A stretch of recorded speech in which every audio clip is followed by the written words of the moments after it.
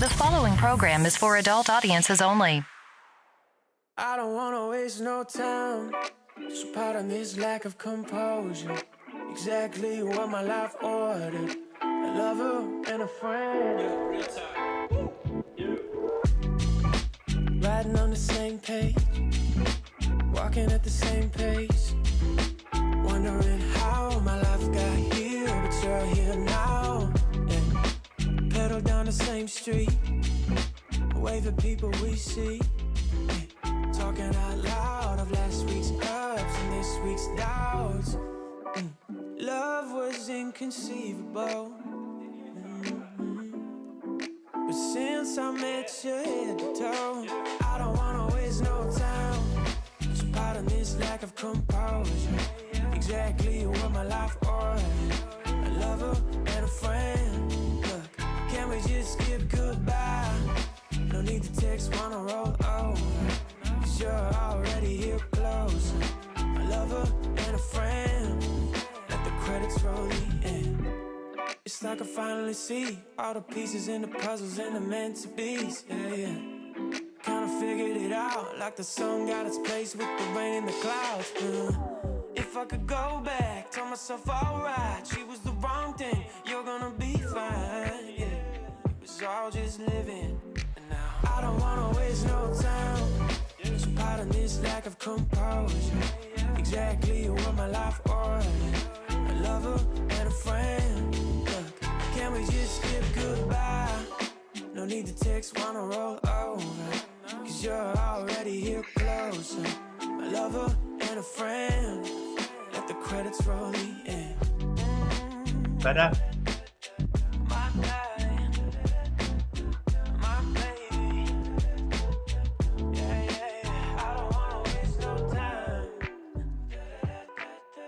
My darling, my baby.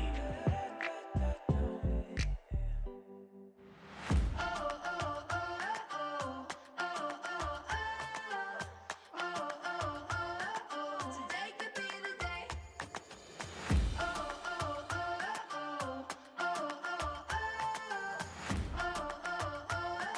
Today could be the day. Open your eyes and look around.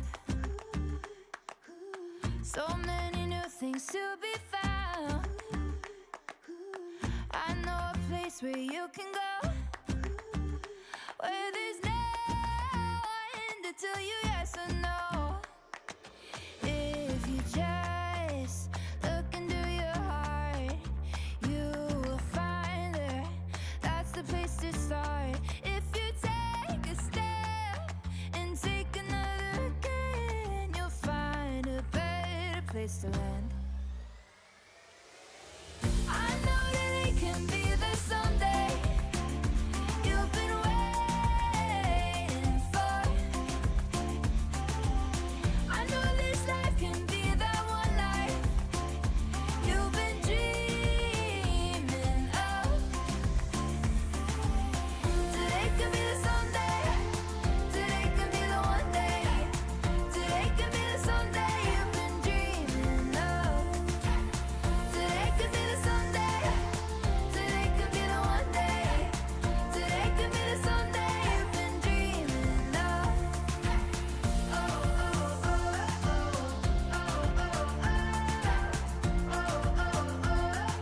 Today could be the day.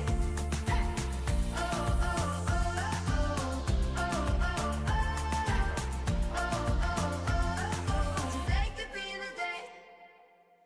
Open your hands and feel the air, and let the wind's voice take you there. Come feel the changes in the breeze, and if you let it, oh, it'll make you free. I know that it can be there someday. You've been waiting for. Yeah, because I know I was this just having a look at life the can be webcam. that It's one life illuminated, but then it's just selected. There's no image. Today could be the someday. Today could be the one day. Today could be the someday you've been dreaming of. Today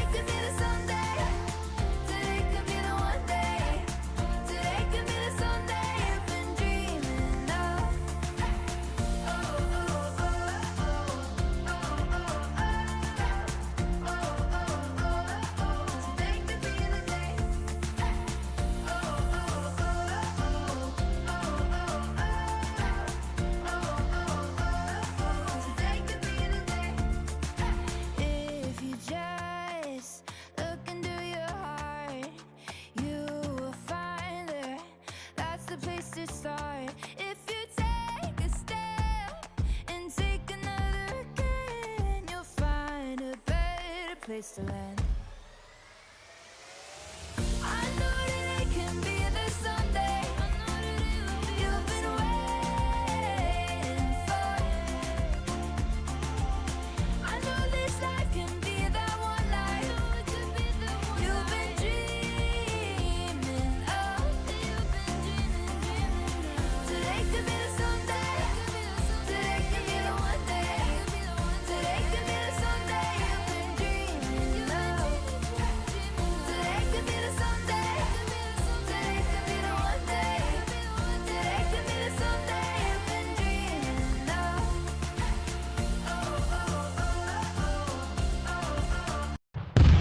It's time for the Mixin and Chillin vlog. Even if they implemented some ridiculous laws, this is something that if somebody truly wants to do this, they can still do it. But it's going to take a lot of effort on the vapors' part to actually learn what it takes to make your own stuff.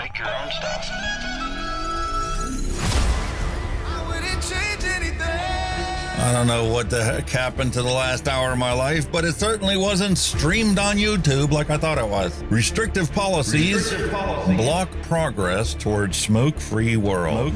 Many people incorrectly think that very little nicotine content cigarettes are less carcinogenic than current cigarettes. This risk misperception by people who smoke could reduce motivation to quit under a nicotine reduction policy. That's a bit of a problem. Someone who specialises in helping people kick the habit is Dr. Colin Mendelsohn. He joins me now. Look, vaping is a far less harmful alternative to smoking for adult smokers who just can't quit, and that's actually the majority of them. The road to quitting smoking is paved with candy. Double chocolate clear from TFA. Published in the Vaping Post, we have long-term study. Vaping increases odds of quitting heavy smoking. This is Kenny Thompson, the Vaping Heed. He's got a YouTube channel. He's been on here a lot longer than I have. I'm not going to stop until this is legal and available for everyone. You know, I cover things from all around the globe, but that's because science has no boundary. I mean, you know, the FDA and everything would know that vaping is safer than smoking, but they'll have the pressure off the tobacco companies or the states that are on the MSA and all that. It's just a financial thing, and unfortunately that takes precedence against everything. And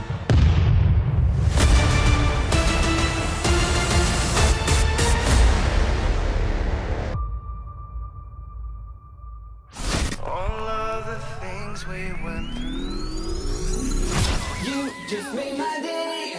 Just made my day. You made my day. You made my day.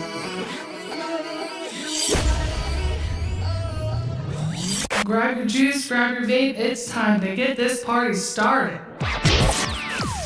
It's time for the Mixin and Chillin vlog. Long-term study. vaping is safer than smoking. Smoke-free world. Hello and welcome, everyone. Time for another episode of Mixing and Chilling with Hunky Vape and Kenny the Vaping Heed. Hope you guys are all doing wonderful out there. Sorry I couldn't stream last week. I was sick.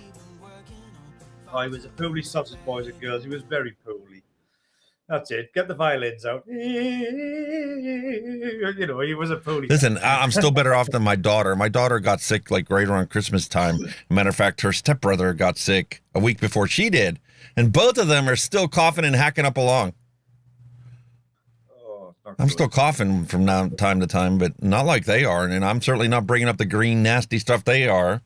And I would be willing to bet that it's because of my vaping. I honestly think it's because of vaping that I'm over and done with, for the most part, what they had. And just the residual stuff that's left over. Definitely. We talk about it all the time about PG being an antimicrobial, right? So if you're constantly breathing that into your lungs aren't going to be affected by the same microbes that they have in their lungs. When I cough up stuff, it's nice clear mucus. When my kids cough up stuff, it's green and all kinds of funky colors. Oh, very nice. Well, you know, But they won't give her any antibiotics.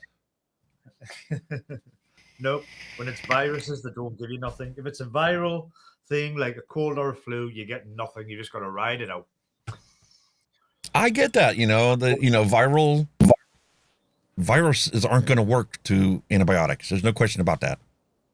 But Nah. I had to put your auto gain control back on. Oh, why? Oh. You were quiet. I want them to hear you.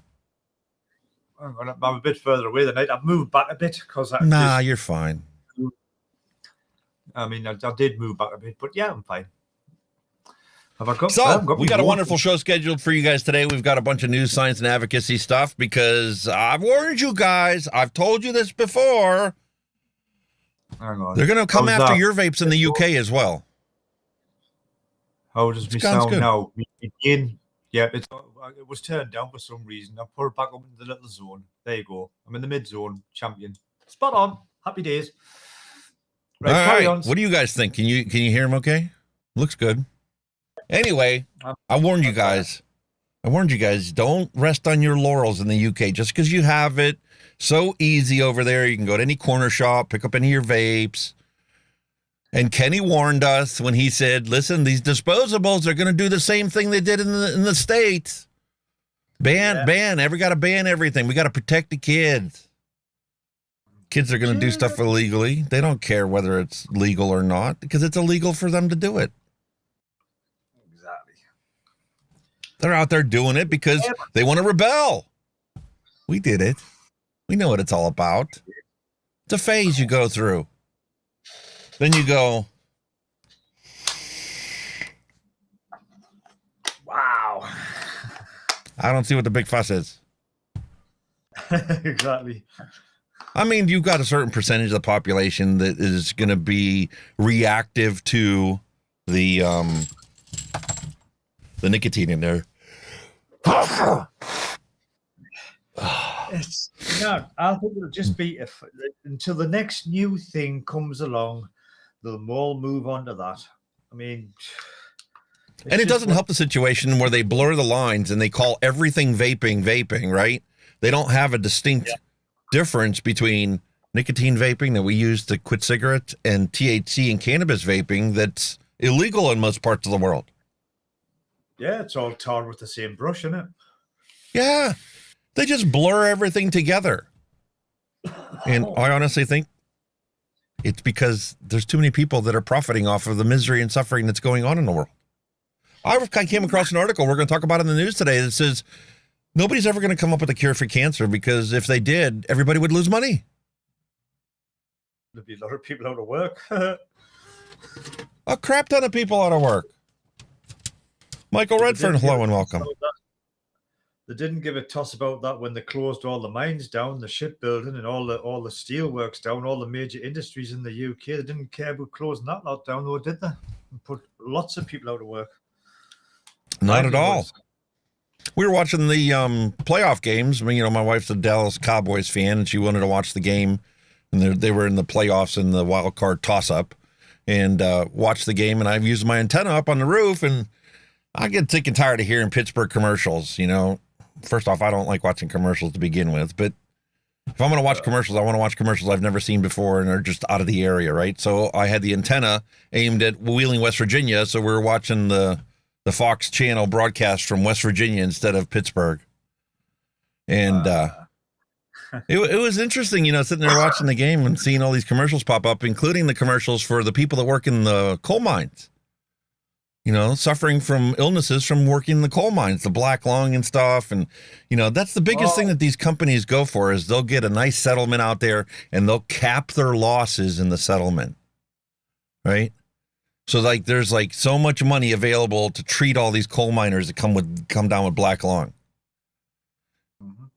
And the Department of Health is actually putting these commercials out there telling you, listen, if you work in a coal mine and you've got a cough or you got this, go see a doctor and get diagnosed, and then get some of this money that's set aside for you coal miners out there that we fucking screwed over your entire life, paying you, squabble minimum wage.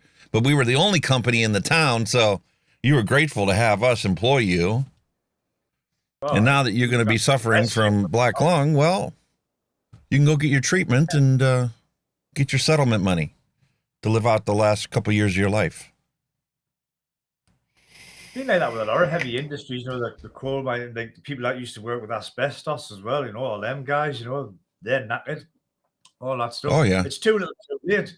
They're terminally ill with asbestos. I was go, oh, well, here's some compensation for you. Yeah, what am I going to do when I've only got 6 months to live with it? Like, you know what I mean? Mesothelioma. Specific type of illness caused by asbestos. Yeah, basically it cuts your lungs to shreds, doesn't it? And here in the States, Roundup.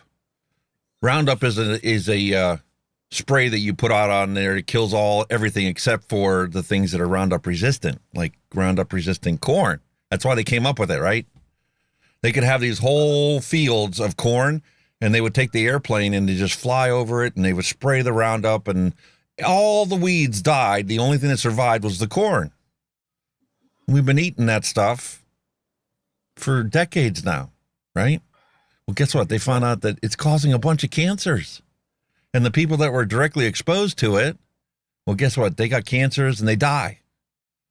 So now there's a big, massive lawsuit against Bayer. It used to be Monsanto. They keep trading. It's like musical chairs with corporations. So they lost all these lawsuits because obviously they proved the science. And once one court case finds the science is there and says, hey, man, you killed all these people, you got to start paying them. Now they've got a big class action lawsuit that was settled, and there's all this money available for people that are getting sick from Roundup.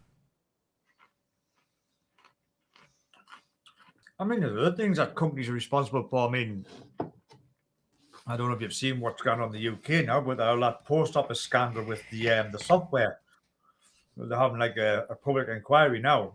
And apparently the day, I think they had one of the heads of actually Fujitsu, one of the companies that provided the software. But the thing is, they're offering compensation to all these people's lives who are literally ruined. You know what I mean? They're ruined. Everybody, that there was some people that taught them they couldn't walk down their village, and everybody was sneering at them because everybody thought they were a thief, and all this shit when they weren't. There's people who committed suicide over it. So what good's compensation to them poor buggers? You know what I mean? Nothing. Bullshit, man. It's honestly, how can you compensate for somebody doing that? You're not going to bring them back, are you? Ridiculous, man. It is utterly ridiculous. But and as you guys see on the picture below me right here, you see we got the SMOK Trinity Alpha Kit. I was talking a couple weeks ago about how I might have to change my review of this Paisano, Smo-on Paisano, because I'm like, listen, it's ridiculous. You got to turn it sideways to use it. For where the position of the coil is, isn't it? It's not in the center, it's on the end, isn't it? Yeah, so now we're going to take a look at another similar design as this today in the SMOK Trinity, and we'll see, was I right about this, or, because they got the same thing. It's off to the side there. But their tank is shorter and narrower, so maybe you don't have to. Maybe it's in the middle of that tank. I don't know. I've never used that one, so we're going to open up one today. That's going to be our retro vape. I also have FRUSION. We've got their juice lined up for today. We're going to try out. You have a choice today between the fried banana split and spoonful. And obviously, the fried banana split kind of like self-describes itself. It's a dessert lover's dream, fried banana split. And spoonful, classic. It's a classic. The perfect breakfast blend, they call it. It says, start your delightful note with spoonful, our latest breakfast-inspired flavor. Experience the comforting taste of crunchy cereal paired with fresh berries, all bathing in silky smooth milk. I've tried some of these juices before, and I was just never impressed with the Fruit Loop cereals. So we'll see what this one's like. I think it's a hard one to conquer. That's another hard flavor to conquer. It's like something that you have in milk. You know what I mean? It's another hard one to conquer, I think. But it's a classic pairing of fruit and cream. Oh yeah. How many recipes do we see on that are made out there that are exactly that? They're pairing different fruits and creams. Whether it be a whipped cream or whether it be a bowl of cream or a cereal, fruit and cream has always been a perfect blend together. So we'll see how this one is. We'll start a poll question later on, so you guys can answer that one, which one you want to which one you want me to try today, whether it be the fried banana split or the spoonful.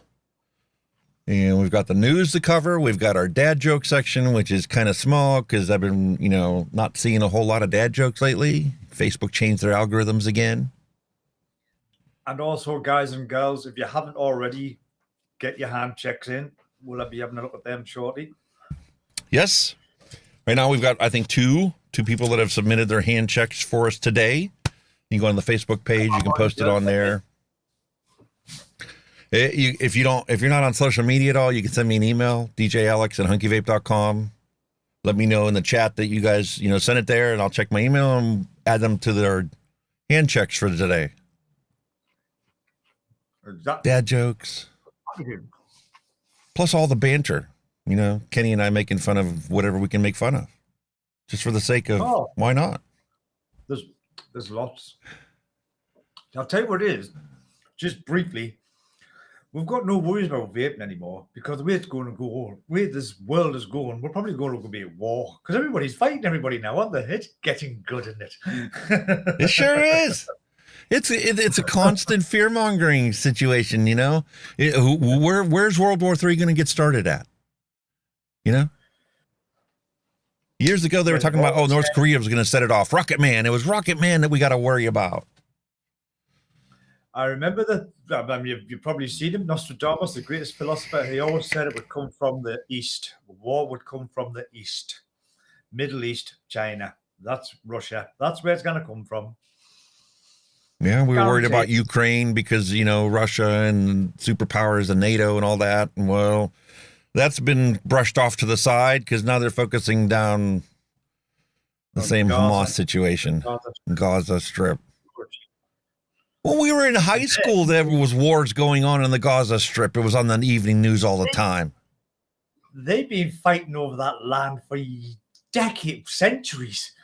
They've been fighting over for centuries at Jerusalem, Lordy Door, and all this shit. They've been fighting over for centuries, man. Yeah. Now it's just warfare. It's like somebody took the Bunsen burner and just opened up the valve on the gas, let it flame up a little higher. Oh, we got to pay attention. Look what's going on over there. I think it's all a ploy to keep us distracted from how they're really screwing us. Yeah. And to add to that, the US and the UK have done airstrikes on the country where that's sending the pirates out to do all the shipping lanes. We've bombed the fucking airfields. Nobody dead, but we bombed them. It's great, isn't it? Isn't it a miracle how they always bomb all these things and there are no casualties when we're the ones dropping the bombs? But if anybody else wants to drop a bomb, look, that was a hospital that got blown up over there. Yeah. What? We don't blow up any hospitals? We've never had any innocent civilians? No friendly fire? Come on. It's good. It's scary times as always. It's enough to drive you back to cigarettes and drink. And an update news a little bit for you. I told Kenny about this before the show. We just got done talking about Carlson and Russell, right? The latest discovery that they're putting out there for the mass populace to learn about is turbo cancer. Turbo cancer. Yeah. The Florida Surgeon General has told people in the state of Florida not to get the vaccination anymore because we don't know what's going to happen when you consume in your body all these DNA fragments that are in this gene therapy that they labeled as a vaccine. I would like to mutate into a superhuman, if that's something. You never know what's coming, man. We're all guinea pigs in this world that we live in. I honestly think that there's a bunch of rich folks out there that are sitting there with their chessboard going, okay, this is what we're going to have the laws here, and this is what the laws are going to be here, and it's going to be the greatest science in the world. 5 decades down the road, they're going to be able to look back and figure out, that fucked up. We killed a bunch of people over there by doing this. Australia's ruining everything because Black Market Butler passed his legislation, vaping's banned, and all of a sudden now the vapors down there are going, hey, man, you can't take away our vapes. What is this load of shite? Matter of fact, I even think I prepared this yesterday. I can't remember exactly what I put on there, so let's run through the thing. Oh, there we go. Tobacco harm reduction policies win over Oz vape bans. Yeah, right. That's why the number of smokers in Australia is going up, not down. In the United States, when they did the whole teen vaping epidemic and they did the whole volley situation, look, our numbers slow down. So the smokers are giving it up slower now than they were before. And then you got Great Britain and New Zealand that's been pushing vapes for tobacco harm reduction. And guess what? Their numbers are falling faster and faster. Wow. Boy, somebody's going to sit down one day and write a paper about this and go, oh, this totally makes sense. I understand why things happened the way they did. Forget about the fact that we had hundreds of thousands of people died needlessly because nobody could get their, ducks in a row and do the right thing. Yeah. There we go. Butler's ban free cigarettes, same as it is in the States. You can sell cigarettes anywhere you want. Warning, don't switch to vaping. It could harm government tax revenue. That's class. That's so true and all in it. So bloody true. You can get a pack of fags, a pack of durries, a pack of smokes, any street corner, any corner shop, any bar. Bars are still selling cigarettes too. But if you want to vape, sorry. Good luck trying to find it. Mom and pop shops are all closed up now. Then you do have UK going, listen, vapes are better for you than smoking. Here, go to the Children's A&E, and you can see the sign posted right there, right on Google Maps. You can see the picture for the whole world to see. No smoking, vaping permitted. Google Maps. But Google's not going to let you see it unless you know exactly where to frickin' look for it. I'm surprised I haven't blurred it out or something. You know what I mean? Seen it's Google. Yeah, like they do license plates and stuff. Yeah. Well, I'm sorry. This is what I wholeheartedly believe, like James T. Kirk. I don't believe in the no-win scenario. That's why we're here week after week after week talking about this stuff. Get people to realize the truth. Like Black Market Butler. He's the new Marlboro man. I'm sorry, the Butler man. Come to where the tax is. Come to Butler country. I love it. I thought it wouldn't be long before the memes would come out for that. Like, what black market? There is no black market. Nothing to see here. Please disperse. Bullshit. That's Leslie Nielsen right there. Nothing to see here, folks. Nothing to see here. No black market. Everything's been regulated to the pharmacy. And don't pay attention to where the pharmacy is buying this stuff from. Don't pay attention to the fact that Big Pharma and Big Tobacco are in cahoots with this whole vape ban down in Australia. Don't pay attention to that. Nothing to see here. Let's be blessed for one thing. He hasn't got that magic pen that the men in black use. We'd all be fucked. And granted, he still has to get a bunch of this stuff passed through Parliament down there. But yeah, but it's there's the facts. They banned it, made it prescription only. Guess what? Drove more people back to smoking cigarettes. Now they're double downing on it. Guess what? They're going to have the highest smoking rate in the world. They keep this up. Total failure. Absolutely. Meanwhile, because of the bans that they're putting down in New Zealand and stuff, and how you cannot sell vapes that don't have a separate battery, Anakin has put out this brand new system, which everybody's going to copy and do the exact same thing, where you have your pod, you have your mod, and you have your battery, and they're going to be completely separable and completely recyclable. Have a nice day. Basically, they're doing a miniature version of one of them. Exactly. Mod, battery, and your device. Exactly. They're going to simply take, we've already got this part and this part. All they're going to do is make the battery a separate attachable unit on the bottom. Problem solved. Battery gets recycled with the batteries. The mod part gets recycled with your computer and electronics. And the pod and the top part, you get rinsed out and recycled with your plastic and metal. Done. So how are they going to answer that one? Well, you know what I mean?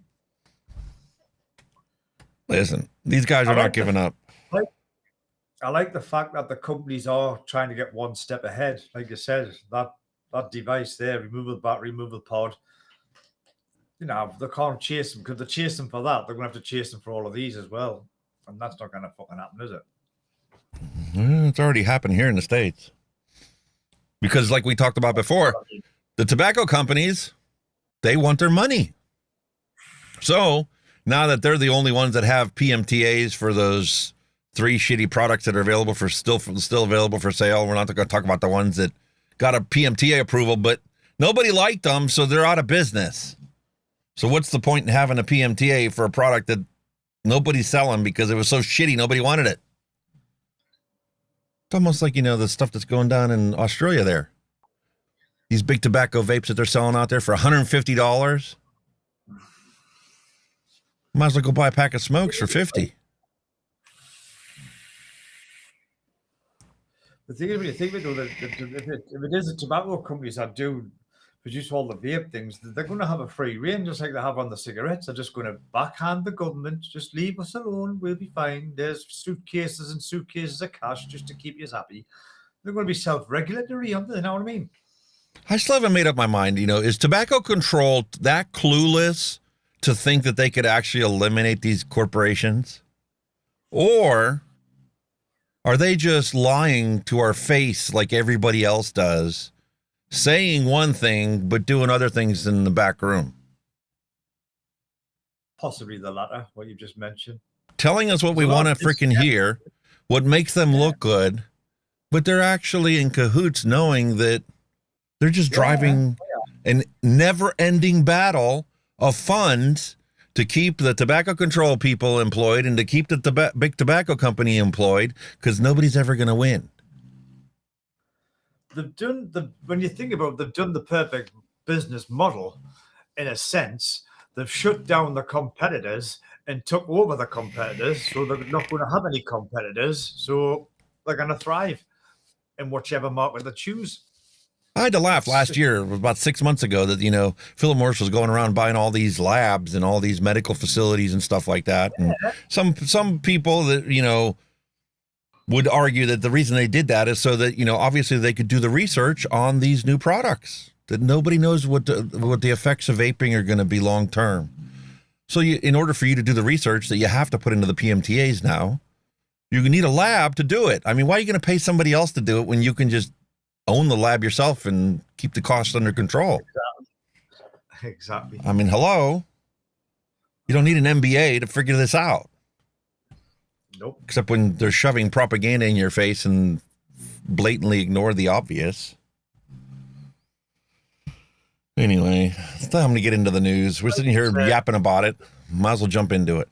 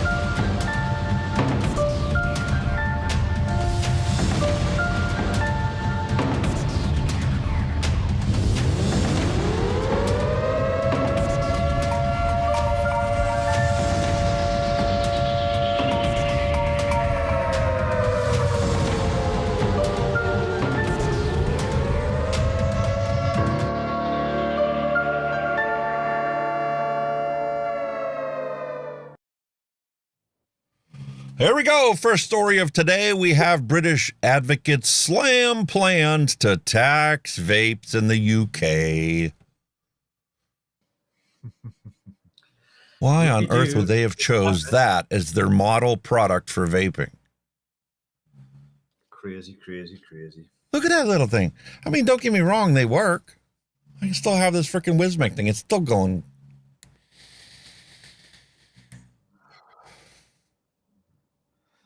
Seven-year-old technology still works fantastic.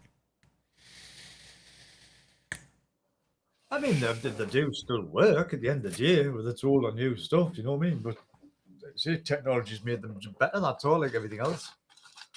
But that's not the model of vaping. That's the model they would like it to be, because that could be sold in a pharmacy. That looks like a pharmaceutical product. They probably are, yeah. People who vape in the United Kingdom are expected to be hit with a substantial new tax. Tobacco harm reduction advocates see it as a backward step, reducing the incentive to purchase safer products instead of deadly cigarettes, in a country known for years of progressive vaping policy. It's a key part of their 2020 action plan to become smoke-free. Smoke-free generation. We know all this already. Well, the tax will reportedly increase the cost of e-liquids by at least 25%. The rationale is to deter youth from taking up vaping. Well, instead of kifing a tenner from mom's purse, we're going to kife her a 20. Did it solve the problem? And like you say, people don't want to give up smoke, and they're going to say, well, that costs just as much. What's the point? And then you get the people that are totally uninformed about everything going on and go, man, they're charging the same price for both of them. They both probably kill you equally. Like we don't already have a problem with people knowing the truth.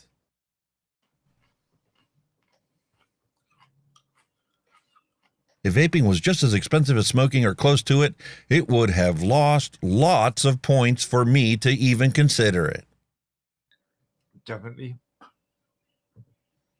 What a joke. Don't people get it? Or maybe they just don't really care. They don't really care about our health. It's like a pendulum. It's swinging back and forth. 1 minute the government, yes, don't vape before. Then no, we're going to ban it because the teens. Then no, oh no, it's good, but it's got to stop you smoking. Then no, we're going to tax up the heart, the tits now to try and get the teens off the smoking. But we'll probably deter all the smokers from taking up vaping at the same time. What the fuck? You know what I mean? Yeah, and they all say, oh, we're going to follow the science. We're going to follow the science. Well, in other countries such as Italy and Germany, and like San Francisco, they banned flavors. Guess what happened?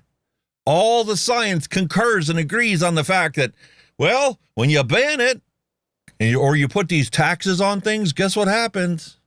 It increases cigarette sales, which goes against the whole point of trying to become a smoke-free society.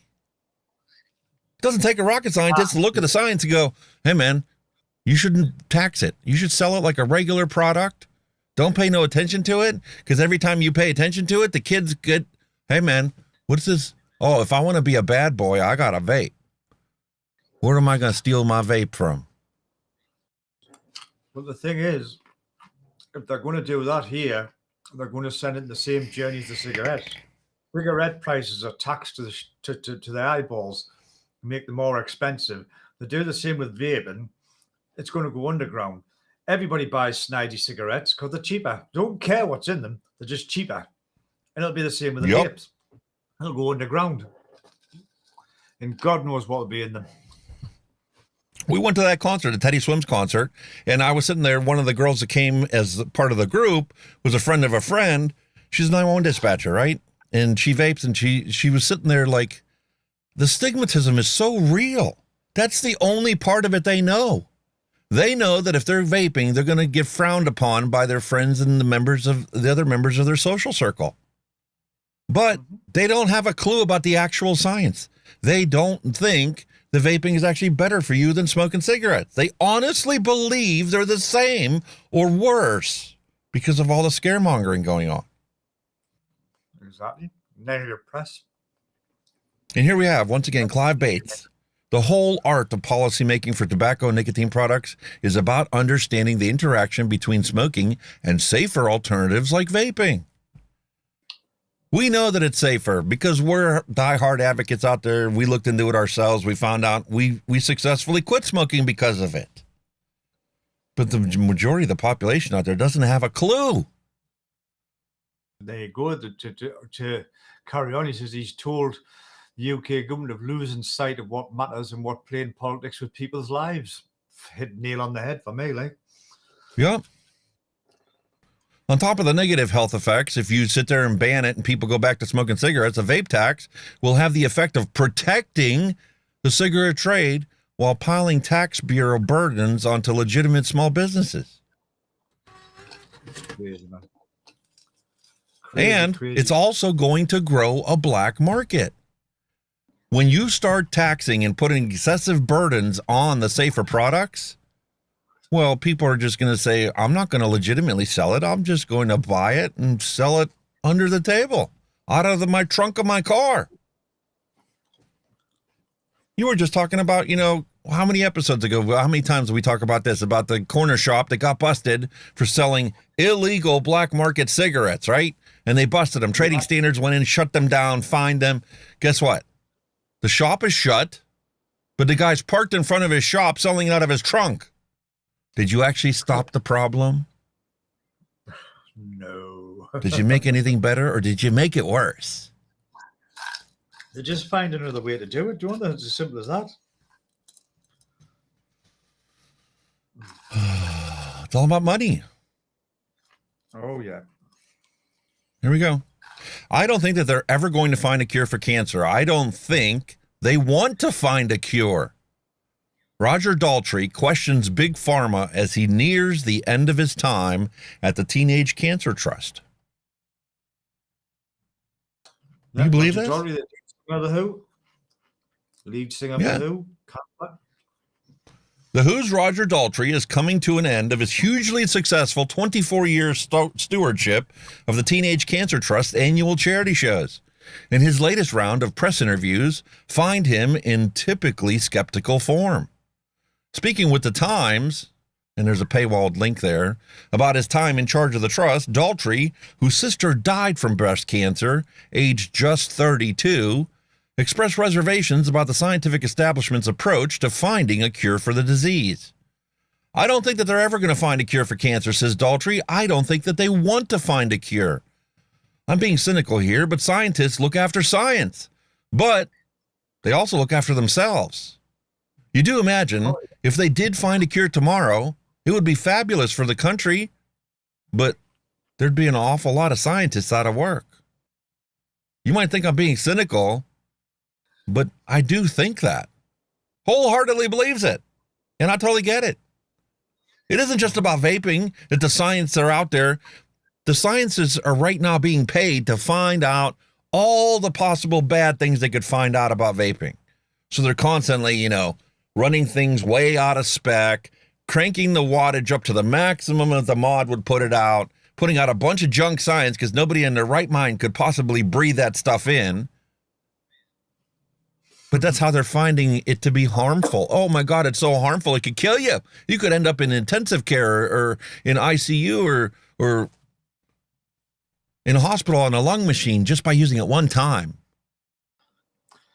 But the end of the day, he's kind of right, because when you think of it, cancer treatment for cancer has never changed for decades. It's the same stuff. Radiology or whatever it is, and chemotherapy, it's the same shit. And it's the stuff they're putting in you that poisons you anyway. Radiation and chemotherapy is the only thing that they do. Yeah, proven method to kill you. But we're going to kill the cancer first. That's the goal. Leo Barry, hello and welcome. Jason Vapes, hello and welcome. What a crock of shit. But people are starting to catch on. It's just a matter of time. When you think about it, it makes perfect sense. They're not going to put themselves out of a job. And when somebody comes up with a cure or a solution to a problem that does put these people out of work, guess what? Everybody gangs up on them. I do believe there is a cure, but it's just under wraps. They're not going to let it go. Time magazine This one really, really surprised the heck out of me. There's the link on the top, and it's going to be in the description of this video if you want to check it out. A Surgeon General report once cleared the air about smoking. Is it time for one on vaping? Now, normally when you see something in the mass media, you're like, oh, man, they're going to be slamming vaping. It's going to be nothing but a bunch of propaganda. Well, Time Magazine actually nailed this one as best they could. They legit had conversations and talked about people from all angles of the spectrum. You know, from tobacco control to tobacco harm reduction. They quoted all different people, and all the perspectives are included in this report, in this article. And I'm quite impressed with how they did with it. 60 years ago, the U.S. Surgeon General released a report that settled the long-standing public debate about the dangers of cigarettes and led to huge changes in smoking in America. I don't think we should give credit to that single report as making the changes. But that's actually even covered in this news report, where he actually talked about the fact that, you know, there's a lot of people, and he talked about Ken Warner from Michigan, University of Michigan, and quoted him when he sat there and said, listen, the reason why we've had such huge success in people giving up cigarettes is because of vaping. Mm-hmm. But we're not maximizing the potential of this technological innovation because all the scaremongering that's going on out there. Well, here we have an article saying, listen, the solution to the whole problem is we need a new Surgeon General report that actually gives us the true perspective and the true potential of vaping, nicotine vaping. You know, they go in there back and forth. When you get an actual factual-based summary and a report, they're going to tell you all sides of the perspective and let you decide which of it is the truest and which of it settles in for you as the actual current situation. I mean, you've got that bit of text highlighted there, right? It says, you know, the U.S. Food and Drug Administration, most scientists agree that based on available evidence, electronic cigarettes are far less dangerous than traditional cigarettes. Okay, but that doesn't mean that e-cigarettes are harmless either. Well, cigarettes are harmful, but you haven't banned them, have you? So... And when you look at the actual harm potential and realize that it's less than 5%, some people say it's less than 1% the harms of traditional cigarettes. I mean, you're not doing a service to anybody by saying that, well, e-cigarettes aren't harmless either. Is there anything in our world that is completely harmless? For Christ's sake, even water can kill people. Even the air we breathe is full of shit. I mean... Well, they don't want to talk about that. Heaven forbid no. we actually tell you the truth. Oh, hell no. No. Here we go. No surprise from Dr. Kelly Henning, who leads the public health program at Bloomberg Philanthropies. There's a remarkable lack of evidence. Seriously? How much evidence is ever going to be enough for you?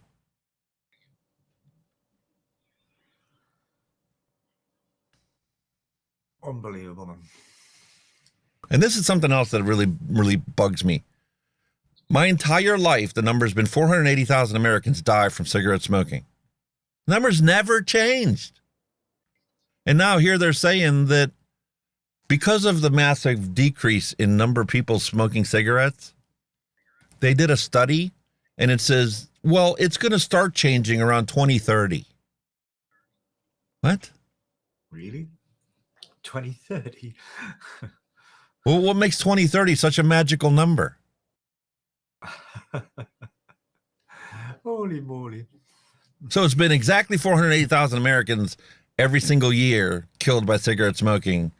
Well, up until 2030, then something magically happened 10, 20, 30, 40, 50 years ago that all of a sudden just changed that and set that date in stone. Weird. I think the reason that number hasn't changed is because they don't want to know the truth.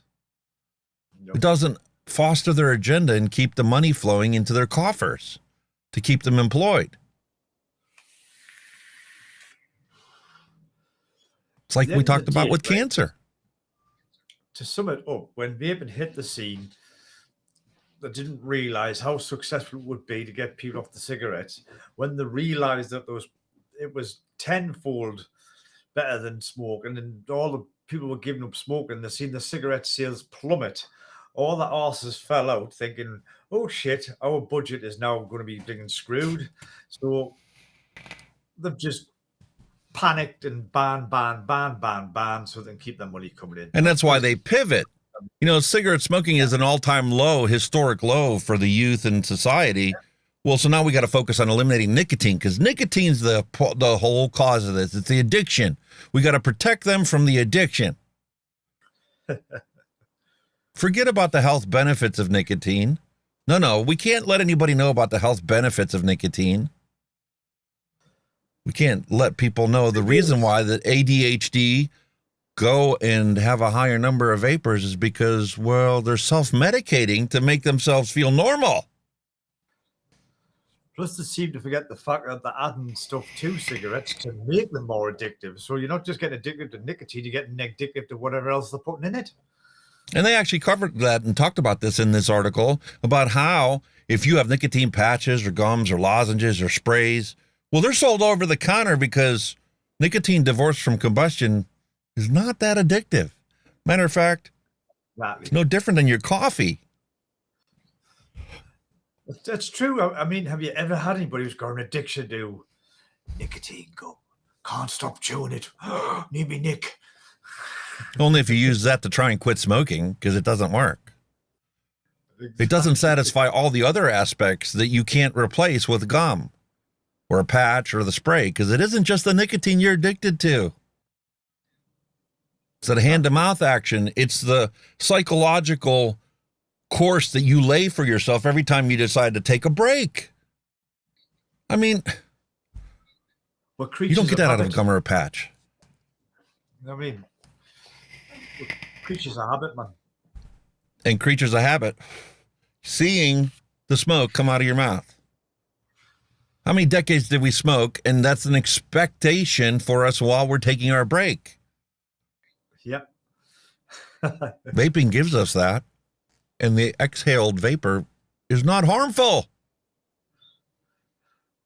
It was like when we were at school, you know, you didn't have to go sneaking about to find Smoker's Corner. You just followed your nose and the plumes of bringing smoke that was coming up from around the corner. You knew exactly where How many of these people did we hear complaining about how that's the problem with vapes? We don't know who's doing it. If you smoked a cigarette, we'd know right away that you were in the bathroom smoking. But now you can go in there and vape, and we haven't a clue what you were doing in there. Seriously? That's your problem? There's no actual harm. Nobody's going to die from it. We still got to stop.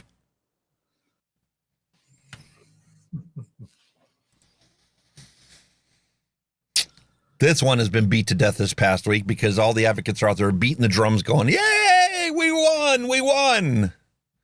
Did you? Really? Most people don't realize, and, you know, this is the perfect example of it because even you ask this question all the time. Nobody knows geography. They haven't a clue, you know, about each other's countries, provinces, states. I mean, it's all technical jargon for the rooted minds of society, right? Where is this picture?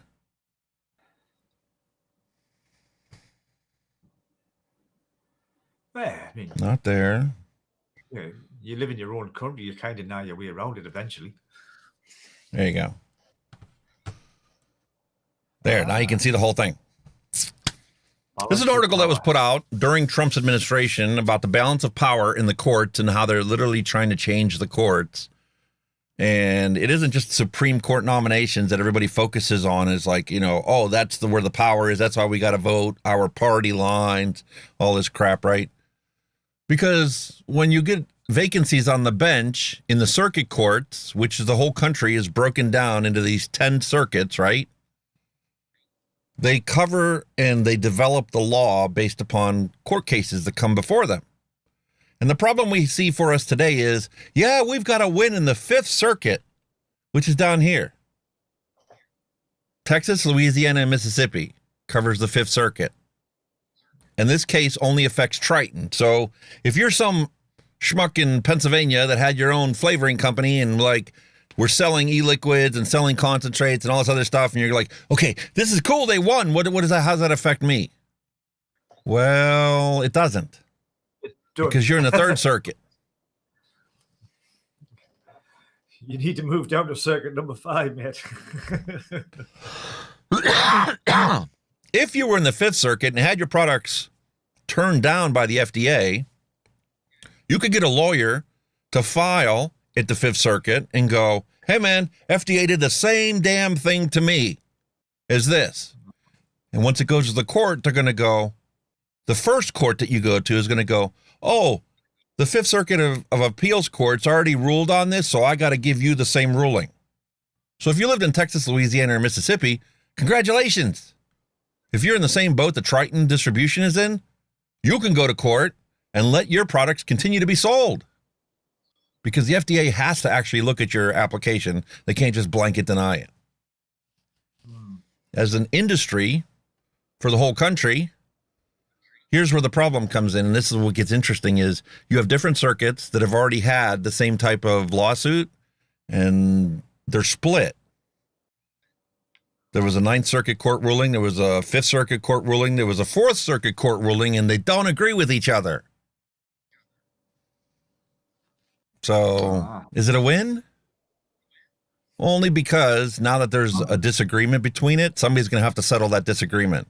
Because technically, when you get a court ruling that establishes precedent, that is basically founding what the language of the law actually means. And in the 5th Circuit right now, it means that, well, the FDA's actually got to read your whole application. So when you submit 9 gigabytes of data, somebody's going to have to sit there and go through all 9 gigabytes to see what you actually put in there. Yeah. Because like the circuit court ruling says, if you make a product that helps one person quit smoking, but your marketing plans are so prohibitive that no underage youth will ever be able to access your stuff, the FDA has to approve your product as appropriate for the protection of public health because it has a net benefit to society. Because one guy quit smoking and nobody started vaping because of your product. And that's where they got their balls in a sling. And that's why the FDA is now screwed and is going to have to change what they're doing. What that actual change is going to be, whether it's going to be politically motivated or whether it's going to be science motivated, I'll leave that up for you guys to decide. It'll be political, I can guarantee that. Good pressure up them. Evening, William Dobson. Space Turtle 1, hello and welcome. Oh, hello, Space Turtle. Hell, did you sneak in there, matey? Wow. So I would love to, sit there and actually go over this, but I know most of you guys don't really give a shit about it. You're not invested in it. It doesn't affect you one way or the other. It will eventually. Without a doubt. But I mean, there's the breakdown of the circuit courts and stuff, and here's the actual. I downloaded it and I read this thing and I had a chuckle of a time. Have you heard about this, Kenny? That stuff. I didn't even realize they quoted Shakespeare in this ruling. No way. Get it. They quoted Shakespeare. Yeah. No way. Over several years, the FDA sent manufacturers of flavored e-cigarette products on a wild goose chase. First, the agency gave manufacturers detailed instructions for what information federal regulators needed to approve e-cigarette products. And just as importantly, FDA gave manufacturers specific instructions on what the regulators didn't need to worry about. Don't bother putting it in your applications. You don't need it. The agency manufacturers' marketing plans would be critical to the success of their application. So submit thousands of pages on your marketing plans as detailed as you can possibly be. And then the agency promulgated hundreds of pages of guidance documents, hosted public meetings, and posted formal presentations on its website, all with the false promise that a flavored product manufacturer could, at least in theory, satisfy the FDA's instructions. The regulated manufacturers dutifully sent untold millions of conforming their behavior and their applications to the FDA say-so, meaning the FDA gave them instructions and millions of manufacturers followed those instructions, and then the FDA screwed them because they says, well, 3 months after receiving hundreds of thousands of applications predicated on its instructions, the FDA turned around, pretended it never gave anybody any instructions about anything, and imposed brand new testing requirements without any notice and denied all 1 million flavored products. God. For failing to predict the agency's volte-face, about face. Worse, after telling manufacturers that their marketing plans were critical, the FDA candidly admitted that they didn't even read of them. Not a single word of the 1 million plans were read by the FDA. The FDA denied it in its voluminous guidance documents and years-long instructional processes. It says it didn't mean anything. It doesn't matter whether we put guidance out or not. You shouldn't follow our guidance to pass our requirements for submitting applications. Why? Well, because the agency said it had always reserved the implied power to ignore every instruction that it ever gave and require the very studies that it said that it weren't needed, along with the secret power to not even read the marketing plans that it said previously were critical for everyone to submit. It was a regulatory equivalent of Romeo sending Mercutio on a wild goose chase and then admitting that there never was a goose and denying that he even suggested that somebody go chase him. William Shakespeare, Romeo and Juliet, Act 2, Scene 4. There you go. I love it. Well, the wild goose chase, isn't it? And that's only page 3 of 85 pages. Holy moly. It's fantastic reading when you're sitting there and actually reading the judgment and the verdict and the explanation of why they ruled the way they did. And then you get to the dissenting views and you realize the dissenters were nothing more than Bloomberg Shield propaganda spreading misinformation. Gotta protect the kids and it's toxic and it's horrible and it's going to kill so many freaking people. Did you not read anything that was submitted to you when you had to come up with this decision?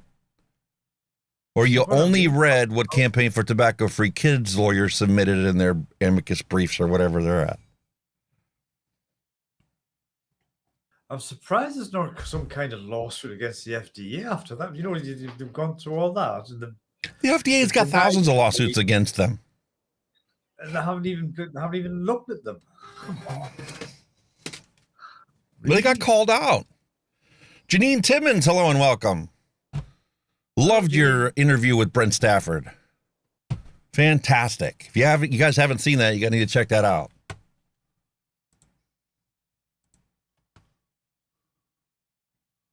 Honest to God, man, this FDA have got a lot to answer. Actually, it wasn't on there. It was GFN TV. Yep, right there.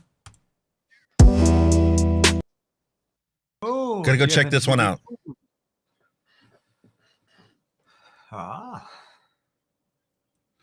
Yep, she went and visited Brent at his studio in Vancouver. Fantastic interview. You guys definitely got to go check this one out. But getting back to the court case, we were sitting there taking a look at it. It's a wonderful ruling, yes. And it's so easy to get lost and bathe in the judicial process, actually looking at the facts and actually calling out the FDA for what we know to be bullshit. Bullshit. And it gets even worse because there's damning information that they've already gotten from Freedom of Information Acts, where menthol products, the same companies that have authorization now, PMTA authorization for their products, have menthol versions of e-liquid inside the exact same product And the scientists all said, yes, this should be out there. This is appropriate for the protection of public health. And Brian King took his pen and said, no, it's not going to be sold by anybody. It's denied. Go issue the denial order now. God. I told you, he's the biggest politician the FDA's ever seen. Tells everybody what they want to hear, what makes them feel good, all well knowing that he's lying through his teeth because he himself is denying these things because he's got the assumption from the Bloomberg School of Public Health education that he's gotten to become an epidemiologist that the only way to solve the tobacco problem is to prevent anybody from ever starting cigarettes or tobacco or nicotine or anything. And we know prohibition doesn't work. Oh, no. How do we know it doesn't work? Well, lately my wife and I have been watching this show, Lone Star Law, put on by Animal Planet because obviously the Lone Star Law isn't regular law enforcement. It's wardens, game wardens. They're going out there and yeah.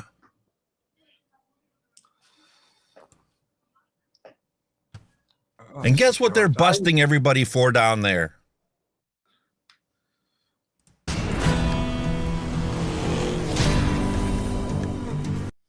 I always loved this in the beginning of the show.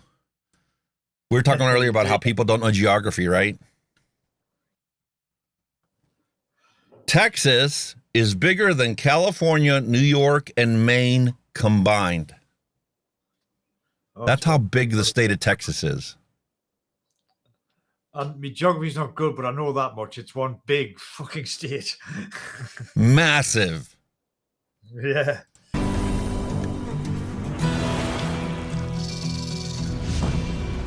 $6,000 animal species, 27 million residents in population, 1.2 million hunters.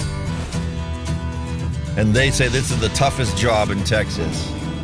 A Texas game warden's job is to protect wild animals in wild places, keep the public safe, and every now and again, put a bad guy in jail. Okay, the latest episodes that we've been watching, at least half the show has been dedicated to getting busted for cannabis or methamphetamine. And in Texas, if you get busted for methamphetamine, drug paraphernalia, or meth in the little baggies or whatever, automatic jail time. So it should be. Does that actually solve the problem of why these people are doing those things in the first place?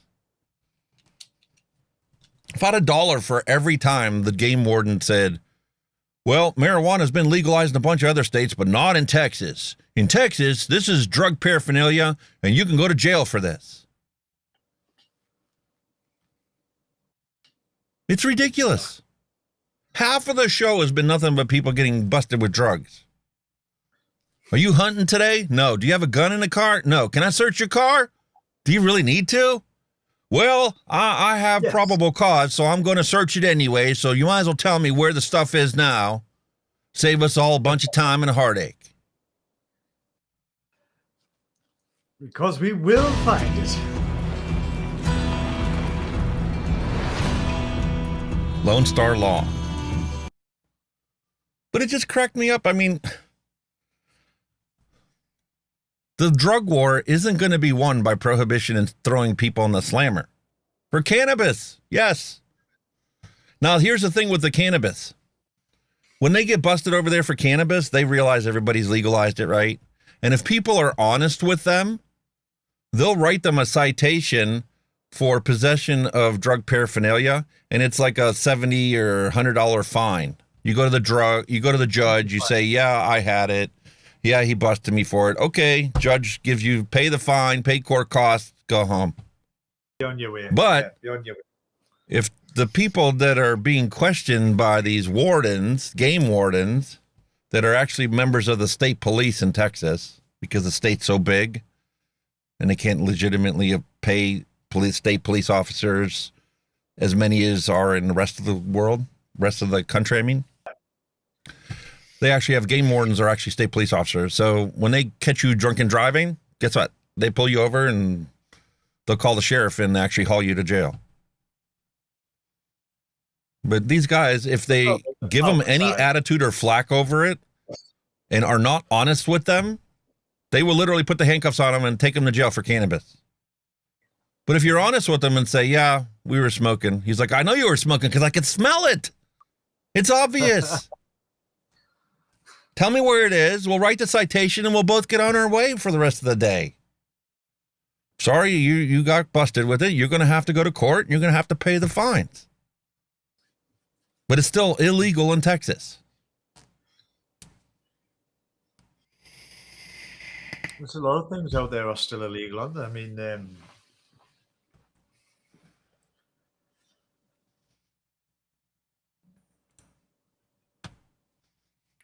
all right, so I don't think they're fans of homosexuality either out there. They don't like that out there at all, do they?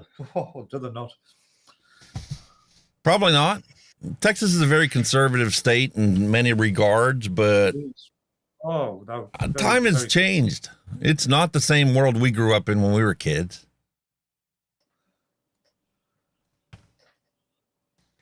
So anyway, we can sit here and talk for hours about this FDA decision and about how their prohibition isn't going to frickin' work.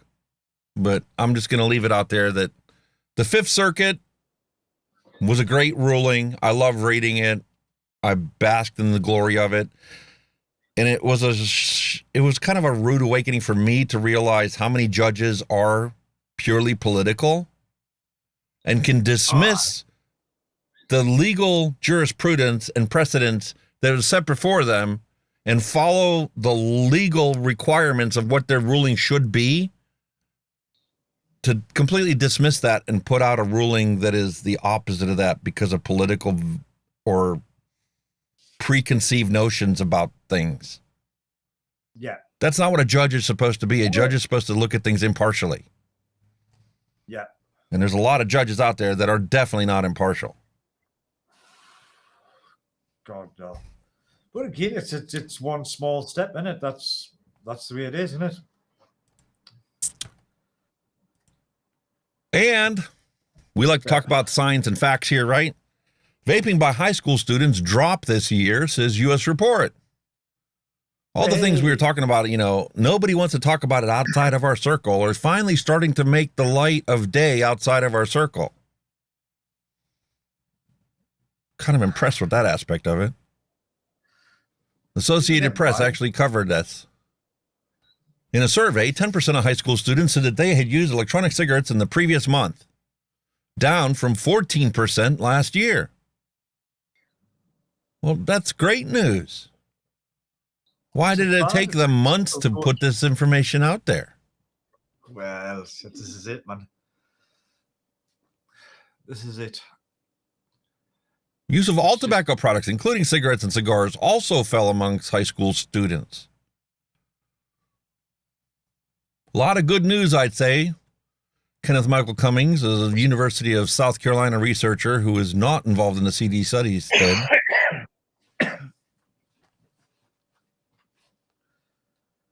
Notice what we keep seeing here. Elf Bar. Yeah. And they go on to say the same things that we've already seen on Twitter, posted numerous times about it. And here we have the biggest politician at the FDA, Dr. Brian King, saying it's encouraging to see the substantial decrease in e-cigarette use among high schoolers within the past year, which is a win for public health. In the back of his mind, he's going, well, that's because I deny everything that comes across my desk. Yeah, I've stopped it all. That's right. You can't have it. The FDA has authorized a few tobacco-flavored e-cigarettes intended to help adults quit. Yeah, right. That could be something they could use, you said that they could use ours, something against us, say, because we have stopped this, it means we are reducing the number of teen vapors. That's what they'll come up with. That'll be the next little ploy. Because we have banned it, we have stopped this. That's why there are no kids vaping now. That's what they'll do. They'll take the credit for it, rather than people just saying, it's a fad, I've tried it, I'm moving on to the next thing. Reality is most people don't have a clue about vaping. They only see and hear what they see and hear in the normal course of their day. Whatever comes across the news, evening news, might be the only exposure they've ever had in their entire life. Yeah.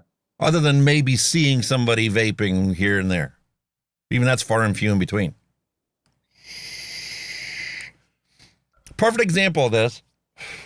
Lindsay Stroud is perfect for going to all kinds of hearings about vaping policy and regulation and stuff like that, right? And she's good for tweeting about it during the meetings as she's attending the meeting. I came across about Vermont is passing some new laws, wants to institute a flavor ban on stuff. And I'm like, oh, this is cool. I was sick. I didn't feel like doing anything, but it was cool to sit down and listen to the testimony and listen to the hearing in Vermont, because Vermont's a small state, you know, and they've got people that are basically politicians for 3 months of the year. And then they go back to their real life when the legislative session is out and over with, right? So these people are clueless about anything. The only thing that they know about is what's actually there. And I was sitting there watching, they had this pediatrician from the local hospital talking about how we need to protect the kids and it's so horrible and it harms the adolescent brain. And I see it firsthand when people are vaping and they come in and they have lung injuries. No. Totally blurring the line between nicotine vaping and illegal black market cannabis products. Totally blurring the line. But nobody called them out on it. Nope. Anyway, the one lady that was actually on the panel, one of the politicians, gave up and spoke about her personal journey away from cigarette smoking and how vaping works for her. And she even admitted that once a year she gets together with one of her mates from when she was young, right? And part of the thing that she loves and relishes every year is when they go out in the wilderness to the cabin and they sit on the front porch with a pack of cigarettes, just sitting there shooting the breeze, smoking cigarettes in peace. Because they have been chastised their entire life. When you're in the city and you're in public, you get so frowned upon and made to feel so worthless in society simply because you chose to smoke a cigarette. Well, this is it. That's another thing, isn't it? And she even, you know, talked about how vaping was what gets her to not continue to smoke. She goes and she has that pleasurable weekend every year, and when she comes back into town, she picks up her vape and doesn't buy any cigarettes. It empowered her to quit smoking. Exactly. But here we are getting ready to ban it. And it's wrong to deny adults the opportunity to quit smoking using a more pleasurable device. And is it right and is it equitable for us to allow cannabis retailers to be selling all these flavored gummies and all these flavored cannabis products that have been banned our entire life because they've been illegal? Now, all of a sudden, we want to take the harm reduction approach when it comes to cannabis and cocaine and all these other drugs. But when it comes to cigarettes, it's straight out ban and make people feel like a piece of garbage. It's wrong. That's kind of. She was almost in tears. It's kind of like the way the UK is trying to do it as well, make it very antisocial for you to be a smoker. And the one thing that I realized is we've done a shitty job getting the people to explain this, and maybe that's because it's so obvious that we don't feel we need to say this.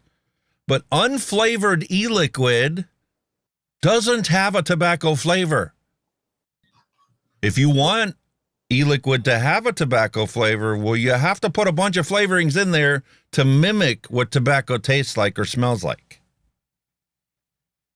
Unflavored e-liquid is just vegetable glycerin. Go to Walmart, buy a little vial of vegetable glycerin and taste it. That's what unflavored vape is like. So my question is, if they pass this law in Vermont, right, and they only allow tobacco flavor, who's going to become the arbiter of flavor? Who's going to become the judge to decide if your flavor is actually a tobacco or is it a cherry? or an apple smoked wood tobacco?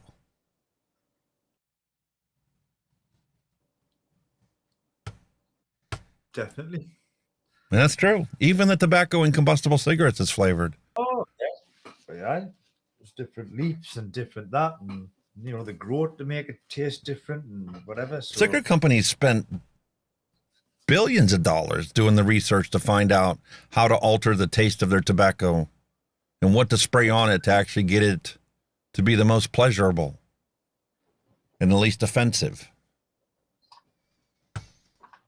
definitely. Meanwhile, Elf Bar and other e-cigarette makers are dodging U.S. customs and taxes after China's ban on vaping flavors. What does one have to do with the other?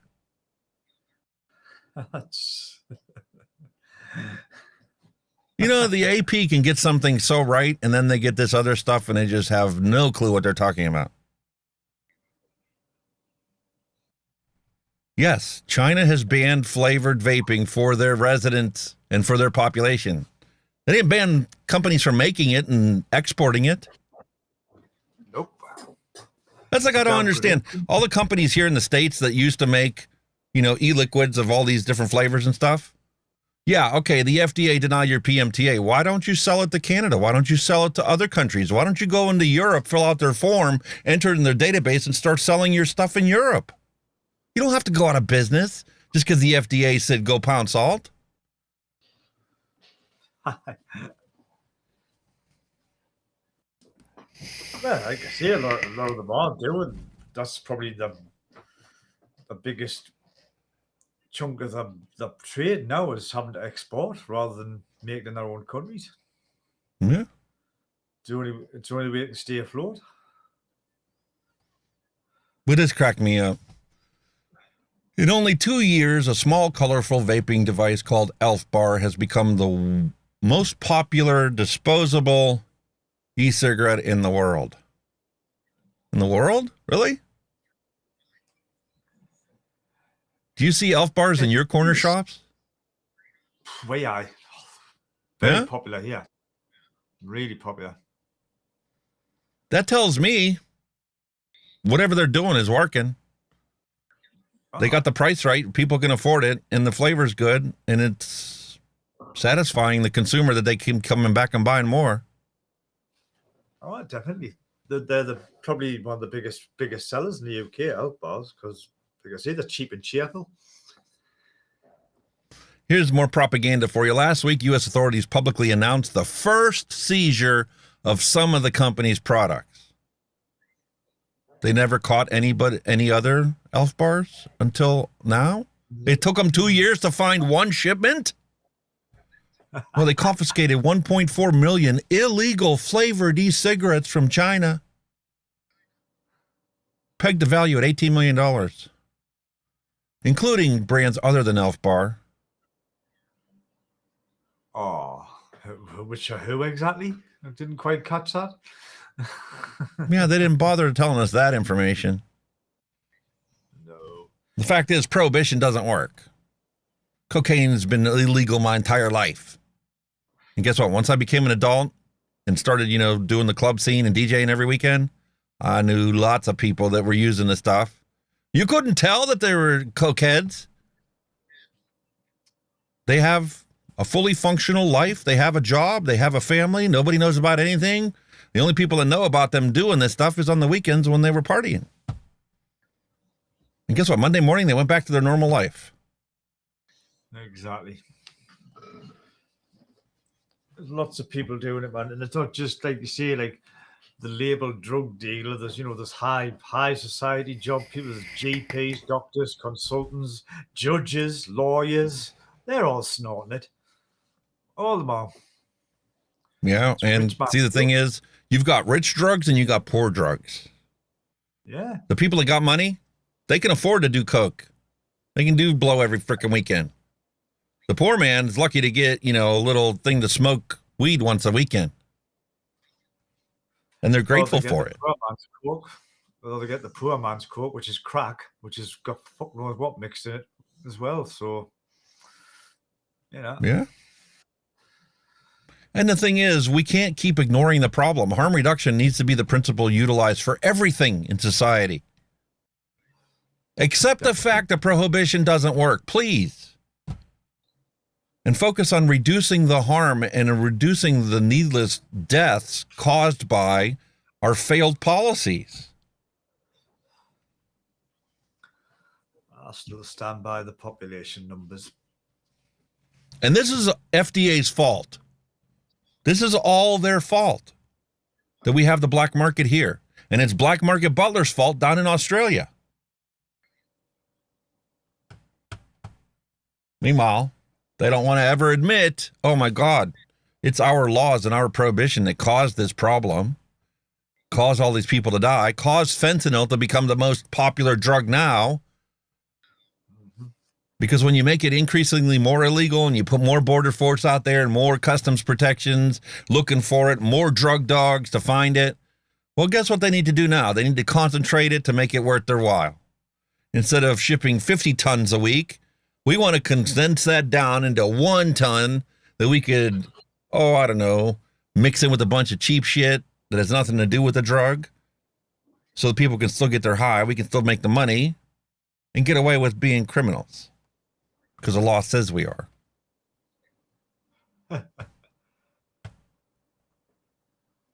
Wow. Well, I think that wraps up the news, science, and advocacy for the week. It's a merry-go-round, matey. It is a We one. beat the drum for about an hour today. Yeah, it's only right, man. But again, there's lots. If there's lots to cover, there's lots to cover. That's the way it works. But yeah, I mean, are the FDA finally thinking shit? We've dropped a big bollock here at long last. You know what I mean? The FDA got a spanking, is what they got. Yeah. And now they have to go do their number crunching and go, can we afford to lose another lawsuit? Or are we just going to keep marching along, dragging our feet, hope people forget about this one when we deny the next product that we've got in the pipe works? I mean, pardon me ignorance, but who funds the FDA? Is it the government that fund them, yeah? Or The government fund it all FDA's that? budget is made up of funding from Congress. There's a certain amount of money that they get from that, but they also collect money from user fees that are submitted by the products that they regulate. Yeah. Got you. And when it comes to tobacco products, they have, a certain check that they get based upon the sales of cigarettes. And that's how they basically take all the sales of cigarettes in the country. And there's the fee that they have to pay. And it's broken down by the percentage of sales to the percentage of companies that are out there. So if RJ Reynolds is 50% of the market, they pay 50% of that yearly fee to the FDA and user fees. Wow. And then when you start talking about actual drugs, it gets even more muddled at that point, because drug companies can fast track their process through the FDA. FDA can have the drug company scientists do the necessary science and regulatory work and submit a evaluated application to the FDA that then has a 6-panel committee that meets every so often, like once a quarter or whatever, to review these drugs to whether they get approved or not. So the drug companies can pay to fast track their stuff, do all the legwork, pay all the research that needs to be done to have a finished application that's been reviewed by independent people. And then the FDA panel gives them a red stamp or a green stamp. The seal of approval, eh? Yeah. Not to mention the suitcase of money that's sitting there on that table as well.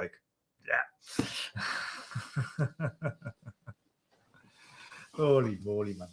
Taking a look at chat to see what else is going on. What do we miss?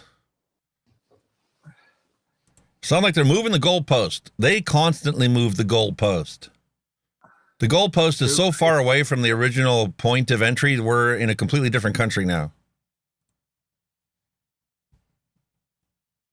And I don't understand how Brian King can get away with just denying what the science says. He says we follow the science, but then he can blackball the menthol products.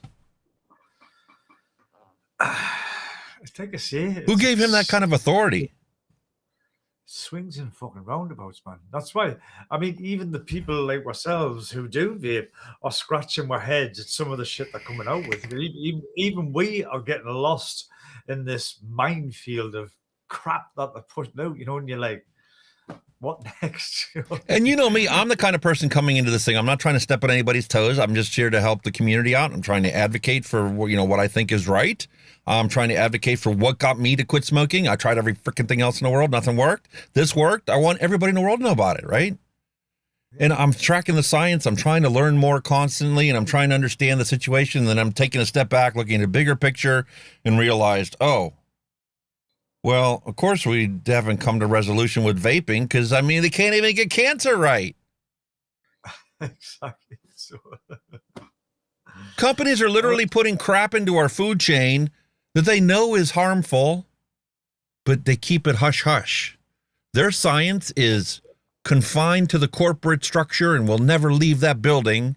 Nobody will ever find out about it. And then when somebody does find out about it and they get called out on it, well, guess what? Like titanium dioxide in our coffee creamers, we've been drinking it for decades, right? Well, you had some lowly freaking doctoral that was trying to get his doctoral certification from school that does a scientific study that comes across something that they knew about 20 years ago and then makes it publicly known that titanium dioxide has health ramifications. So all the food manufacturers pay attention to the and they have people out there reading it constantly going, when are we going to get found out about this or about this or about this? Oh, shit, they found out about titanium dioxide. Guess what we have to change today in the manufacturing plant? All those cartons that we've got stocked up in the warehouse that we're going to be filling, only keep enough to like keep us going until next week. Because next week we're going to have a new print of ingredients that doesn't have titanium dioxide on it. So by the time this gets national news, none of our products have it in there anymore. It's disappeared. The white coating that goes on Skittles no longer is going to have titanium dioxide on there because everybody found out that we were killing them this whole time, causing all kinds of cancer and health conditions. That's scary, man. You just do not know. You just do not know, do you? Listen, what woke me up to this whole situation was when I realized that the European Union has a list of 10,000 chemicals that are prohibited in any food source for human consumption. Yeah. But the FDA, all 10,000 of those are listed on the generally recognized as safe list that was created back in 1960 and hasn't been updated since then. So when it catches the mainstream news, like brominated vegetable oil was in Mountain Dew, I drank that for how many decades? Well, that got taken out, and the FDA is now going to ban it. Meanwhile, it's been banned in Europe for at least a decade. It's a lot of too little too late going on over there, isn't it? Like you said, it's population control. Of course it is. Got to be. We've got no natural enemies except for ourselves. Somebody's got to cull it. Or put it another way, we are our worst enemy. Yeah. Honestly, man. Wow. I'm saying, man, science and technology is moving way too fast, man. Really is. Way too fast. Can't keep Why is that not working? That's interesting. What you lost? What's not working? The Twitch chat. Oh. It comes through in the combined chat, but I can't click on that window to pop it up in. That's interesting. Well, sir, are we drinking today? Yeah, I think I'm just going to have a nice beer. Okay. Time for our flavor explosion.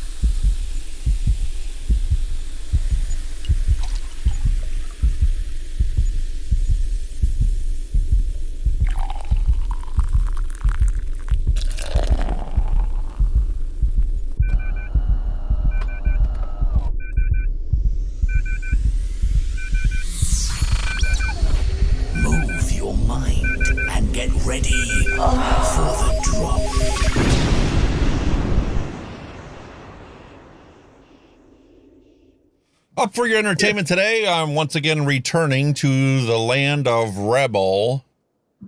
Rebel's hard coffee, vanilla latte, malt beverage with natural flavors, and 100% Arabica coffee, 5% alcohol by volume.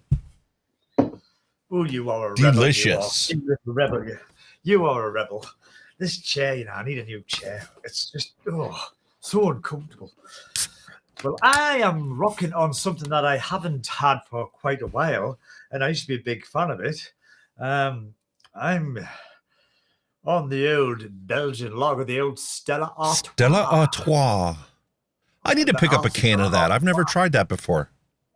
It's quite nice. It's 568 ml, and its alcohol is 4.6% volume. So, just under 5%. And that is an actual pint can. So, in the UK pint, I don't know what that will be in America, probably a quart or something. I'm not sure how you will convert it to your stuff. But yeah, 1 pint of Belgian lager. Pint is a pint, mate. You have imperial and you have metric. That's it. The only thing about English units versus American units that doesn't translate is when it comes to measuring land, like your acres and your hectares or whatever. That doesn't translate to our definition of acre of land. I know they differ a bit, don't they? Yeah. But when it comes to a pint translates to the same metric equivalent in your country and my country. Well, pint's a pint, exactly. So if I come over to your part of the world and said, are we going for a pint? You know exactly what I'll be talking about. 16 fluid ounces. If I'm not mistaken. You did change it. You did change it to 16 fluid ounces. It's the same. A pint is 16 fluid ounces, and that translates to the metric equivalent in milliliters. Should be the same. There's too much of it all. It was so simple back in the day, wasn't it? Too much new, isn't there? Listen, I don't understand why this country has never adopted the metric system. It really doesn't make any sense to me. Why are we still stuck on freaking fractional inches? Yeah, it's weird. I think it's the decimal version. It's 25 point something millimeters in an inch, something around if I remember correctly. I did use machinist's worst nightmare. Yeah. Oh yeah, do all these formulas convert decimal to metric? Oh yeah, nightmare. That's like me working on my car. Everything became standardized metric because of Ford merging with a bunch of European companies, and they combined all their databases and their parts inventory and stuff, and made things more cross compatible. So the alternator that went into the Mustang also went into the European car and Mazda. Yep. Because Ford and Mazda used to be the same company. Even your threads, you just, that was the worst thing for us, your threads. Fuck me, you fucking thread. UNC and UNF, US threads. UNC and UNF, I think if I remember correctly. That's what they weren't the UNC, UNF threads. Jesus Christ. News being fed to people about vaping definitely comes to mind. William Dobson put a link into the Facebook post for the week. So let's check this out. They've got villager written on it, but 2 have the word werewolf. Someone runs the game to make sure no one's cheating, and they go, okay, it's nighttime, everyone close your eyes. Werewolves choose someone to kill, and the werewolves go. They say, okay, everyone close your eyes, it's morning time, open them again. During the night, Francis was killed. There's then a conversation, and this is where it gets interesting, between all the villagers and the 2 werewolves over who the werewolves are. Then at the end of the day, the villagers have to decide who they're going to kill, and they say, well, we're going to kill Constantine. It's revealed by the person running the game, I'm afraid Constantine was a villager. And the game continues. The villagers win the game if they kill both werewolves. The werewolves win the game if they kill all but 2 villagers. And the werewolves usually win. The game was invented by a student of sociology in Russia who wanted to prove his thesis that an uninformed majority will always lose a battle of information against an informed minority. So that just shows when you have hidden information, you can completely manipulate a large group of people. Have you ever heard of a game called Werewolf? No. Everyone gets a Very interesting. William Dobson gave us that link. I've never heard of the game called Werewolf. I've never heard of that. Me neither, but it makes perfect sense to me. Yeah, yeah. To see where he's coming from, without a doubt. Yeah. Yeah. All right, Yes, hand checks. That is definitely makes sense. I'm just First hand check I'm going to bring up because it was such a crappy resolution last week. This is what Paul had sent directly to me. He also posted it on Twitter or whatever. Oh, But there is his setup. 5 pawns from California. Symmetry 6. We couldn't read that before because just a little thumbnail was what he had on. right, yeah. Look at that fishing rod and reel. Likes he's fishing, huh? Yeah. And moving on, Scott Merriman posted this one. Look at that QP design. The Pulse 3. That's the ones. That's what I'm looking for. I love it when they give you all these different things you could choose to put on your stuff. It's awesome, man. Hold on. Let's put the music back on. The Pulse. They've done that with the I think Free Ride Vapor, hello and welcome to the stream. That one was a bitch. You missed our ranting and raving about the news and the FDA and the new vape tax in the UK. Yep, they're going to tax the shit out of us. We'll get to that after we check out William Dobson's setup. Oh, look at that. Is that the Wasp Nano Pro that I still haven't opened? You believe that? I open up your package. I got everything out of it. We'll go over that stuff here in a moment. But I still haven't opened up because I want to actually do a review on it. I want to put a video up for that. You give me so many positive vibes about this thing. Nothing wrong doing a little live opening, you know what I mean? A little bit of a live look at. Yeah, I could do that.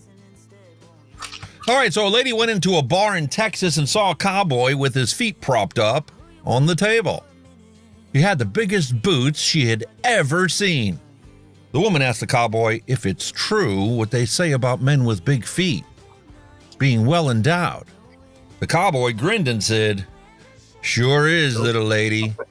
Why don't you come on out to the bunkhouse and let me prove it to you?"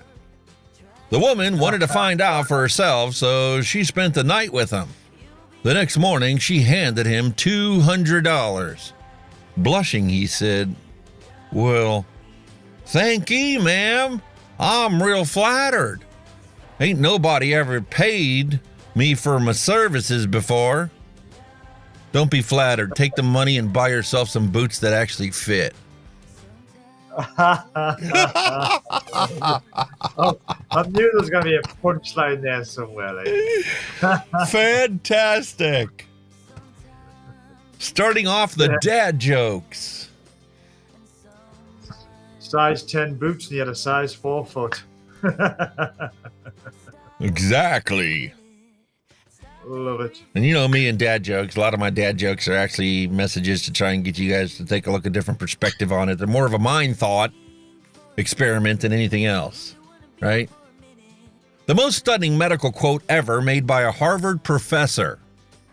Not a Harvard professor that's in the institution today. They're all bought and paid for. This is a old school Harvard professor.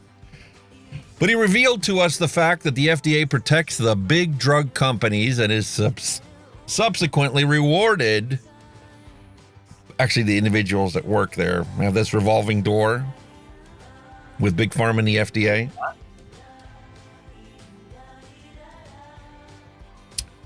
And using the government's police powers, they attack those who threaten the big drug companies and the big pharma companies. Yes.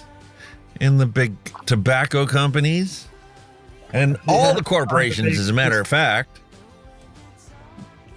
The thing that bugs me is that people think that the FDA is protecting them. It isn't. What the FDA is doing and what the public thinks it is doing are as different as night and day. Two totally different things, mate. You are so right. You are so bloody right. Can you smell this picture? Oh, caps. I remember them. Oh my God. Yes. I am old. Yes, cap We guns, had a but then wonderful it's- childhood, man. Playing cowboys and Indians with those cap guns. I used to love the smell of them. It smelled lush, didn't it? Oh my God, my yes. God. Here's something that came across I thought was kind of interesting. Adolf Hitler once said that the state must declare the child to be the most precious treasure of the people. As long as the government is perceived as working for the benefit of the children, the people will happily endure almost any curtailment of liberty and almost any deprivation.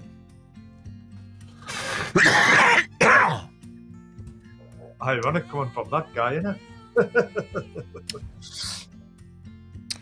Kind of puts today's things in the news into a whole new perspective. Speaking of perspective, the key to getting along with people is to either lower your expectations or learn to start drinking. Oh, did that one years ago. I'm a master at that one. Reserved parking. By the way, stupidity is not a handicap. Go park elsewhere. How true do you get? Oh my God. Problem with our food system. Fried potatoes, $1. Assorted fruit and veg, $6. Yep. If you can even find somebody offering that option. Well, this is it. I thought this was comical. 2023 was written by Stephen King, directed by Quentin Tarantino, and the soundtrack was by Yoko Ono.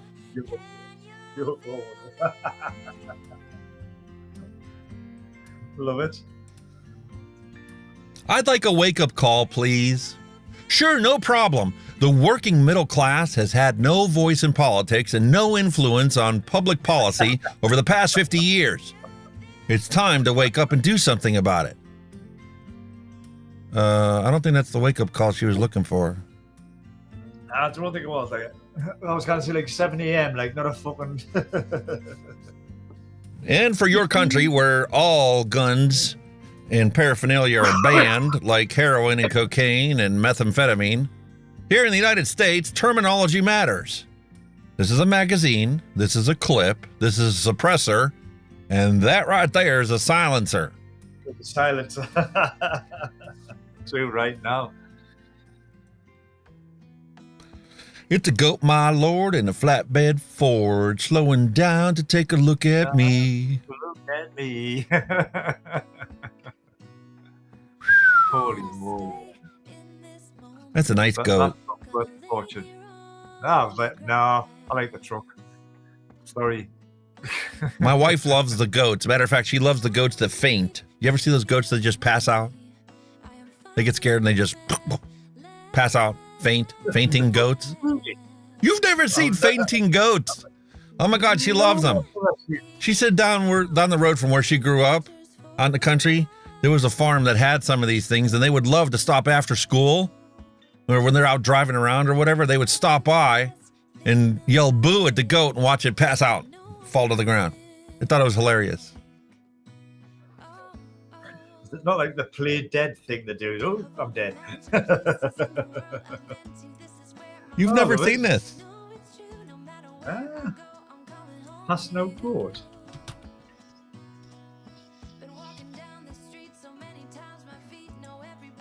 Pennsylvanians need to renew their Medicaid coverage. Make sure you're ready. Jesus. Losing Come on. your benefits could be costly.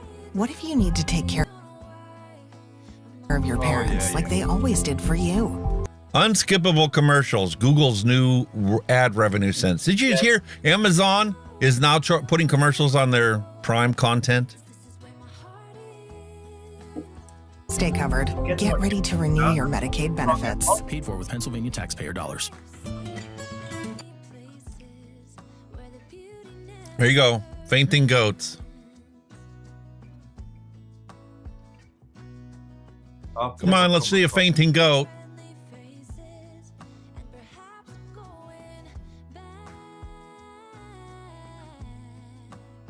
See? The fuck? It's like... It just like freezes, like it's having a seizure. Holy, whoa, look at that tonight, brothers, but he never... That's mint. I don't want to get a copyright claim. Listen, that's what a fainting goat looks like. Holy shit. It's crazy. I want to go down to the farms and scare one. I like this goat better. No fainting goats are allowed to have driver's licenses. Oh, fuck that, bro. Grooming, lodging, and photography. We like big mutts, and we cannot lie. I like big mutts, and I cannot lie. We like big mutts. You other brothers can't deny. I want to know where I can buy one of these doormats. That's class. Welcome W home. Strong language, use of alcohol, partial nudity, mature humor. Brilliant. If a monkey hoarded more bananas than it could eat while most of the other monkeys starved, scientists would study that monkey to figure out what was wrong with it. When humans do it, we put them on the cover of Forbes magazine. That's so true. Hey, you remember the good old days when you called the radio station and requested a song and the DJ mentioned you by name when they played it? Oh, you felt it good, didn't you? You look, your record's up, your record's up. I used to, yeah. I remember when I went to college and the college had a radio station. It wasn't actually a radio station. It was a PA system with their lunchroom. And that was, you know, you could sign up to be a DJ and play music, you know, throughout the course of the day. That was awesome. Holy moly, man. The problem with the world is that the intelligent people are full of doubts, while the stupid ones are full of confidence. That's so true and all. Holy moly, that's so true. And here's corporate America taking advantage. Well, actually, this one I think came from the UK, mate. Let's take a look at the bottom of the can. We have a 300 ml can and a 275 ml can. And the 275 ml can says it's got an extra 25 milliliters. Okay. Right. What? Yeah. Why do we accept this hook, line, and sinker? Because we're silly. Kind of like when Amazon wanted me to submit photographic evidence of my missing parcel. Here you go. Yeah, that's what I'm saying. If it's missing, how can I send a fucking picture of you, bellend? See, it's missing.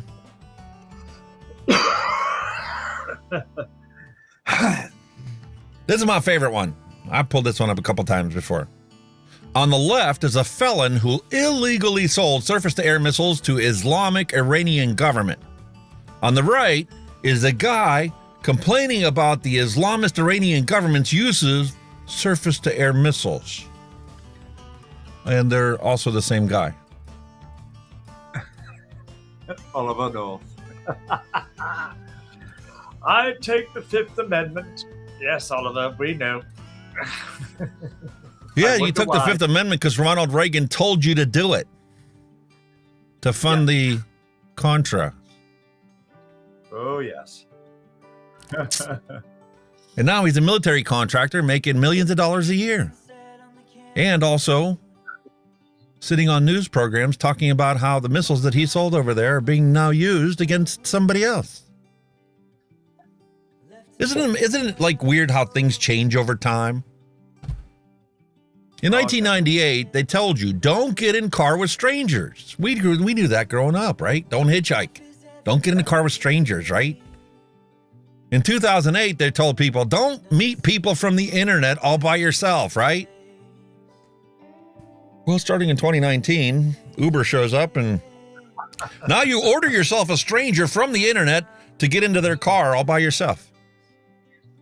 It's good, fantastic, isn't it? Holy moly. Lovely. And here we go. I shall take you to bed and have my way with you. I will make you ache, shake, and sweat until you moan and groan all night long. I will make you beg me to stop. And when I'm finished, you will be weak for days. No, that's not a message from Kenny's massage therapist. That's written sincerely the flu. Oh, God, so true. Good, very clever. Here's my wife. I don't have a weighted blanket. I have a 70-pound dog with boundary issues. Definitely. I think everybody has who has a dog. Only dog lovers will understand that one. How come a dog... Speaking of dog lovers, it doesn't matter how strong and confident you may appear on the outside. Some days you just need your Pooh Bear with you all day. Oh, bless him. It's like a new trend going around. People walking their dogs and their dogs are carrying their stuffed animal with them. You know what's funny is when these dogs see other dogs doing the same thing, and they like have to show off their little stuffed animal to the other dog. Yeah, you've got yours from Walmart. Ah, cheap and chatty. Mine from the Posh Kennel Club. I gotta build a bear. You can take your Walmart stuffed animal home. You know, I was going to take one of those Viking river cruises until I learned that you don't actually get to loot the towns and monasteries along the way. Oh, that's a shame. Attention! Tri-State area driver warning people, be aware of these two girls. They walk around on truck stop parking lots in different states and offer you know what. While you have a good time with the blonde, the brunette steals your money and all the valuables from your truck. They've robbed me 7 times already. Oh, God. Oh, my Lord. Is that a warning or an advertisement? Make of it what you will. I posted this on Twitter. Wasn't quite as good of a reaction as I thought I'd have. I thought it would have settled more with more people. Some people really settled in with, and they're like, oh yeah, totally. Congress should wear jackets like NASCAR drivers, you know, so we can identify who bought them, paid for them. Exactly. Nice big sponsorship t-shirt there. Hello. Full disclosure. We'll have all Bloomberg jumpers. And we actually have a cold spell. First time this year, right? I got 4 inches of snow overnight. Kenny was talking about how they're having a cold spell in the UK right now, too. Matter of fact, we'll get to that later. I'll pull up the weather. But as frustrated as some may or may not be for having power or losing their power and losing their ability to watch TV and stuff, think about all these guys that are actually out there fixing the lines so that you can get it back. I can't imagine doing that. Somebody's got to go out there and do it. I can't imagine that. What's going on here? Mallory Gates, hello and welcome. Hello, Mallory. Nah, it's some job that I'm not gone out in that shit. My daughter is back home from college and discarded several of her childhood toys to the shed. So I got up early this morning to do some fathering, and now we wait for her reaction. That'd be so cool. You gonna let me back in? Why'd you put me out in the shed? You're putting ideas into my head, you. Oh, yeah. Oh, yeah. And here we go, Black Market Butler. It's either this $150 pharmaceutical vape made by Big Tobacco or this $45 pack of cigarettes made by Big Tobacco. Those are your choices. Take your pick. Narrows it down a bit, doesn't it? Narrows it down a bit. From the folks that brought you Clean Coal, here's a pack of healthy cigarettes. Really? Well, I'll be damned. And don't fear. I know things are looking bleak in Australia right now. But where there's a will, there's a way. Here we have some 510 threaded cordless soldering irons. Don't worry, folks. So cool. Portable and rechargeable soldering. And it takes an 18650 battery, so you're good to I'll be go. damned. You can set your wattage, not a problem. Vaping is not going away. Prohibition doesn't work. That's a fact, Jack. Hello, Mark Sweeney, and welcome.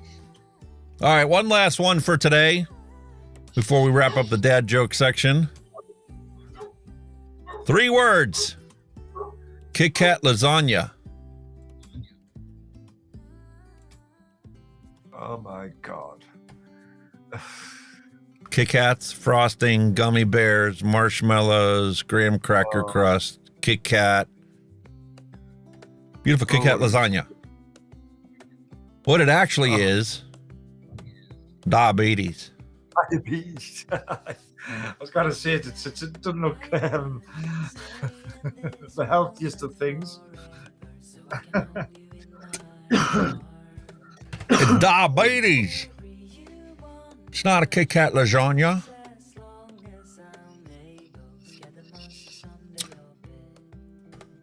Holy moly. There you go, mate. Yeah. But we've also got to add on a wind chill factory because we've just had like 70-mile-an-hour gusts as well. So like with a wind chill, you're talking -5, maybe slower. Oh, it's cold. I was out in the van, man, the other day. I was bloody freezing. Christ almighty. Mate, it's -8 outside now. Wind chill takes it to -15. Holy moly. No, too cold. I'm too old to get cold now. Freezing. I'm getting too soft in my old age. I haven't got that resistance anymore. Did you hear Bogan's moving to the UK? Do you blame him? Apparently, I don't know the whole gist of it because I only caught wind of it in a Facebook conversation. But I heard he pissed off a bunch of Americans and said that America has no freedom, so he's going to the UK instead. Well, he's probably talking about the Vapes, I would imagine, not the general. You know what I mean? He's That's the way I right. would look. I know people don't want to hear that kind of stuff. They don't want to hear the truth, but he's right. We have the illusion of freedom. These greedy poor politicians are been bought out and paid for, and they go do whatever the hell they want. It's not what you need them to do. It's not what's appropriate for the protection of public health. It's what's appropriate for their wallets and their re-election chances. And at the end of the day, people keep voting them in. So that's what makes you scratch your head even more. People are still. You don't need to rig elections in the United States because the process to get on the ballot is so complex and so hard that it's nearly impossible for anybody that doesn't have well-to-do means and a bunch of people supporting them to get them on the ballot. Exactly. It is democracy, apparently, isn't it? Democracy bought out by the corporations and the vested interest. And it's now nothing but an oligarchy. We're going to be honest about it.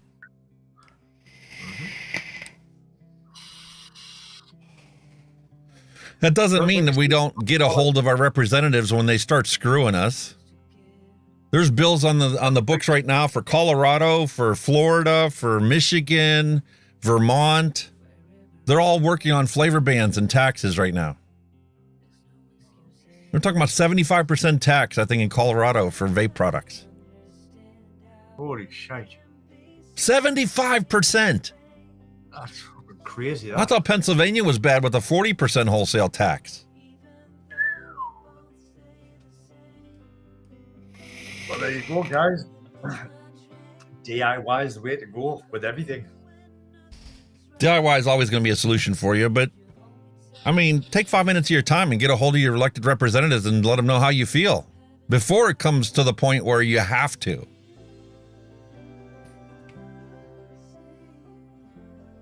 Just need to go down the political route. If they're not going to do it, don't vote them in.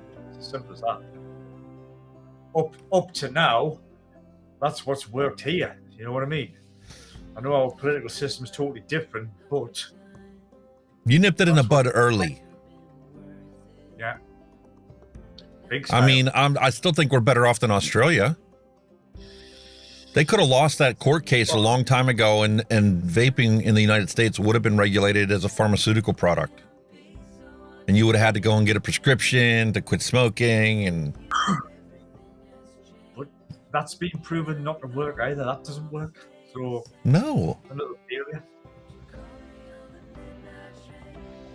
No, because how many times did we go to the doctor to get prescriptions and it's like, take the Champix. That'll work. Oh, that didn't work? Oh, well, here's some take it with patches or gums. Whichever one you want, I'll write you in your script. Do them both and then it'll work. Why? Why was it going to work when the one didn't? The whole point of taking Champix is that it blocks the receptors for nicotine in your blood. So why am I going to put a patch on to put nicotine in my body when the receptors are going to be filled by the medication?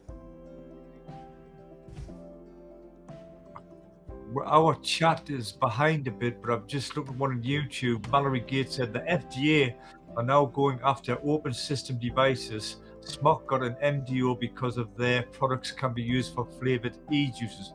No shit, Sherlock moment there. SMOK was suing. There you go. Good. We knew it was a matter of time that they're going to start going after the open tank systems. They first were doing it under the guise of protecting the youth and focusing on what the youth were using most in their surveys that they put out every year. Well, guess what? They found out that youth are going to use whatever they can get their hands on, and flavor doesn't matter to them. No. So now they're still making the same argument because most of the public believes the FDA's bullshit.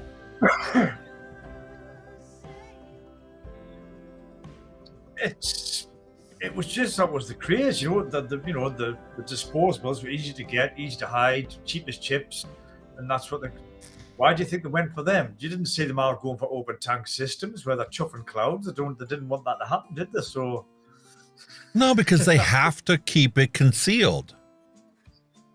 So the disposable was the God's gift to these teenagers that wanted to rebel. Because when they take and they use these things, nobody even knows that they have it. And guess what's going to happen, right? They go after Elf Bar. Elf Bars are banned. Well, guess what? They just changed the name on the package, and it's no longer Elf Bar. Now it's a Juicy Bar. And when they go after the Juicy Bar legally, guess what? It's going to be sold the Blue Bar. They can change the name and come up with a brand new company and keep selling the exact same stuff. They'll never get it all. Of course they can. Of course they can. All you do is just shut one name down and open it up with another. They had a chance to actually control and modify these products. They chose to completely prohibit them, and whatever the consequences be, so be it. At the end of the day, these rules they're bringing in, the companies are sitting there saying, the perfect example of that kit you showed, the companies are sitting there saying, right, can't have this system, okay, right? We can't have that system, okay. Let's just modify the system we've got to make it legal, and that's all they're gonna keep doing. You know what I mean? And they'll keep doing that for as long as they can do it. Like you say, a disposable now is not going to be disposable anymore. It's going to have a removable pod and it's going to have a removable battery. The only thing that they would have to do with this one is take this bottom part and let it come out, and there'll be a battery that you can recycle. That's it. Instead of it being sonically fused plastic pieces that are put together and then an ultrasonic vibration vibrates the two together to melt the plastic where they touch, that friction, they're just going to simply put little clips inside there, and you squeeze the thing and it comes out, and there's the battery, and you bin the plastic, and problem solved. That's basically what they're banning. They're banning a one-time single-use device. So if you can get where your battery can come out to recharge it and take that apart, it's not a one-time single-use device anymore. Nope. That's like Trump's ban was on flavored sealed pods. That's why there's still all these e-juices available in the stores and the shops. And this isn't a pod, this is a single-use device. When they ban the single-use device, then they're going to make them where the battery replaces. There's a million ways to skin a cat. You've got to hand it to the companies for doing that. They're looking at ways, well, okay, we'll just move on to the next thing, and we'll just keep... It's just giving them innovation to bring out new products at the end of the day. So, you know what I mean? Well, they were planning on innovating anyway, because people get sick and tired of the same old, same old. They always want something new. If it's a different shape, a different size. I mean, look at how many different shapes and sizes do we have? My wife's a good one because she buys this stuff all the time. Oh, you want a square one? Okay. Take your pick. Exactly. I got all shapes and sizes. You want it rounded? You want it... It cracked me up. You know, I got a couple of these sent to me for review and stuff, and I'm doing the reviews on them. And my wife is literally like, oh, see how this one feels so comfortable in the hand, and I don't like the other one. It's too boxy. Yeah. When I talk to her about it, she's like, it's not actually boxy. It's got square corners versus rounded corners. I'm like, that's about as subjective as flavors. It is. It's everybody's got their comfort zone, you know. Some people might be able to grab a mod lovely, some can't. And it also... Here's one I know you would hate.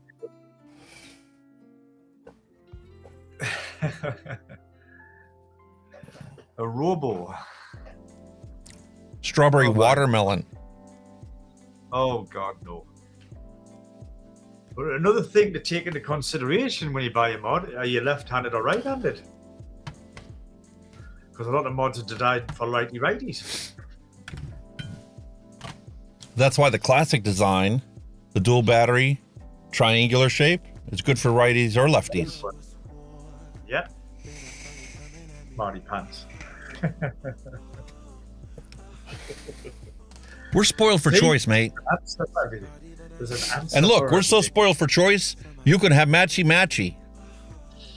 Notice at the bottom is matchy-matchy with the mod, and the top is stainless. Oh. Are you getting OCD shit, mate? Are you getting OCD with the matchy-matchy? Eh?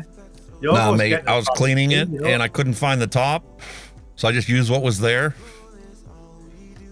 You know, I'm not getting matchy-matchy. I'm not getting matchy-matchy. No, not at all. Listen, I love this FRUSION juice that we did, the clementine citrus mango. Holy crap, is that a beautiful, flavorful vape. Really? Clear, crisp, juicy apple. It is definitely FRUSION Juice Company is holding to their name. If you like a bright fruit flavor, there are plenty of flavors available out there, and every single one I've tried so far has been right on point. So I'm curious to see how this is going to go with that spoonful being a milk and a fruit. Well, I'll put one of your juices in this. Which one did you put in there? The one that's nearly gone. Danish muffin swirl. Do you know what it is? I slipped up badly. Huh. You know, just before Christmas, when you were just before Christmas, you're saying, is there any other flavoured juice you would like? You know what I totally slipped up on? What'd you forget? 4-banger custard. Isn't it in there? No. I've got Bunny Sucker, Creeds, and Miyagi's Raspberry. I don't even think I asked. I made it. We talked about it 2 different episodes, 2 shows. I could have swore I made you one. Did I throw in the Salty Man? No.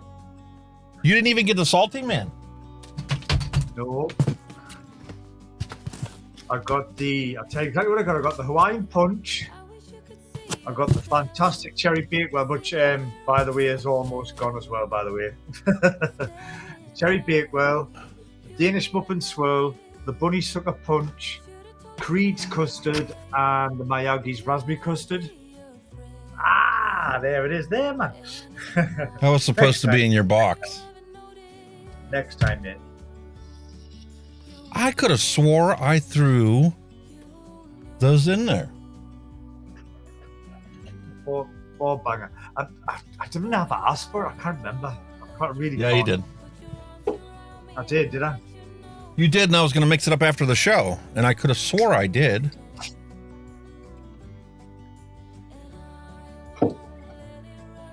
Space Turtle. What is it?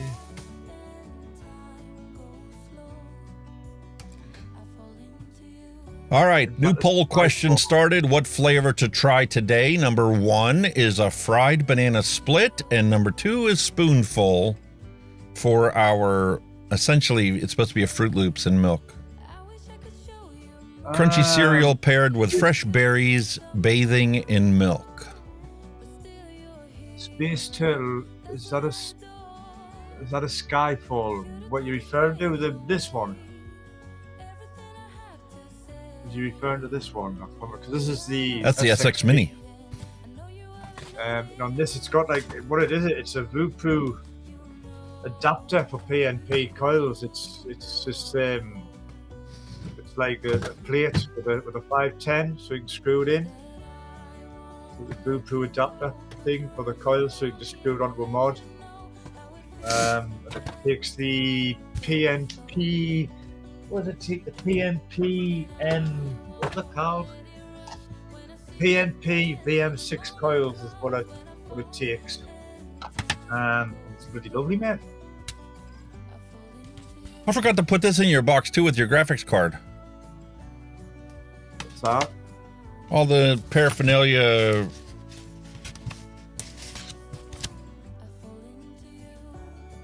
Oh. Instructions, installation guide. All the stuff that.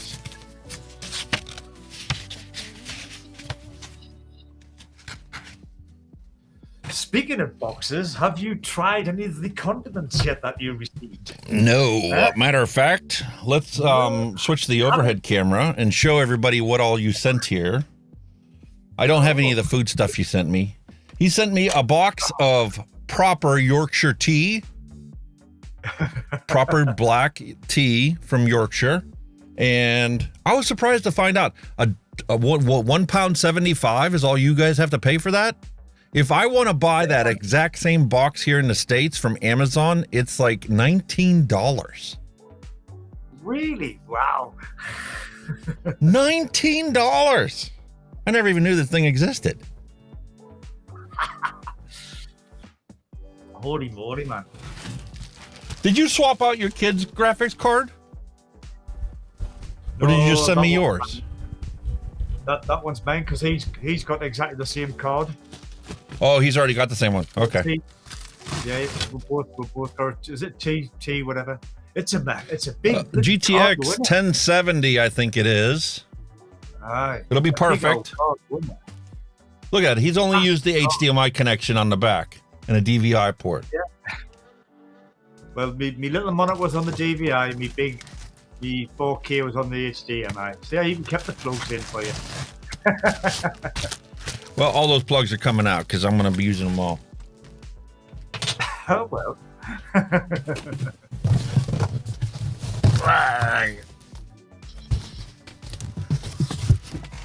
All right, here we go. The rest. I'm banging my microphone around and everything else. There we go. We got the Cuboid 200. My mate sent me 2 of the OBS Cube Mini. We've got the Raptor from Afro. Curious to see what that's going to be like. TFV4. I just got done cleaning out the one we did last week, the TF rebuildable. The reason I sent that because it fits nicely on that cuboid. I'm curious to see what the differences are between this one and the rebuildable one that we did last week. Yeah, and my favorite part of all, the Wasp Nano RDA Pro. Looking forward to doing that. There's the CPU. We gotta find a motherboard that fits that. Here's our Cellu Cotton in the little seal pouch. And my dogs left me a cheese ball. How they got a cheese ball in this box, I don't know. And then to move my microphone arm, I bought one of these that ended up in the box as well. Holy moly. So my mate also sent me some mint sauce. My wife's looking up recipes to use that on. The local grocery store around here sells lamb patties. That would go real good with that. Yeah. And then we've got some mustard to try out. We've got some tartar sauce to try out. I'm like, I told the wife, I'm like, I need to order a fish sandwich. Where do we eat a fish sandwich from, you know? Well, that was before we got 4 inches of snow last night. There ain't no way I'm ordering anything today for that. So that was awesome. Oh, and then the other thing that you got, the Branson's pickle. Yeah, the pickle goes on your cheese toasty. My wife doesn't even want to try it. She's like, I'm not trying that. I'm like, why? That'd be awesome. Make a proper cheese toasty and put that on there and then put the sharp cheddar cheese on the top of it. It sounds fantastic to me. She's like, oh, I don't know if I want that. Meanwhile, this is a girl that loves pickles and relish and all that other stuff. Like, I don't think I want to try that. Honestly, she'll be hooked, I'm telling you. She likes pickles, she'll love that. Really. That's what I thought. You know what it was? She was reading the description of it, and it said that it has a Worcestershire sauce flavor. Worcestershire sauce? No, that just gives it the tanginess. It helps with the tangy. You can't taste it. It doesn't taste like Worcestershire sauce. It's just a pickle. No. Yeah, it adds a tanginess to it. Did you get the English currency I sent as well? Was that in there? Or did I put it Oh in? my God, she stole that off of me as soon as she saw it. The £1 coin and the a 10-pound note or something you put it in there. Holy crap! It's gone. It's in her collection now. I'll never see it again. I saw it for a whole minute or so, and I'm like, oh look, see what he sent me. And I tossed the bag over to her in her recliner. And she's like, oh my God, she was so excited about that. She talked about it for 5 minutes straight, looking at it, and it's just like, she was so excited. You know what else I forgot to put in yours? A $2 bill. A $2 bill, $2 bills are collectible here. Nobody uses them unless you're bust-ass broke and using whatever you had saved up before. Well, hang on to that, because that is the last time from, I think, is it this year they're going to be printing new money with the king's head on, so the one with the queen's head will be no longer. So hang on to it, might be worth something in a few years. Yeah, your next package, I want to send you a $2 bill, and I want to send you a silver dollar from back before we were born.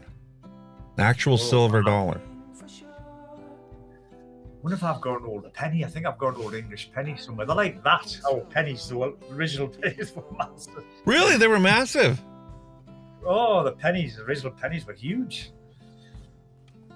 Thank you, mate. I really appreciate this. This is fantastic. We're definitely going to be using these on the retro vapes. Matter of fact, we'll probably start that next week.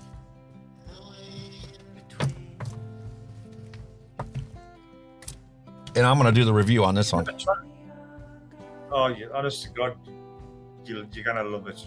You really will. I know I'm going to love it. That's why I wanted to do the review on it. You think I was bad with the Kylan? We had to get that down your chops. You'll be just doing what you'll be doing. This you'll be just going. It'll be a chair moment where you just sit back and just go, "Yep." Time for a retro vape.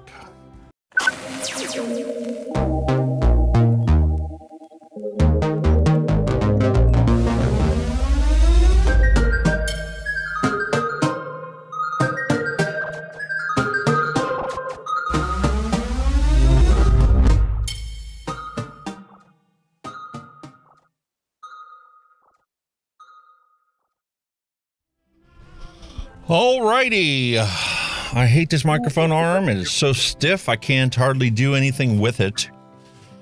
But our retro vape for today is the SMOK Trinity Alpha Kit.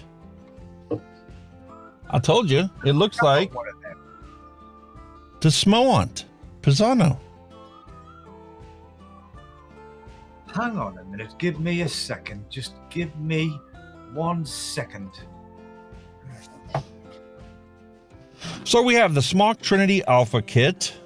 Comes with a lanyard. It looks like a 1,000 milliamp hour battery. Interchangeable coils in 3 modes, low, medium, and high. SMOK has always done that, giving you the options for multiple outputs.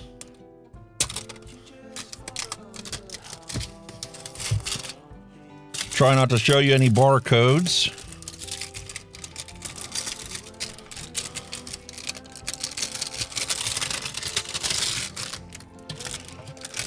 I mean, even the cellophane is so thick on these products, these older products. Not like the stuff they have nowadays. Holy shit. Did you find it? Holy shit. Holy shit. No kidding.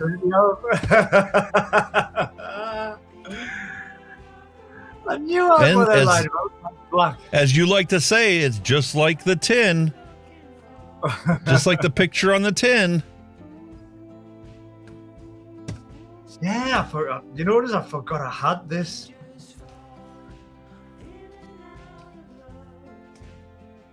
Look at I that. can't remember how to work the fucking thing again.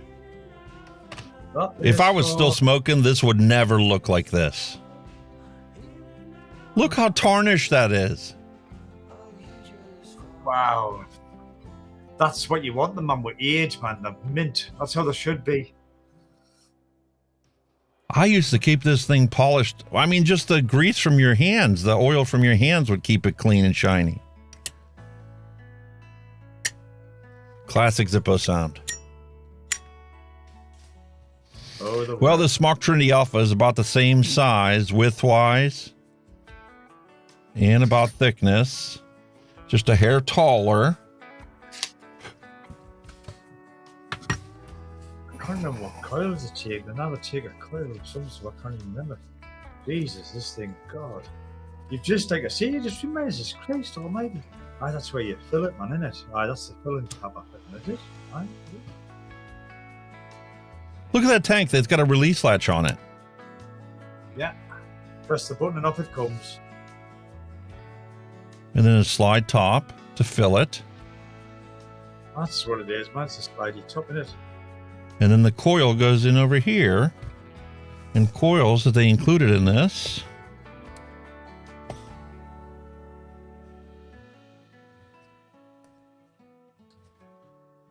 The one I've got in here, if I remember correctly. I might have some coils for this in that big baggy now. It's the Nord mesh coil, 0.6 ohm and 0.8 ohm. I've got the 0.6 in this one.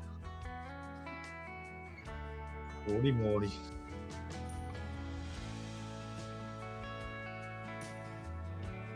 Airflow is regulated on the bottom. Look how much smaller the opening is here. compared to this one.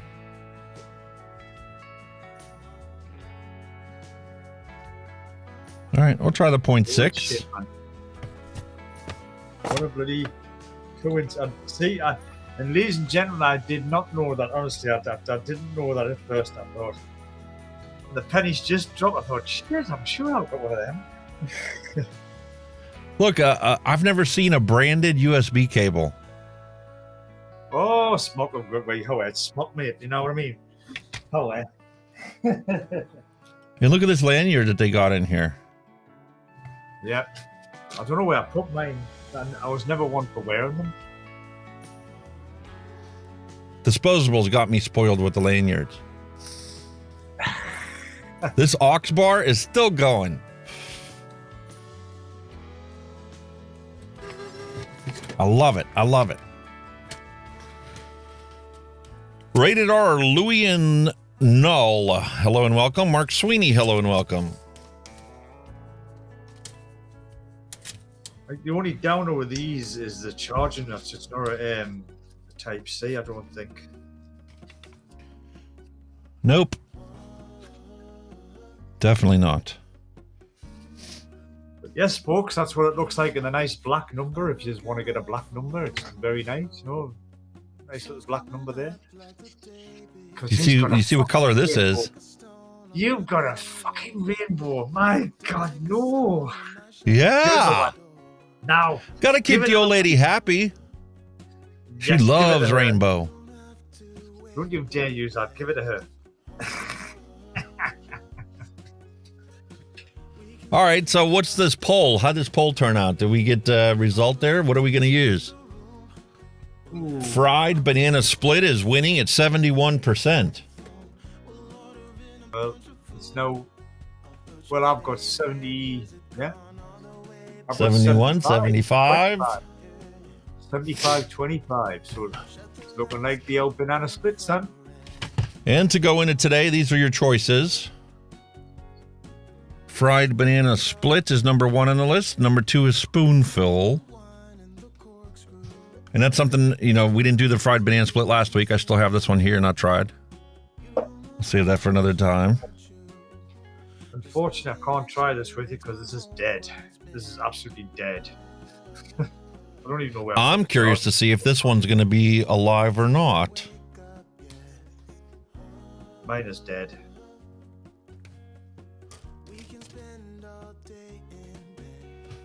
Absolutely dead.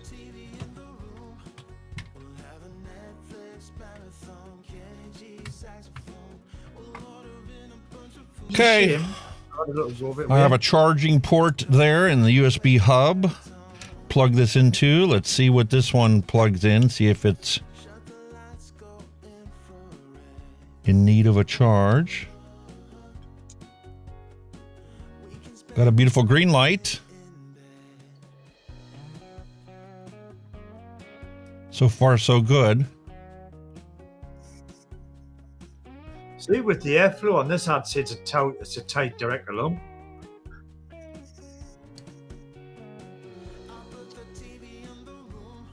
Yeah, I'm kind of there. Wait, with this, I'm just something through it because obviously it's not adjustable airflow. So, well, that's a pretty decent airflow. I'm actually surprised. It's going to be limited by this slot that's over here because that's where the airflow goes down. But it's a tight direct alum rather than a mouth alum, isn't it?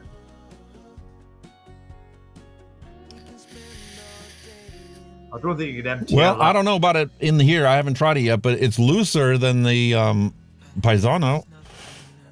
Yeah.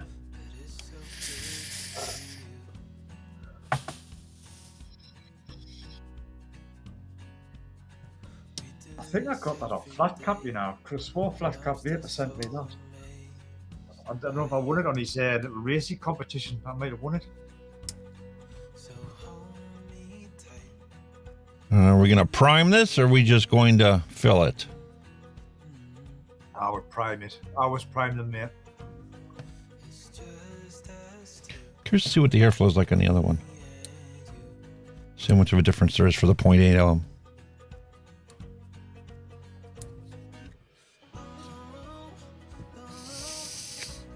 Oh, 0.8 is definitely more restrictive. Yeah. It must be in the coil, where the coil, the pole for the coil, where it hits the coil, depending on the ohms. All right, 75% is where the poll is at for fried banana split. So we're going to end that poll. 75-25. We're going to fried banana split is going to be our flavor of choice for today. Intrigued by that one, banana split.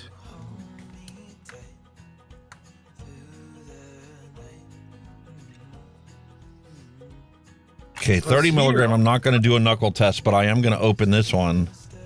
Do a knuckle test with the Banana 3. Split, yes. Banana split is like a dessert. Yes, pretty much bananas and ice cream. Cream, pretty much. Definitely getting the whipped cream. Definitely got banana. I'm not getting any pineapple or cherry like they normally put on a banana split. But I do definitely get a fried aspect to this. Yeah, it's a fried banana in it, so it's not technically a banana split. It's a fried banana in it. Yeah, but it's not just fried banana. That's the primary dominant flavor profile, yes. But there is something else I can taste in the background. I can't identify exactly what it is.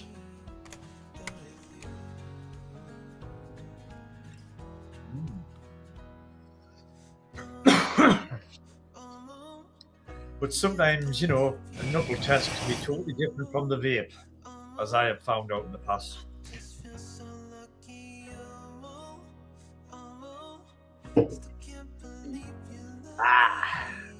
Okay, make sure we got a nice seal on there.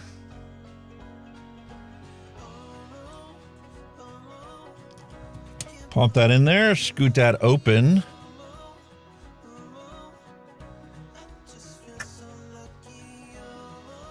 My negative on this is you can't see the tank really very well, because with this one, Yes. dark, you can't really see. You've got an idea, but you can't see when you're low, you know what I mean? It's very dark, the glass. Yep. You can only see it if you take the pod out.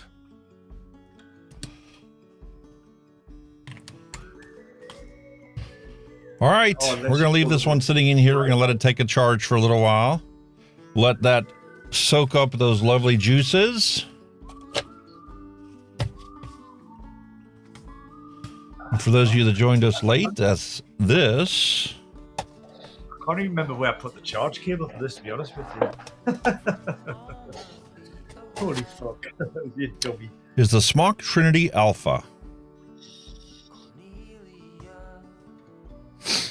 I don't think it's that bad. I'm sure it wasn't too bad. It wasn't brilliant, but I wouldn't say it was the worst I've had.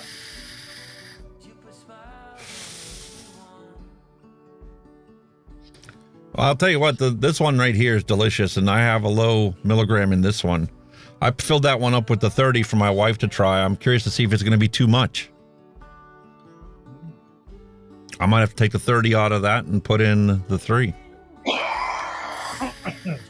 Or here's a thought. Now that I've got a 30 and a 3, I can make my own milligrams anywhere in between. Definitely. I could just simply do the math and figure, okay, here's 15 mils of this e-liquid at 6.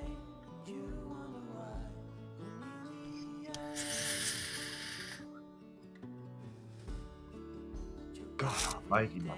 Spoiled for choice here, like. That is definitely true, mate.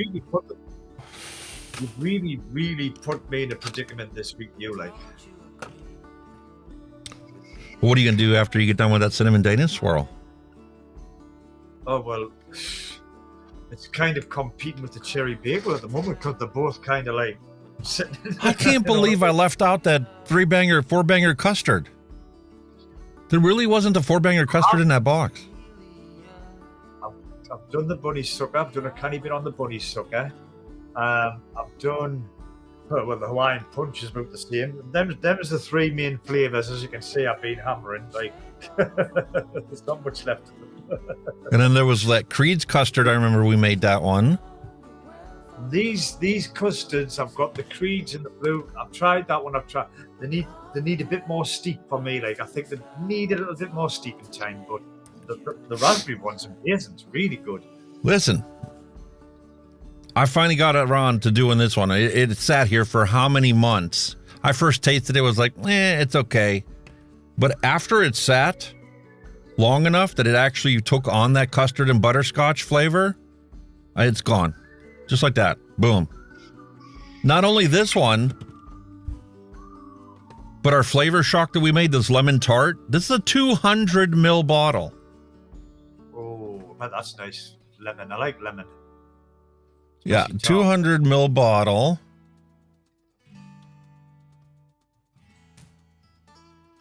And I've been plowing through it the last 3 days. Down to here. Your bunny sucker, I'm just above the label on that one. Because you put us a ridiculous. I've been going to work and I'm thinking, what can I have today? That's what I got on this one. I'm not knocking it. I think it's brilliant. You're like, ooh, what do I really fancy today? Because normally the way I vape, when I get a bottle of juice, I'll vape that bottle till it's gone. But with these, they're all that nice. I'm like switching around. You see, that's why they've still got. Those are all DIY recipes, mate. And most of them aren't even mine. I mean, I made the Hawaiian Punch. Yeah, that was mine. Cinnamon Dana Swirl, that's Rocky Tooney's recipe. Using Wonder Flavors, brand new ones that they came out with.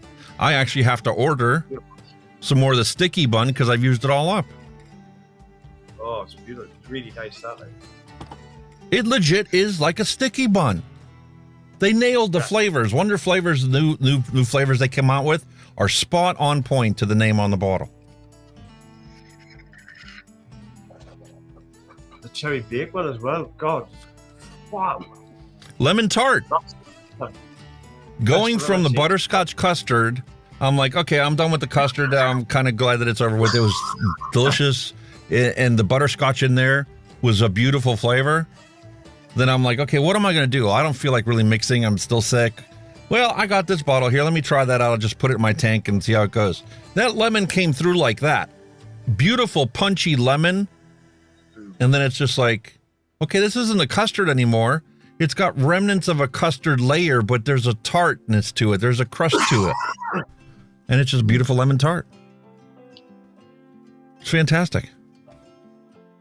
Which Space Turtle said there in chat, like, she's like, hang on, where I work, the wrong one.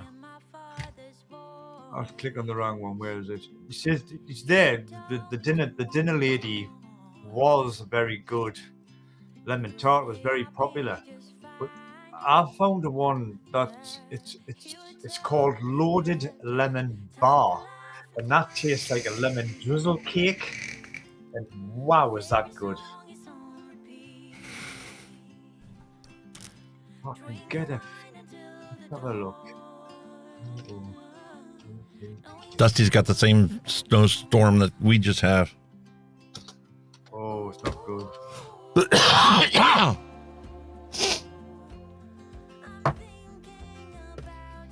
All right, I'm gonna try this again here in a week or so, but if I don't really care for this one, Dusty, I'm gonna send this one your way since this is your recipe. Because I'm not gonna let it go to waste. There's nothing wrong with the recipe, it's just not my cup of tea.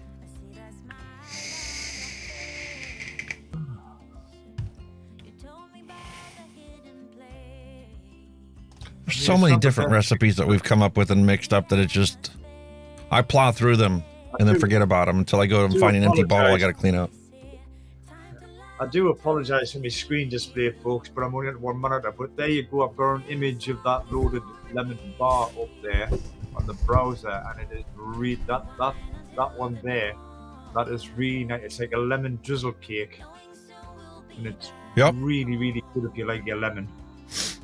If you like your lemon stuff, it is very, very nice. I've had Every that time I before. go to the vape shop, if they've got it in, I'll buy it. It's gorgeous. Very nice lemon. I almost went into my mom's room the other day after I heard about the Triton case, because that's Vapetasia. I've got a couple bottles of their e-liquid in the thing. Ah. I'll have to go and find it. Very nice, sir.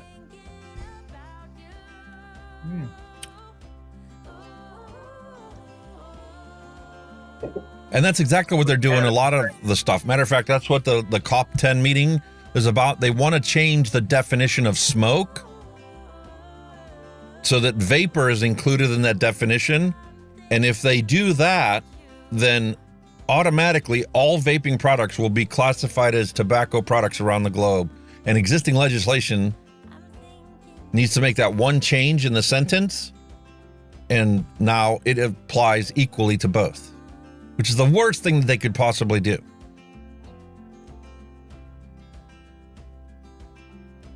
Crazy, man. It's just, this is the thing. I mean, I think this was Thanks, the mate. thing that we were hoping for. The thing that we were hoping for, or we heard rumours of in the UK, that they were going to give vaping a separate entity. They were going to pull it away from tobacco and give it its own title or whatever, and regulate that as a vaping product, not a tobacco product. But obviously now all this disposable. Nobody's crap- done it. Not a single place, single location, anywhere around the world has done that. I think if somebody does do it, it will be here. But with all this disposable carry on, I think that's put it all into doubt now. Yes, all vaping products, in my opinion, should have its own set of legislations, and it should be broken into cannabis vaping and nicotine vaping. And then you could further break down cannabis vaping into with THC or without. Well, THC would never pass here because it's still illegal. Right. But the point is, science could still be done on it around the globe so that we build our knowledge and find out what is actually good for you and what is bad for you. Definitely. I mean, we've got CBD, but I mean, I've never really been a fan of it. I think it just hasn't got the flavors are horrible. I don't think it tastes nice. No, but CBD does work good for pain. My wife went to the chiropractor and they gave her a tub of this stuff. It was CBD ointment you put on. You know, we've had like Ben Gay and all this other stuff that they've given us before. None of it really worked. Well, this CBD stuff, like that. If you have like an arthritis flare-up or joint pain, you know, walk up and down the steps a lot or whatever, you put this CBD stuff on and it kills the pain. And it's not like a mentholated... No. Well, imagine as an ointment or a cream, but like as a vape product, it didn't do now for me. Like, not my cup of tea. The flavors are not really good because they've got like a bitterness to them. I find they've got like a bitter aftertaste of some sort. I don't know why. It just could be me, you know. But there's a lot of people that do like it, so you know, I'm not going to knock them. You like it, you like it. I think it's a fad. Yeah. You know me, I'm driven by science. I want to know the actual science. Does it actually provide any type of medical or health benefits to you? And if it does, what are they? And then I want somebody to do the science to say, is it a placebo effect because people use it and think that they're going to get the health benefits? Or does it legitimately have some biological mechanisms of action that cause it to give you those health benefits? To me, if you want to use CBD, you're probably best taking it as a herbal tablet or drink. For me, I don't think it does it. I've tried vaping, it just done nothing for me. Absolutely nothing. Absolutely not a dicky bird. Because I was thinking, oh yeah, maybe we just relax a bit more, chill out a bit more, and just didn't like it. Just didn't like the taste of it. It had some kind of aftertaste that was just very bitter. I just didn't. Now, like when you've overnicked the normal juice and you've got that horrible, that's what it was like. It was like, oh. Well, see here, Louis taken the CBD vape with no flavor. He said it's very strong and it does work for his anxiety. Yeah. My I wife has get a that. subscription for cannabis, you know, a prescription for it, and that's why she takes it. Yeah. And the thing is, you know, too. they made this shit so concentrated now, you can't take a whole gummy bear or whatever, you know, gummy that they have. She literally like cuts off the feet of the gummy and takes just that, and that's just enough to settle her anxiety. No side effects whatsoever. Yeah. There's a thing as well, like, you know, like obviously the percentages in the juice as well, because I think it's very small as well in the UK. So it's not a great deal. Yep. But I mean, they've concentrated it to that extent because of the fact that they've been hiding and skirting the law for so long. So you don't want to be carrying big, massive jugs of bottles around in it.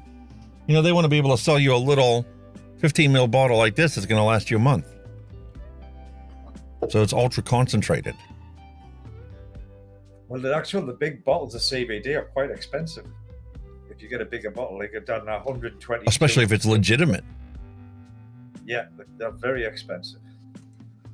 Dusty says, weed is God's medicine for us.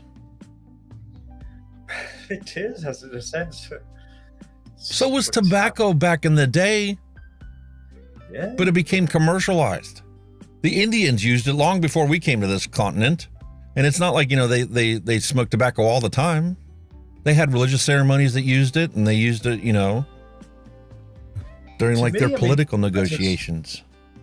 As a smoker, tobacco done everything that we wanted to do. You know, it chilled you out, relieved your stress levels, took the anxiety. It did what you wanted it, and that's why everybody likes it so much. And I'm not knocking Yes, it. and now we have a way that you can still consume it, still get all the pleasurable effects out of it, still get the health benefits out of it, but it's not going to kill you anymore because the majority of all the harmful constituents of it are gone. Yeah, exactly. I love chilling, mate. I love chilling out with the vape. I love it. And that's the whole point, you know, why it's called Mixin and Chillin', because when we're done talking about the news and we're just having some, you know, shooting the shit here between the two of us, it's like just relaxing. Just like that lady did in the Vermont testimony, where she's talked about how she gets together with an old friend of hers once a year in their cabin out in the middle of the woods, and they sit there with a pack of cigarettes and they just chill, shooting the shit, talking about whatever, just relaxing and enjoying it. It's just, I still can't get, we've got a comedian over here, he's a Scottish comedian called Kevin Bridges, right? Look him up on YouTube when he does the vaping sketch. You'll be fucking crying, I'm telling you, because like, it's so right. As he says, you know, years ago, when you're in the pub, you know, and you meet up at the bar and you go for a smoke. There's now and all the guys get up and walk out. But it's so, you know, to life. You think, you know, that probably does happen. Yes, Janine, Germany is up shit creek without a paddle. They went and they applied taxes to everything. Now, like their PG and their VG has got the same vape tax on it now. And it's ridiculous. 2018, vaping became legal federally here, and it's been an uphill battle for the past few years trying to hang on to the crumbs we've thrown. You don't think the Germans have kind of shot themselves in the foot a bit, because obviously the 2 milligram tank capacity, they just totally fucking ignored. They're walking around with big Titans and everything. They didn't give a shit about it. Listen, time is going to eventually reveal the facts. I'd be willing to bet that it was big tobacco that forced that whole 2 mil capacity crap on them. Because they were formulating all their stuff with super high concentrations of nicotine. 2 mil capacity is enough to last you a week. Well, it's like this thing. I haven't touched it. Remember we opened up that jewel on the show the one time? That's right. It's been sitting here.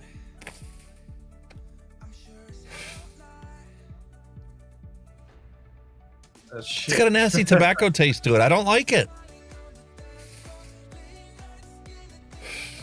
Well, they are trying to actually simulate cigarettes. They're not simulating like a tobacco, but simulating cigarettes.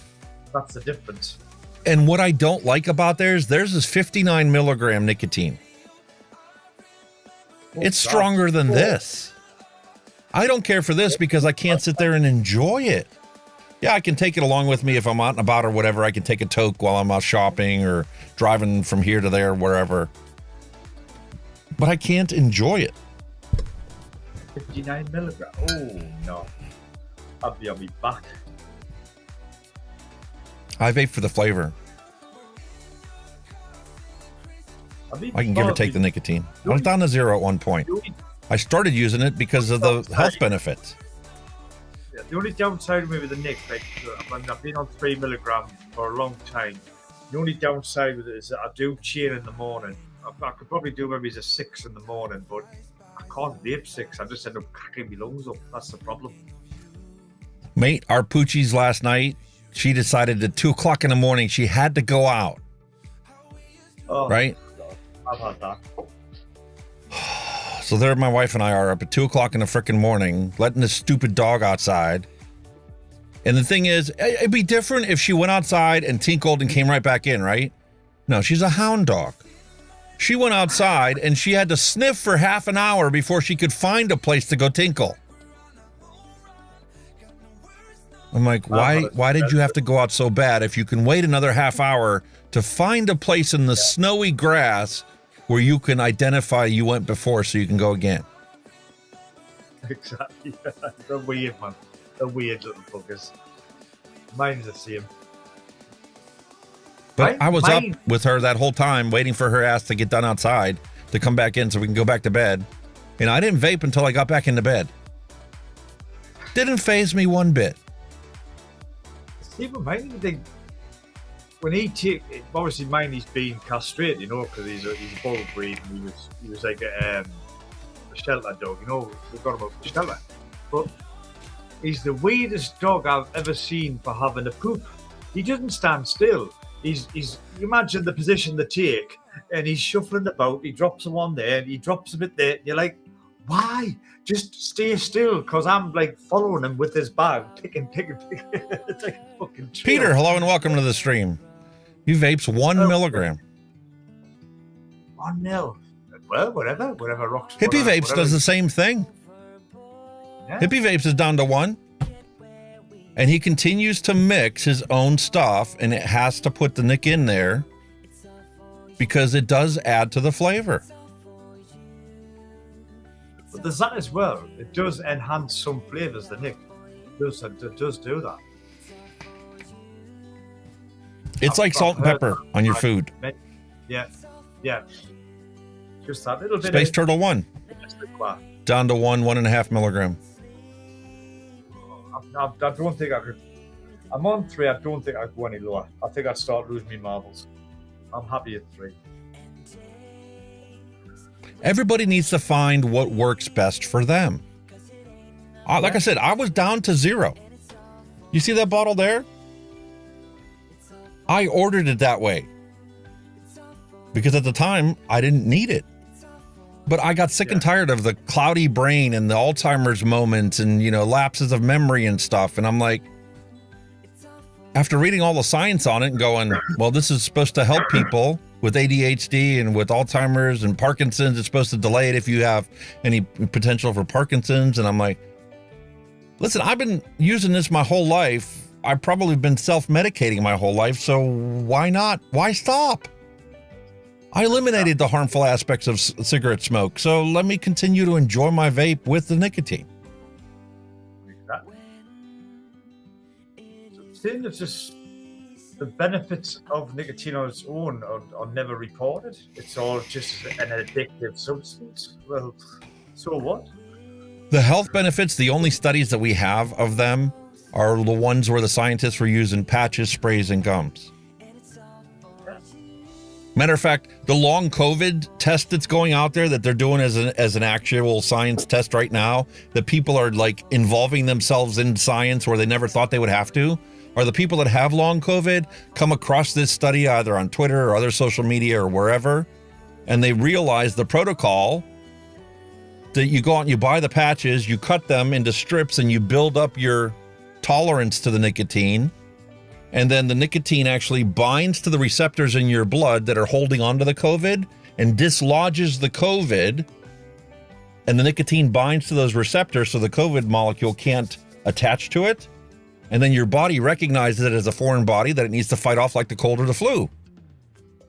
Yeah. And people that have been suffering from long COVID for 6 months to a year or longer are now using the patch to get rid of the infection and get their life back.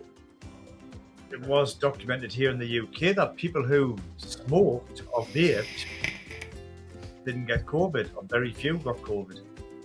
Something that pissed me off is there were studies that I was trying to follow and I had followed that were starting to study how nicotine affects people getting sick with COVID, and they just disappeared. Yeah. NIH studies, I'm telling you what happened is the government classified it for whatever frickin' reason they come up with to justify this bullshit. They classified it, and now these studies, even though I have the links to the actual studies, they come up as blank, like they never existed. Why? I mean, I suppose, like I say, we've got that Freedom of Information Act now, so we can get a bit more, if you look for something, you can get a bit more information on it. And apparently that's part of what came out of it, that people who took nicotine were less likely to get it. Was less likely to get it. Or they made a pretty quick recovery if they did get it. You know what I mean? Well, it's like I documented my thing when I got COVID.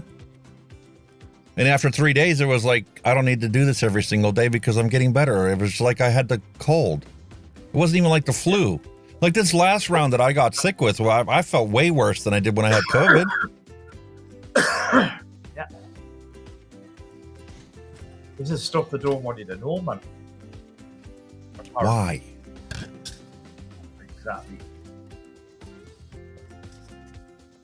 Because they want to palm drugs off on you, like the vaccine, full of whatever it is. Well, if you believe Russell Brand and Tucker Carlson, the latest videos that they put out there, like I said to Kenny before we started the stream, they've been playing off each other. One would release a video and they would use segments from the other person's video that they released the day before. And then the next one would release something and release parts that they talked about in the other one. It's like they're working together now in a symbiotic relationship to build up both of their platforms. I mean, not that they need. They've got a huge following. You know, the pair of them have got a massive following. Massive following. But again, Russell Brand was he was a stand-up comedian. He was kind of a celebrity anyway before he disappeared onto YouTube. There's Mallory says, watch out, UK peeps. You guys are picking up the Bogan. Oh, I'm ready to come over here. Like, I'd love to meet him. Probably. Did he put out a video about that? I don't know. We'll go check. We'll take a look at it.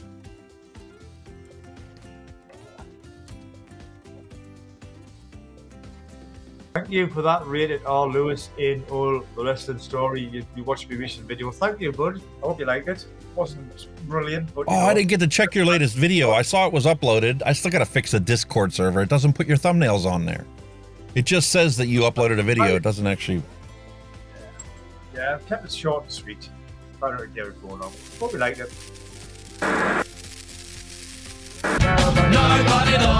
And the last video, where do I start? Well, here in Australia are anything but good as gold.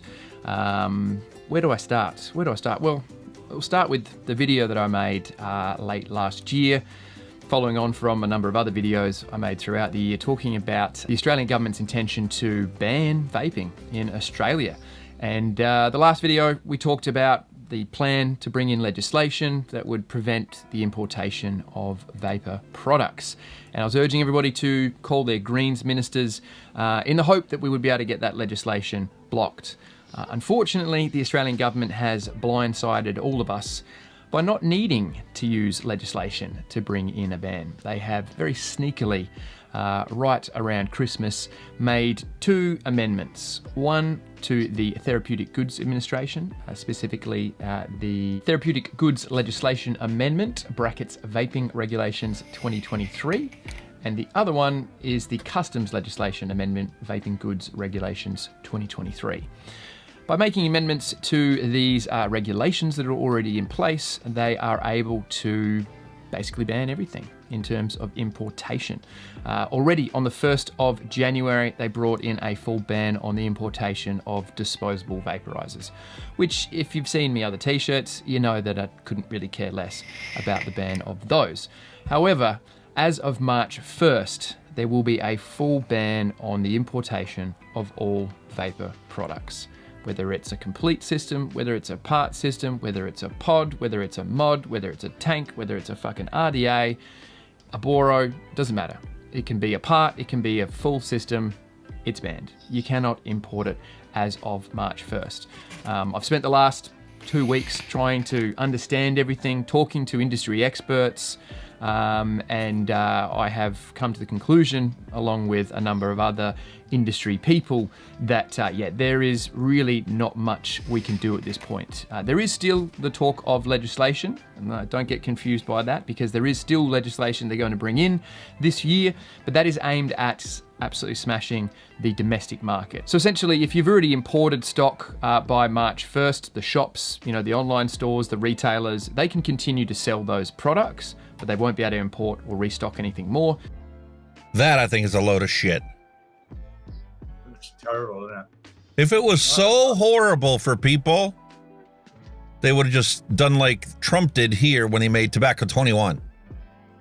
The moment his pen stopped moving, Tobacco 21 was full force in the United States. And my son, who was in the military, went from being a legal vapor to an illegal vapor.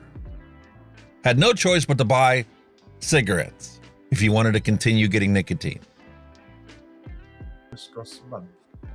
But they're like, okay, well, we're not gonna fuck you all at once and do this to you because there'll be too much of an uproar.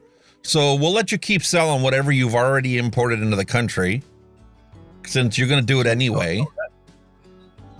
But you're not gonna be allowed to get any restock. So I hope you didn't sign a lease for your shop, because when you run out of inventory, what are you gonna sell? Cake decorating materials?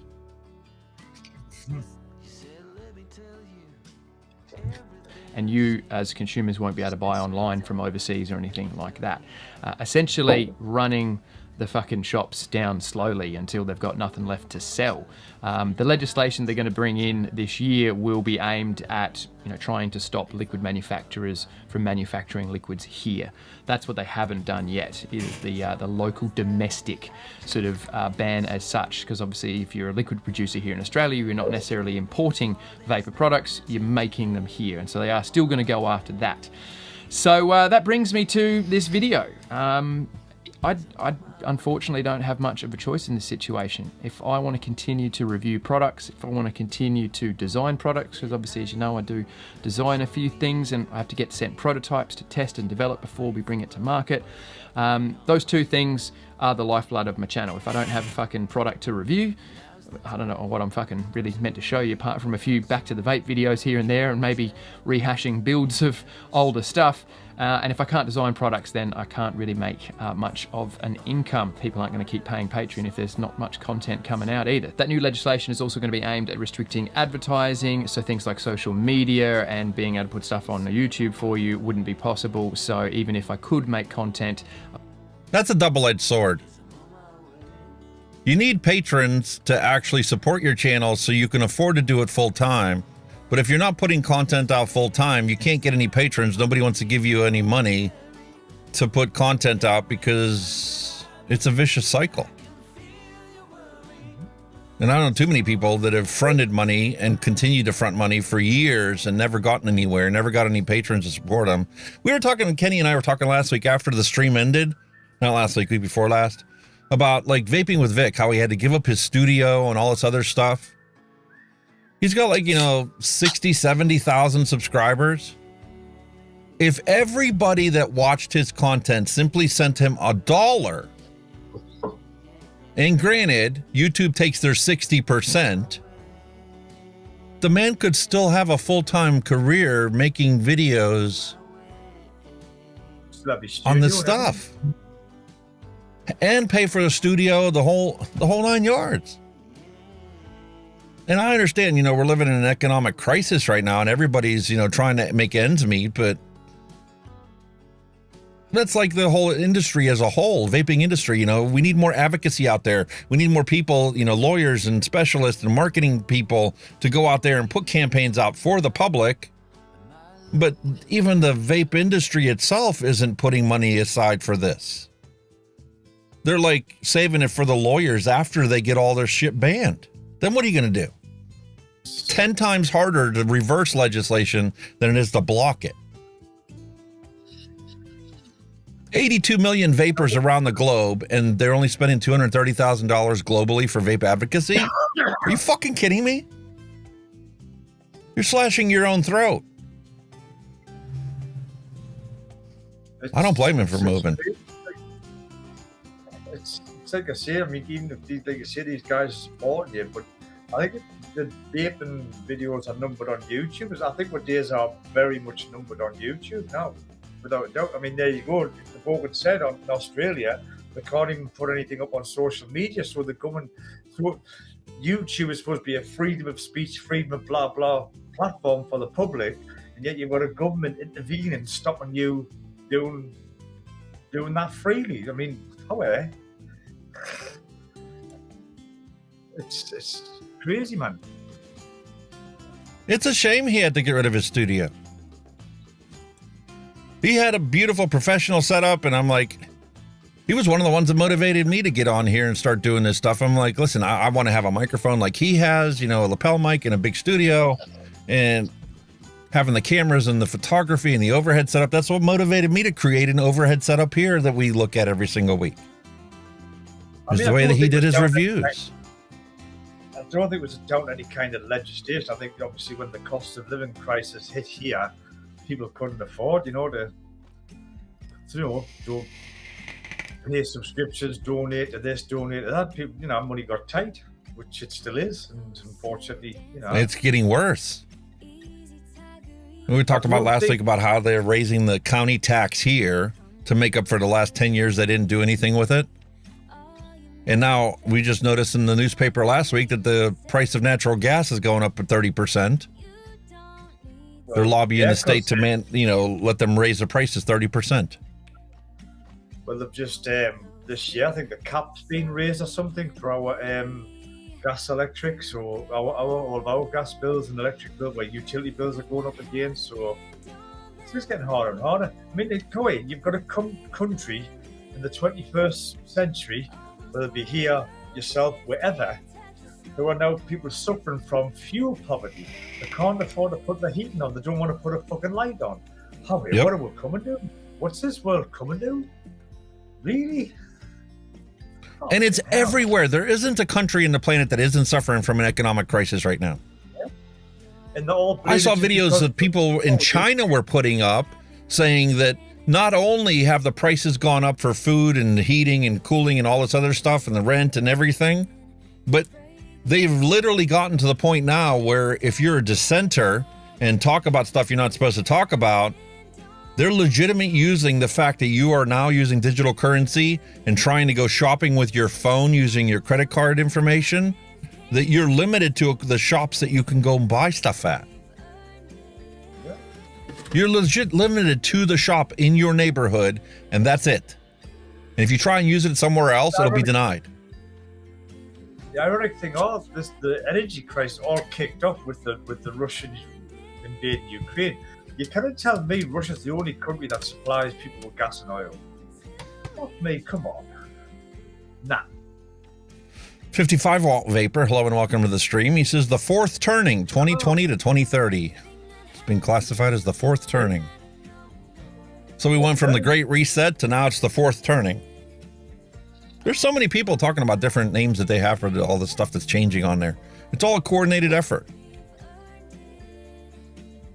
And then we got a bloke over here that has to move to the UK because, well, Australia's just straight up banned it. And then I hear that Mark Butler's going around saying, there's no black market here. Our prohibition to the pharmacy has worked. Rigo, you keep on believing that, mate. Did you hear about the fire bombings in the tobacco shops down there? The cartels are literally not fighting each other like if it was a drug shop, selling cocaine or something. It's the same type of stuff that goes on down in South America, burning each other's fields. Exactly. So I wouldn't be able to fucking share it with you. So I really have no choice but to fucking leave Australia if I want to continue doing what I love, and that is making content for you guys and helping people quit smoking. It's been 10 years since I quit smoking back in 2014, and it'll be 10 years in September that I've been doing these videos on YouTube. It has become my life, and I absolutely fucking love that. I'm truly blessed and grateful to have had such a run and had such support and had you guys watching my videos, and I don't want to give it up. There you go. Space Turtle 1 says that maybe you can go meet up with the Bogan. Have a pint. Oh, definitely. Without a doubt. I would love to. Definitely. I don't really have much of a backup plan either. Been doing this a long time and don't really have much else to fucking fall back into. So yeah, I've made the really tough decision of having to leave this beautiful country and go somewhere that does believe vaping is a healthier alternative. That does. I don't blame him for not coming to the States. With the chaos that we've had from the FDA. The thing is, I bet when he comes here, he goes to London. Don't go to London, Bogan. Come up here, northeast. Brilliant. Get your ass up here. Fuck London, shithole. Get up here. Does encourage smokers to access those products and doesn't make it fucking hard to access those products. There is going to be legal vapes available in Australia. They will be only through pharmacies. They will only be with a prescription, and they will only be government approved products. We've seen a few of them already recently. 59 milligram pod.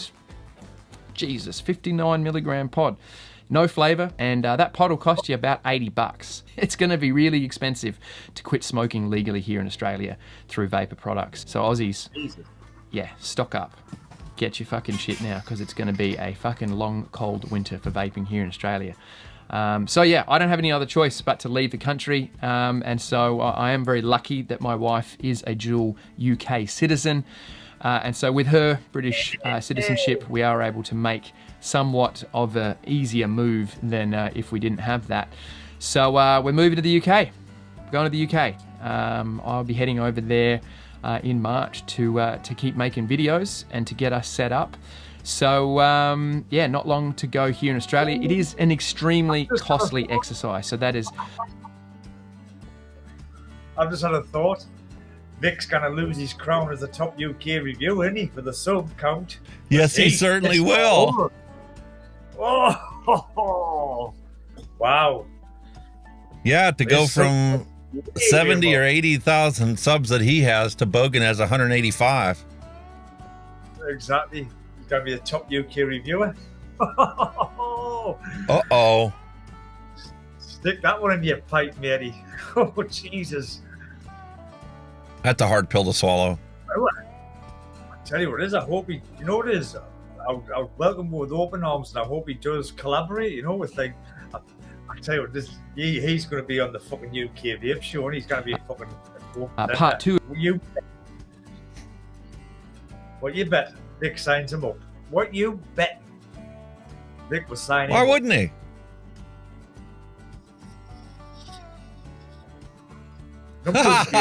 Space Turtle 1 says that was the real intention of the Australian government, to destroy Vic.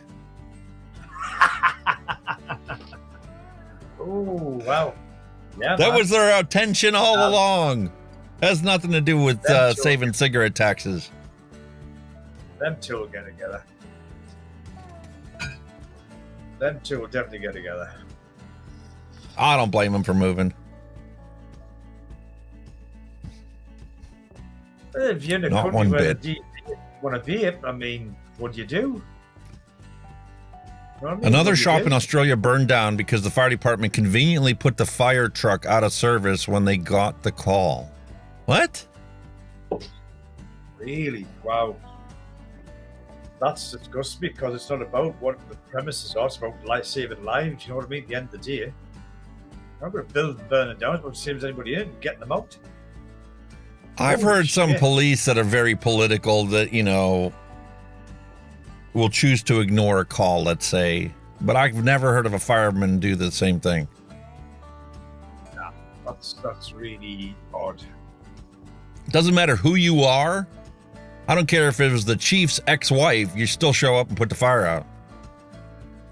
Exactly. That's your job.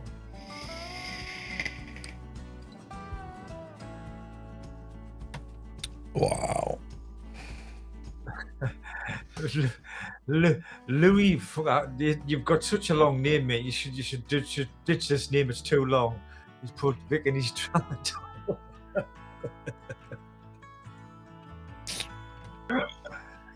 Oh dear me. Well, that's sad. That is sad. The person who actually leave his country in birth because his government's fucking wow. Killed his business. Wow. That is, oh, you cannot put words to it, really, can you? Sad state of affairs that we live in today. But I mean, what are you going to do? You'll make yourself at home in the UK because you know he likes his he likes his punk rock music, you know, and the UK's got a big punk rock thriving scene, you know, and all the classic punk rock stuff, you know. He likes the Pistols and all that shit, you know. It was all over here. So yeah, he'll be welcome here. Make yourself home here. Just the only thing he's gonna have to get used to is the fucking cold. No more fucking Bondi Beach for him. You fucking be a beach for fucking freezing cold winds up in fucking Whitley Bay. Sea temperature about 3 degrees tops. That's going to be a rude awakening for him, is changing the weather. Right. Plus change of the seasons. Yeah. They're in the middle of summer right now, heading into winter. We're in the middle of winter, heading into summer. Yeah. But the time zone's totally different. That's going to take some getting used to. 12-hour difference, isn't it? Yeah, that's not too bad. I work plenty of third shift and then, you know, switching back and forth. Yeah, it's not easy, but it's an easier thing than having to move yourself from one country to another halfway around the globe. So I'm saying he's got to be a night owl. He's going to be up all night to keep out here.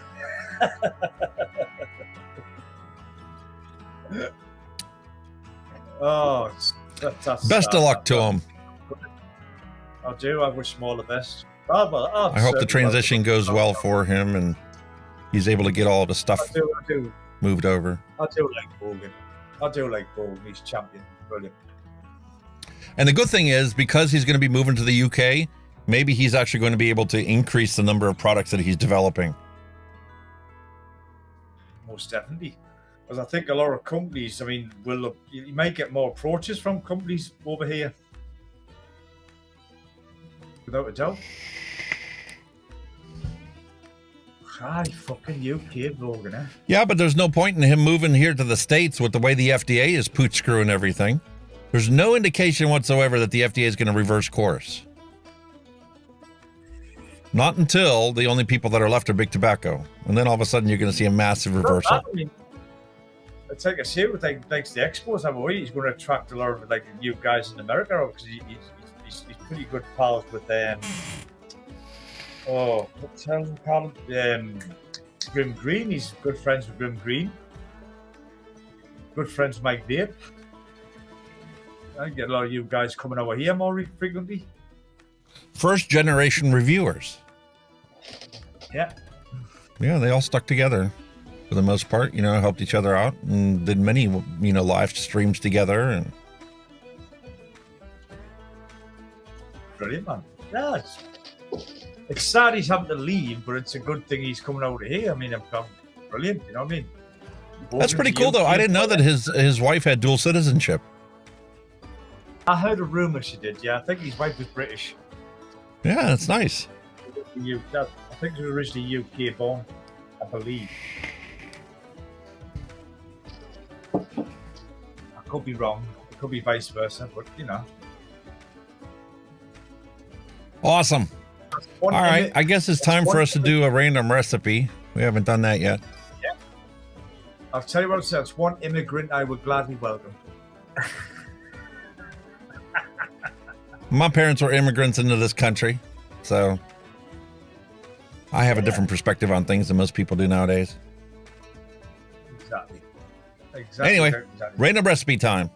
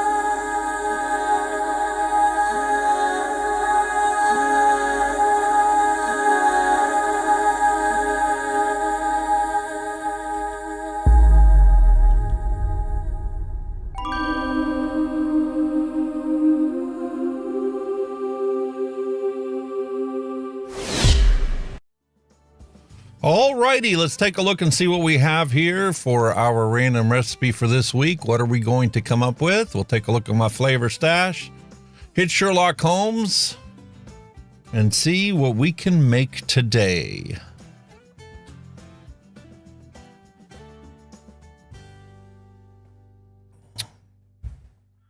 Hot diggity. Orange Julius. That sounds like a wonderful recipe. We have French vanilla, juicy orange, sweet tangerine, and vanilla whipped cream. All Capella flavorings. Well, that's interesting. I think we're going to go with that one today. Let's adapt this. Make 10. And then we can go with the 6 is fine. Suggested steep time is 2 weeks on this one. And the only other thing we need to add is super sweet. Oh shit. Sorry, gotta go for a pee. Save that. And there's our recipe. Right, what we're making, sir? What we're making? Let's have a look. Orange Julius. Oh, interesting. French vanilla, Right. juicy orange, super sweet, sweet tangerine, vanilla whipped cream. French vanilla. Interesting.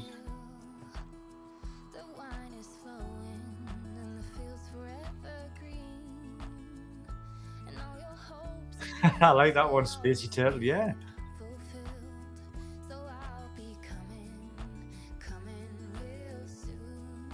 I like that one there. Bogan unknowingly married his backup plan. Yeah. Pretty cool. I hope he moves up the north, man. Haven't gone to London, mate. Bogan, man, don't go to London. You're in Australia, you're used to fresh Probably air, depends you'll on die. where his wife, where her family is. Nah, but not London. You know, it's smoggy, it stinks, it's minging London, man. It's horrible. It's polluted the fuck. You'll die there. You probably end up getting cancer or something down in London, man. Fuck that. Get yourself up north, fresh air, lovely Yorkshire. Anywhere from Yorkshire upwards, mate. That's where you want to be. So when you think about, wherever you live does have an effect on your human body. Did you know that? I mean, I'm not being daft, but it does. Oh, yeah.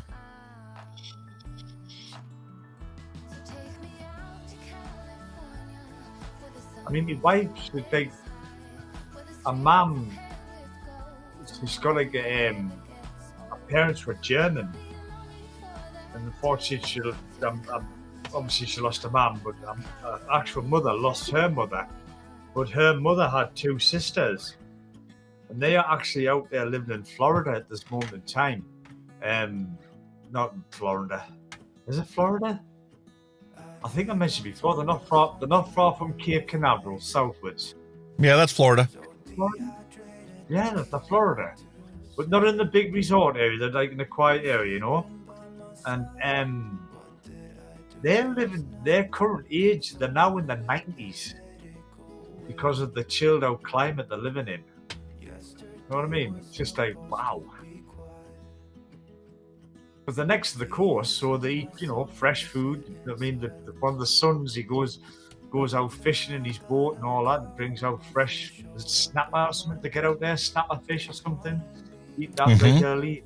Oh, they're in the 90s, healthy as hell. It says I have all these flavors, but I can't seem to find them.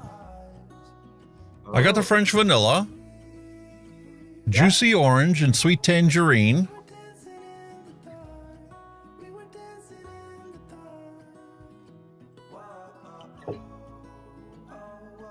You haven't been using it for another recipe, you haven't put it back or something, have you? Something along them lines?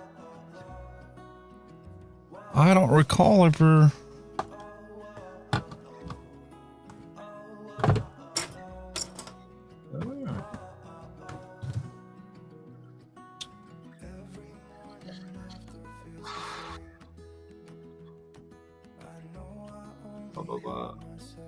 When BT get a US monopoly, watch them go to market. We'll do, buddy.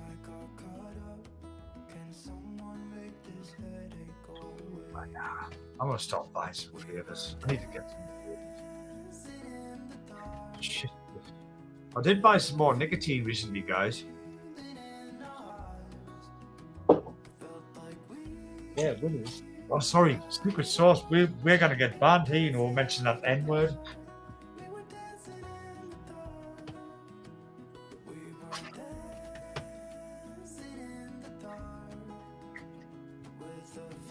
I have bought. You know what I bought? Just to try. What'd you buy? I didn't get a big bottle. I bought some of that. Hybrid. Hybrid Nick. A bit of both. Yeah. So that's a bit of both. It's Nick and Nick Salt. VG. This is VG based. What's your Nick? Is your Nick VG? PG. PG. Oh. The salt Nick I have is 50-50. So what would you say the difference is? Obviously VG. Just the thickness. So you would still put the same quantities in, I take it, or whatever.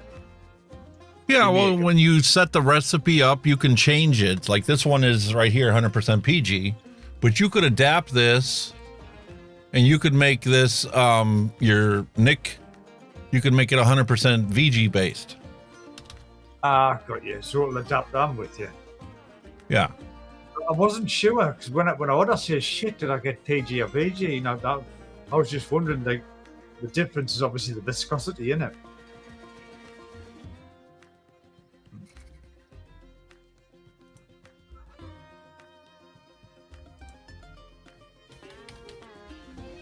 That's expensive. Nowadays, this stuff's quite expensive over here. Do you know that? This is not cheap. Secret sauce. Everything How much else, did you pay for that? What's that, a $250? Oh, yeah. I think it's about. Oh, hell, does. Hang on a minute. I need to remind. I think it was 20, 30 quid, something like that.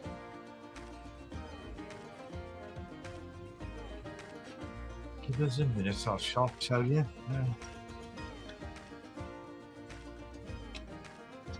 If I remember correctly, it was. Where were we? But one litre of what I've got costs £69 for a litre. That's cheap. Last order, I paid $120 for a liter of Nick. What's that in pounds and roughly? Um, Oh God. I'm just trying to see if I can see the 250. 95 pounds. 95.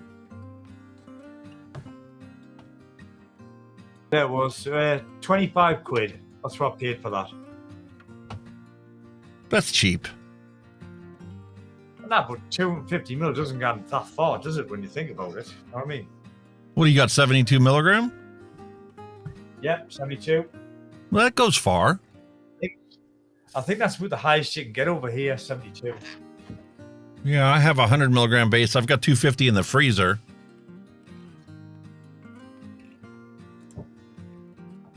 Why can't I find this juicy orange or the sweet tangerine?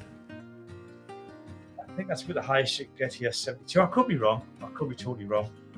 Could be more ways of getting whatever.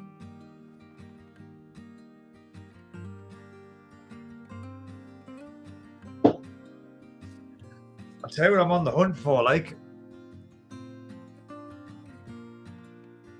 I'm on the hunt for another 4K monitor.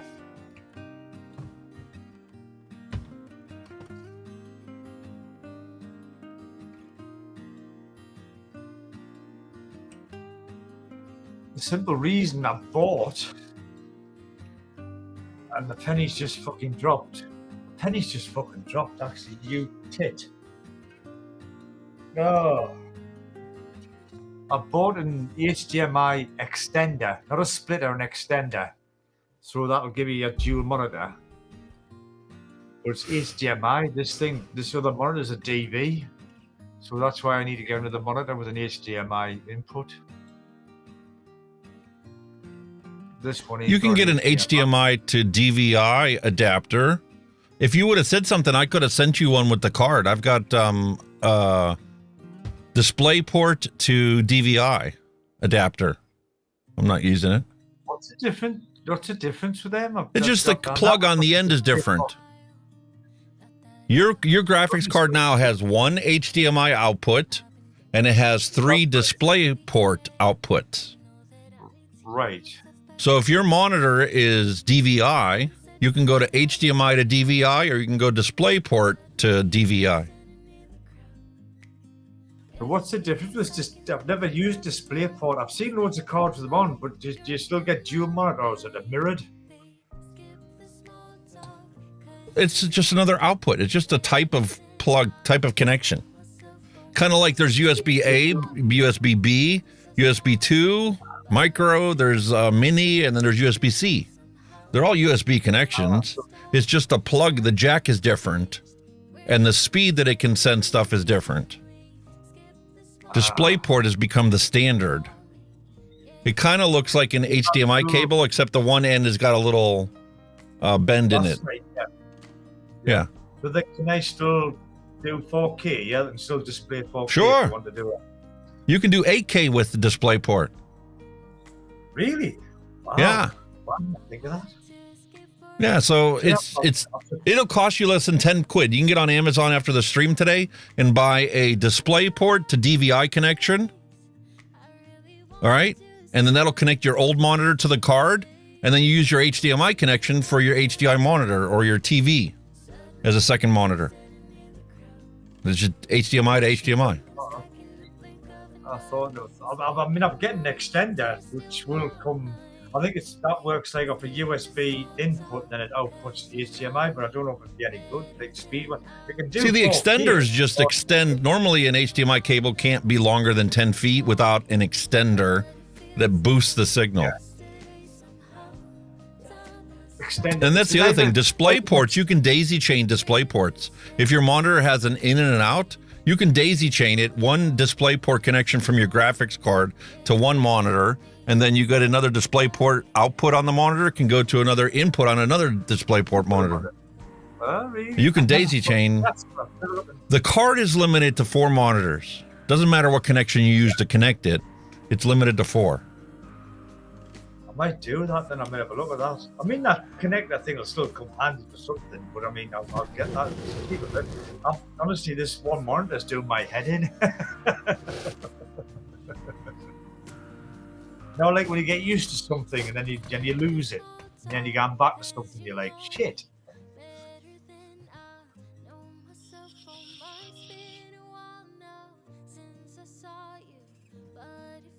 DV to fucking, was it fucking this? Display port to DVI cable. Display port to DVI cable. Let's have a look. I found my juicy orange, but it's not labeled, which means that there should be one out here with a label on it. And then the other one I need to find is the sweet tangerine.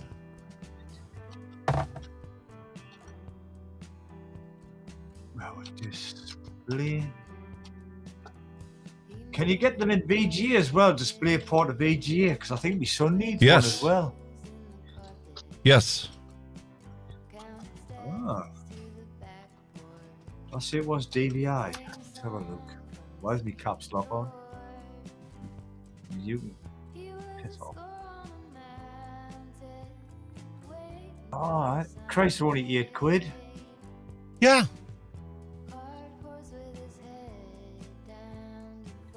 Holy shit, man, you dummy. What a dummy.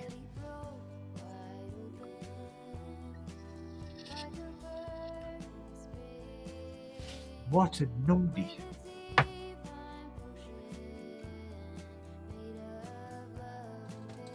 I'm really embarrassed I don't have this freaking tangerine. I don't understand how it could be in my list. All right, so I saved that. Flavor list.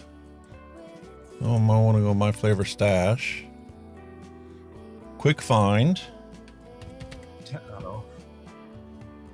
It says I have a sweet tangerine from Capella. Yeah. Display port DVI cable. There you go.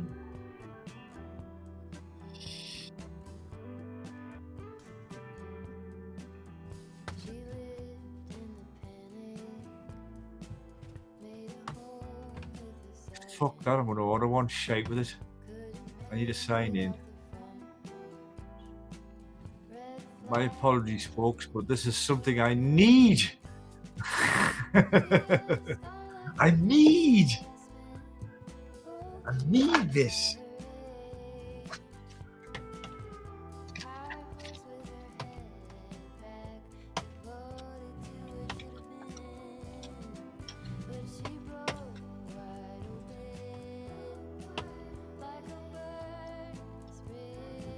I need this in my life.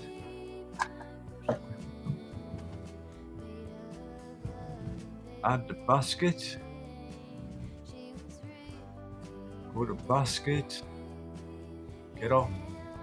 Just need to check out.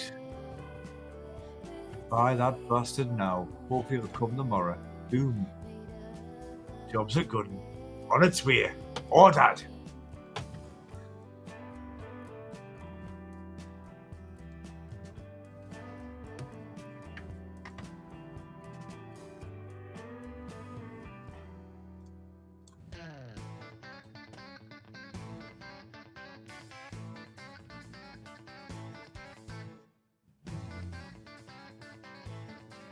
I never even thought of that, you know, I've gone down the cable route. What a tosser. My brain's like mashed Ah, no potatoes, worries, you know? simple mistake. My Unlike my brain's like- freaking tangerine, I can't find it. Like I say, because like my son, he's got the same card as mine, but his is a VGA, and obviously that card hasn't got a VGA output. It's just got a say a DV or an HDMI. And obviously he's using the one HDMI for his monitor. So now I go DV to VGA, and that's his two monitor setup. Awesome, legend. You are a legend, my friend. There's a dual DVI and there's a single DVI. The dual can't do to, you know what I'm saying? Your card has 3 display port outputs, so you need a display port to whatever the monitor is or whatever the TV is.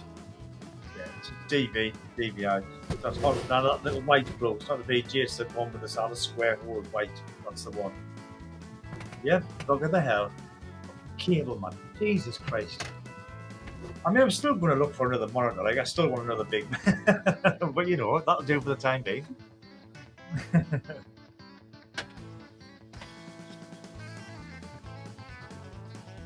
Holy shit, man. I'm spoiled for choice these juices. Like, wow. Look at this. What a tosser. I put the Capella with the TFA. No wonder I couldn't find it. Ah, there you go. You see, he knows all the time. He knows all the time. So sweet tangerine.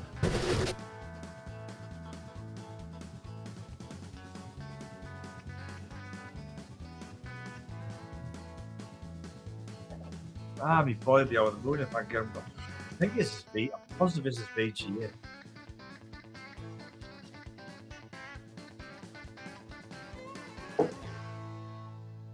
Yeah, VGA is the old blue connector. That's right, yeah. I think that's what it is. What a dick.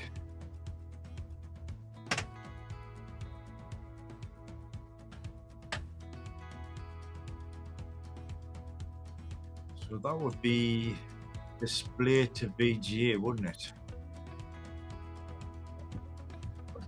Oh, you idiot.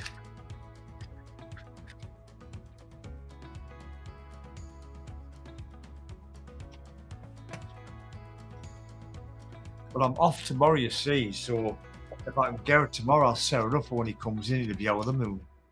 He'll be buzzing. Shit, wrong one. I like giving him nice surprises.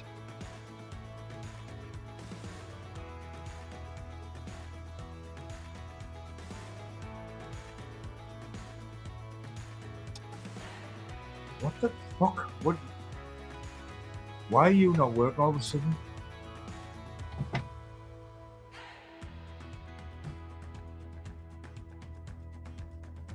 That's it.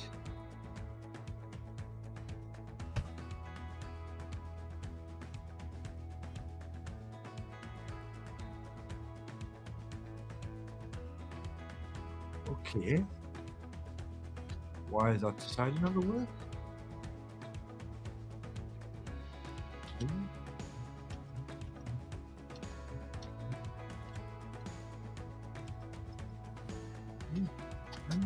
This sucks.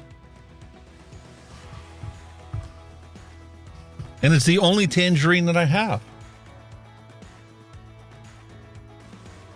Holy shit, what's going on there?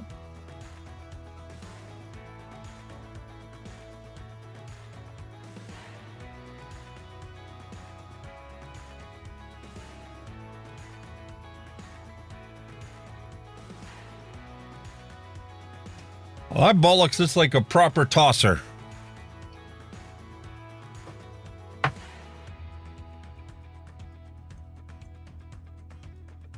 What the fuck?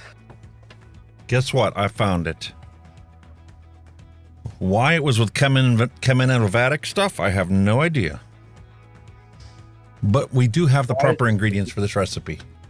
Thank goodness. I'm certainly not getting into here no more. What the fuck was that?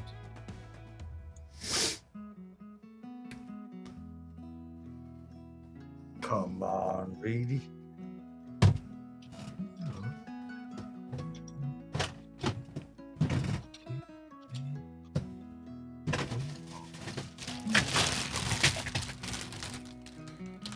Sorry, folks.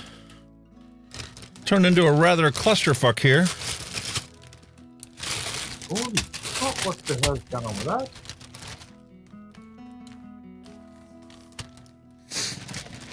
A bastard said that he couldn't find any of this stuff because the old lady was making ice cream.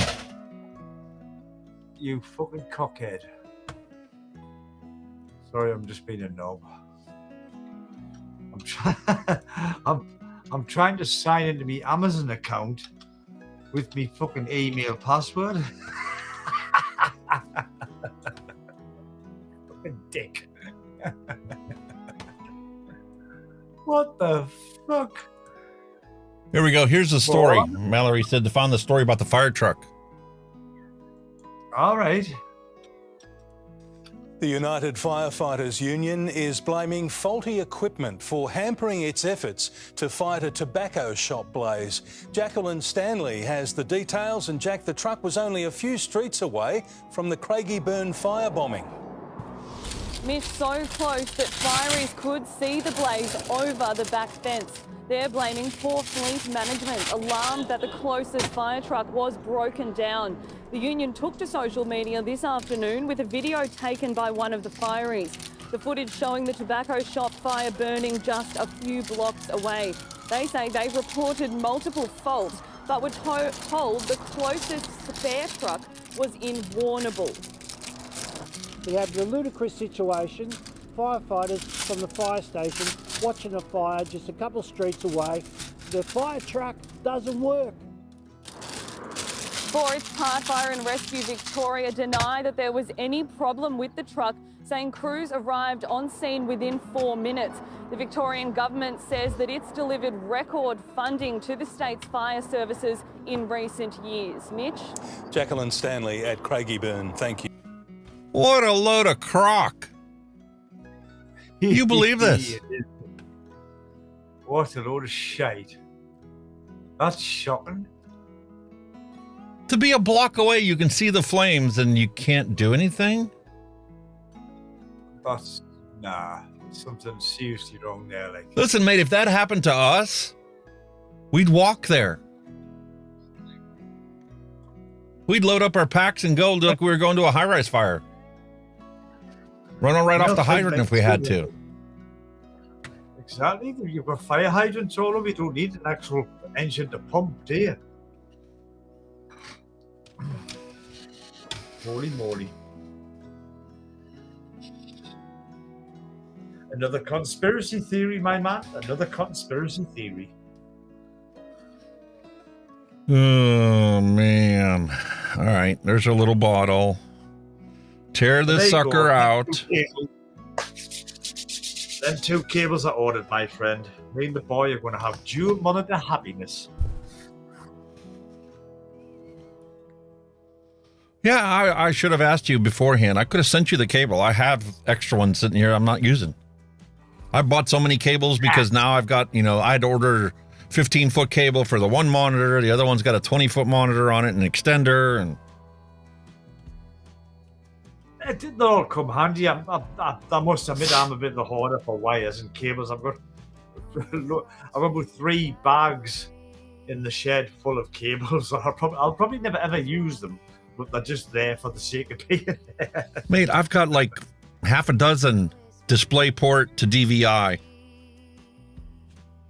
cables.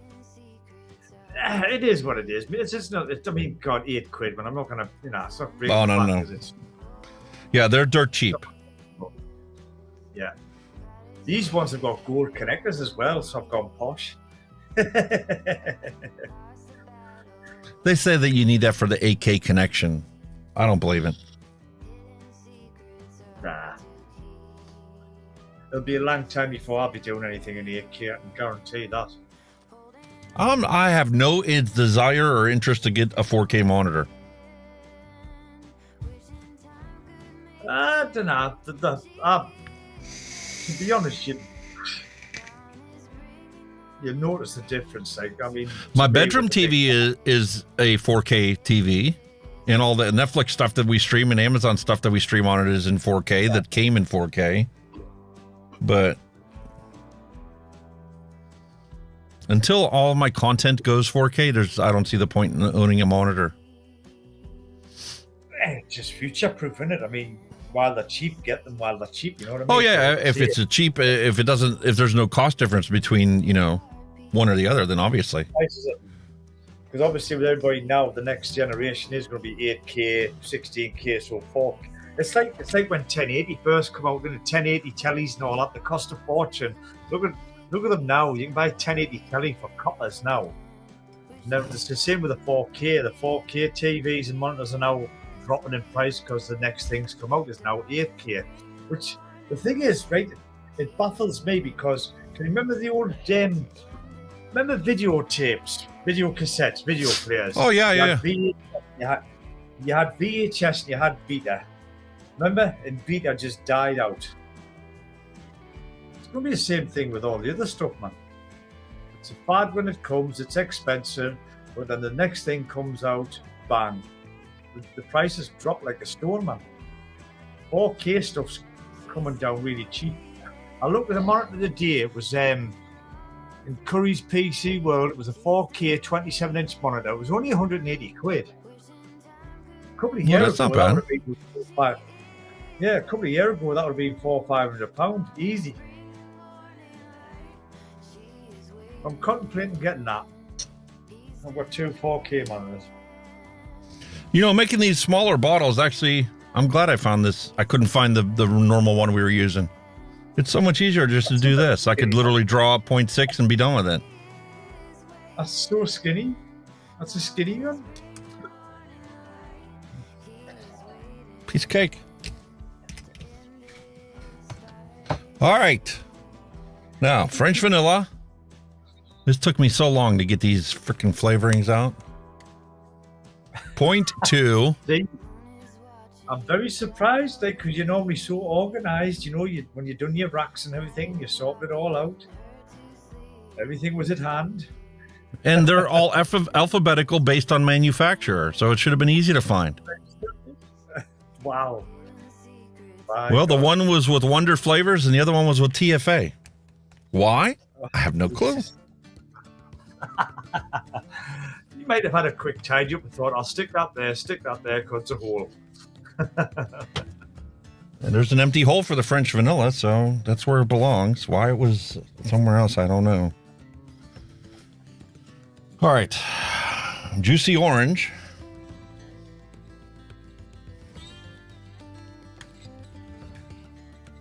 .6. I haven't had any real luck with this juicy orange.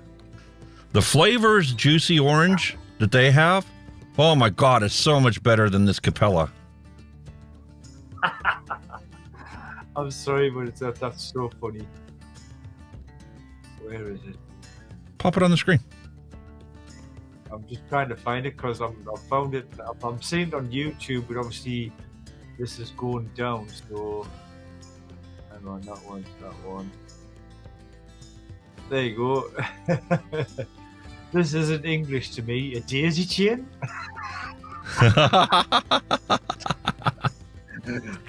Sorry, mate. I don't know where you're from, but sorry, mate. But if you want us to explain daisy chain, we used to do it with flowers called a daisy in the UK, and you used to put a little hole and you used to link them together and make you can make like a necklace out of daisy flowers. Am I correct, sir? Would you agree with that? Mm-hmm. And that's what you called it. And that's what you called a daisy chain.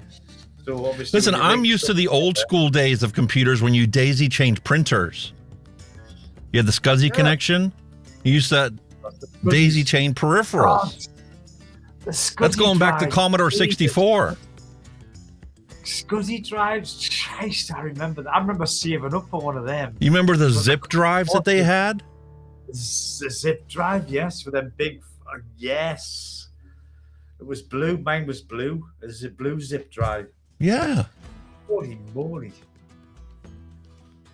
Even your floppy disk drives, whatever happened to them? Yeah, 3.5 inch. Did you ever have a 3.5 inch floppy drive? 3.5 inch floppy drive. I'll go in the room and get you a bunch of them. I got a handful of them in there. Really? You still got some of them? Jesus. Sure. Christ. I've got a Windows 98 computer that's still operational. No way. Yeah. Holy moly. Kids used to play Reader Rabbit on that thing all the time. They had half a dozen games I bought for them. That computer was never connected to the internet, but they always used to play it on all kinds of stuff. Wow. I remember the days when you didn't rely on the internet to play a game. There's a freaking sweet tangerine I couldn't find. Why it was with Wonder Flavors, I don't know. We didn't have a Commodore. We had an Atari ST. Remember your tape deck? You put your tape in it, we used to go about 5 hours before your cable loaded up. That's definitely a tangerine. Them All right. Them were the days, man.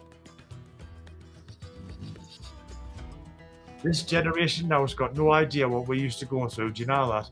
Got no idea. 3 drops. All that for 3 drops. No. Louise says I used AOL on Netza. Fucking hell.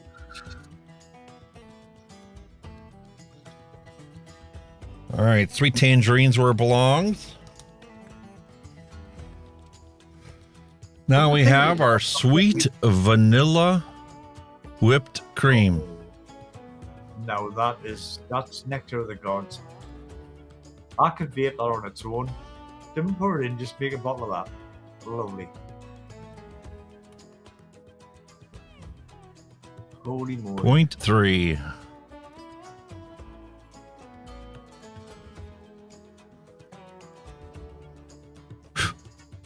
Damn. You blow. Come on, one drop. One more drop. Now all the Capellas are where they belong. Thank goodness. We finally got All yourself right, so we need 1.2 of PG. Let me pull out my little bottle. little. Only little.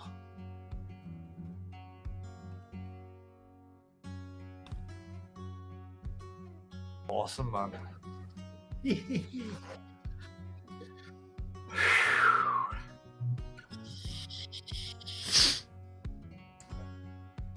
Oh god, I'm buzzing out with that now. You've got me buzzing out with that. I can't wait to get back to you, monitor. God, when you're used to it, it's so... You should have told me that's all you needed. I would have told you that. Never passed it. I never give it a thought. Put it in, blah blah blah. Right, it works, and I never give it a thought. Yeah, and the nice thing about the DisplayPort connections, it's got a locking tab. So once you put it in there, to pull it out, you have to push the tab down to pull it out. Bit like the Ethernet cable, where it'll tell you to squeeze it and pull it out. I'll grab one here in a minute and show you. It's really simple. All right, 8.83 grams. I've heard rumours that there are a better way to hook your monitor up to your card because they reckon they give them a better signal rather than the HDMI. DisplayPort. Whether that's true or not. Yeah, whether that's true or not, I don't know. Only because of the locking tab. HDMI doesn't have a locking feature.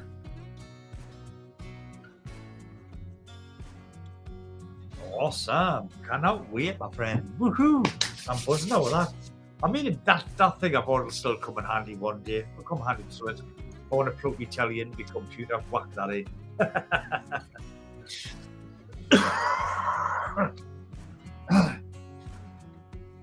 Not that I really need it because it's Wi-Fi. I can connect this via Wi-Fi if I want to, or do a screencast or Chromecast, whatever you call it.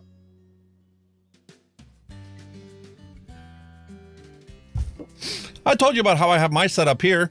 This one here, this monitor here, is run to a splitter.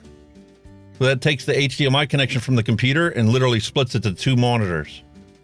My TV is mounted on the wall as one, and then this little old monitor, 19-inch monitor, is mounted onto the wall so that I can see OBS and I can do things here and I can put, people's stuff up on. Nah, but let's face it, you need them because you've got that much shit running. You know what I mean? You've got to monitor it, you know what I mean?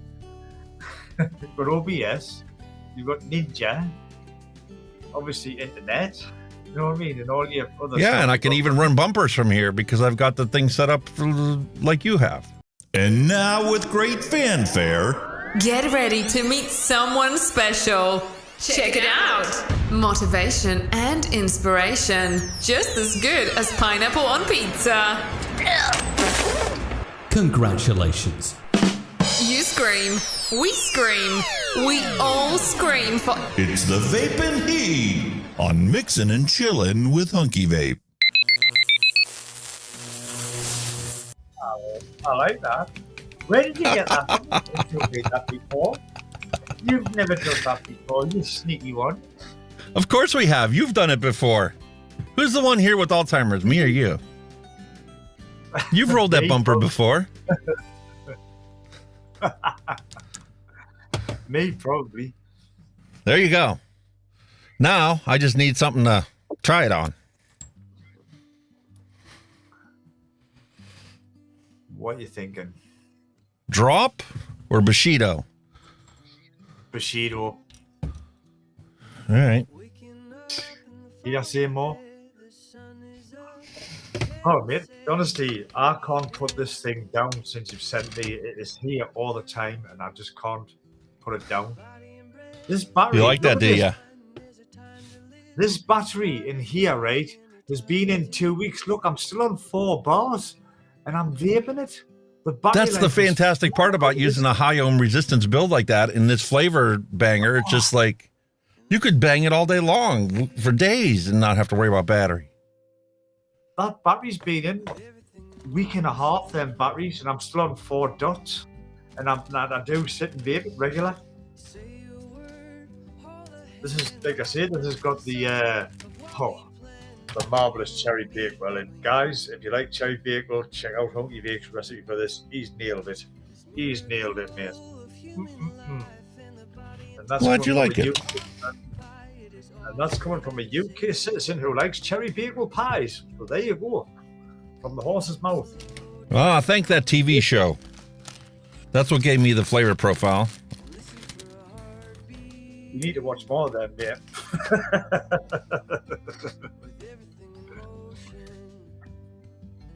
Just don't watch anything that's got anything to do with like a curry house or something like that. Don't watch none of them recipes, for God's sake. Oh, I would love a good curry. Don't do a chicken tikka balti vape, for God's sake, don't.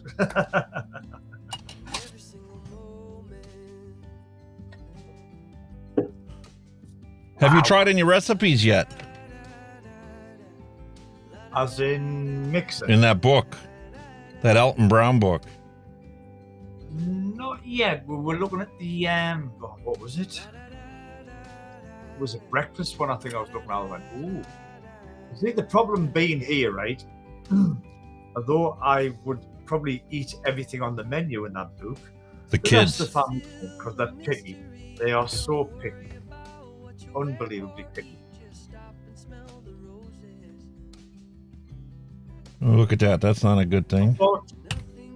But I thought, you know, that me and the wife want like a little bit of a meal, like a date night or something. We could rustle something up over there for a date night. No problem.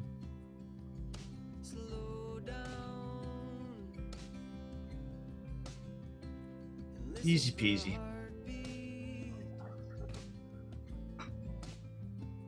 Oh, go away. Come on, get on there. Your little earpiece is going battery low already.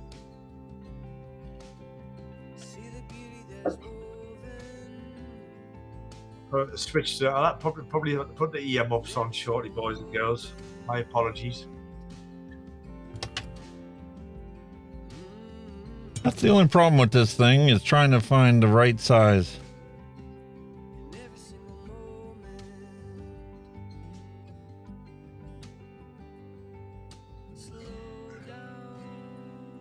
Caught in the feet with this 2.5 millimeter coil. There we go.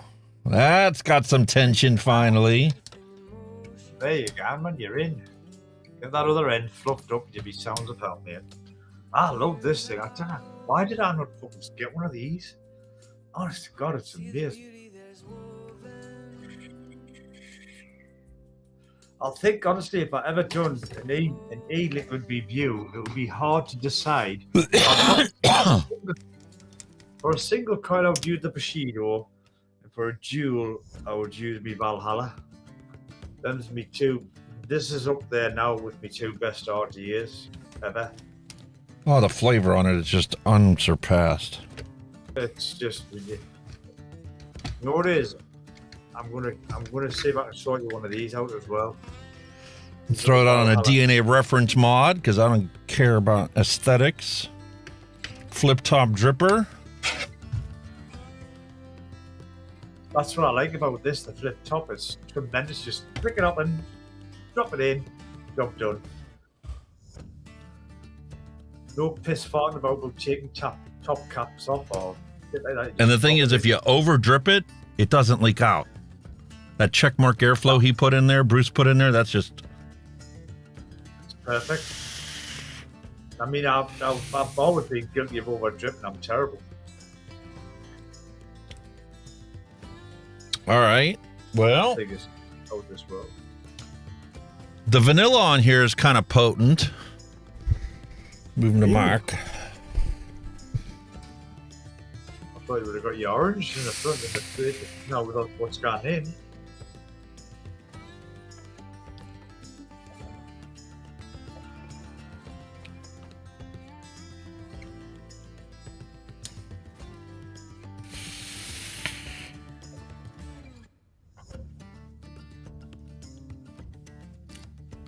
Now, this recipe does specifically call for a 2-week steep.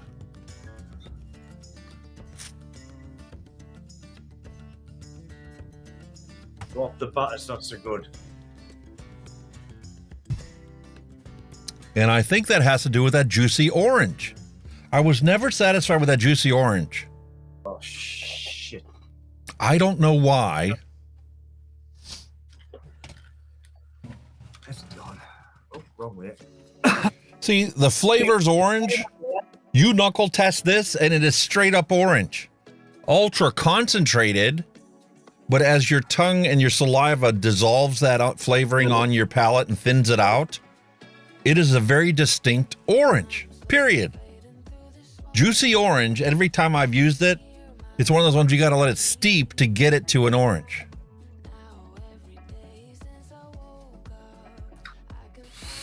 Yeah, I'm saying at least the notes are there in the recipe saying that 2 weeks steep time is required. So, well, the thing about this one is you've got French vanilla in there, Capella's French vanilla, like you put in for French vanilla for your creamer, right? And then they have a vanilla whipped cream in addition to that. That is 6%, and it's competing with juicy orange, which I never can recognize right off the bat. I can't do it on a shake for juicy orange. And 6% is the average that a lot of people put in their recipes for juicy orange. So, okay, fine. And they're using sweet tangerine as an accent flavor at 1%. But I think that these orange and the tangerine is legit going to take a while for it to come to balance with those creams, which is the opposite of what normally happens with creams. Normally you have to wait for the creams to come through. yeah. Whereas here, the vanilla's punching through, you're getting a creamy aspect to it, and the orange is just like, where the fuck is it? You gonna show up to the party or what? I know I put you in there. It's totally the opposite way around. You would expect it to work. Yeah. Everybody tells you, you can taste fruits right away and you gotta wait for creams. Well, not when it comes to orange. Wow. Juicy orange is the opposite. But I'm getting this vanilla whipped cream right away. I get a vanilla. The vanilla is the forefront. It's in a cream base, and I'm like, okay, where's the orange? It's not there. It's very surprising because obviously orange is a very punchy citrus fruit flavor, isn't it? So I'm very surprised you don't get that at all. That's a weird one. Now, here's the other aspect of it. Now, this Orange Julius, you're not familiar with it because it's something that is actually a branded thing.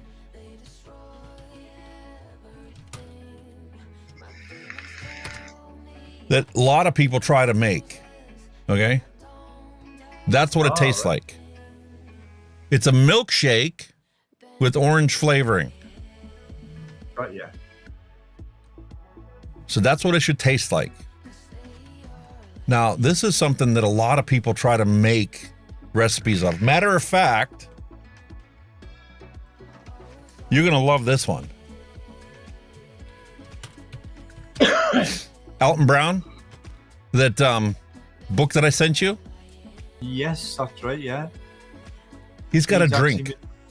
He's actually made the drink. He calls it Orange Delicious because you're not allowed to call it an Orange Julius. Yeah. Trademark infringement or whatever. Yeah. But here's how he makes it, and here's the ingredients you need to actually make this recipe. Freshly squeezed orange juice, okay? 2 teaspoons of orange zest, a half cup of whole milk, 1 tablespoon of confectioner's sugar, and a half teaspoon of vanilla extract. Oh, that's so simple. And you can make the drink yourself. Obviously, you got to freeze it and blend it. Wow.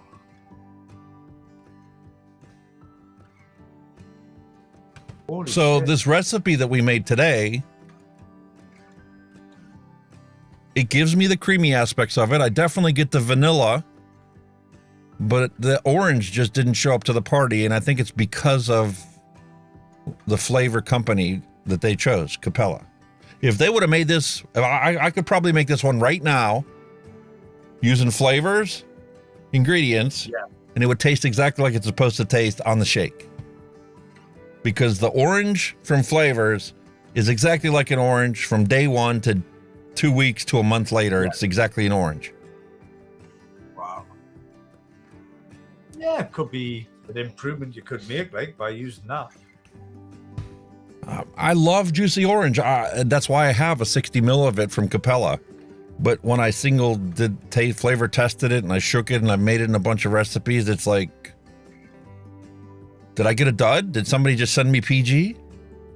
I mean, it's not the same flavor as tasting PG and knuckle test. There is some kind of orangey thing there. But why do I have to wait 2 weeks to taste orange? It's a fruit. Very prominent flavor as well, isn't it? I've got citric acid that I can sit here and mix up a concoction with PG and come up with something that tastes like an orange. Yeah. But it's too acidic to vape regularly. That's so odd.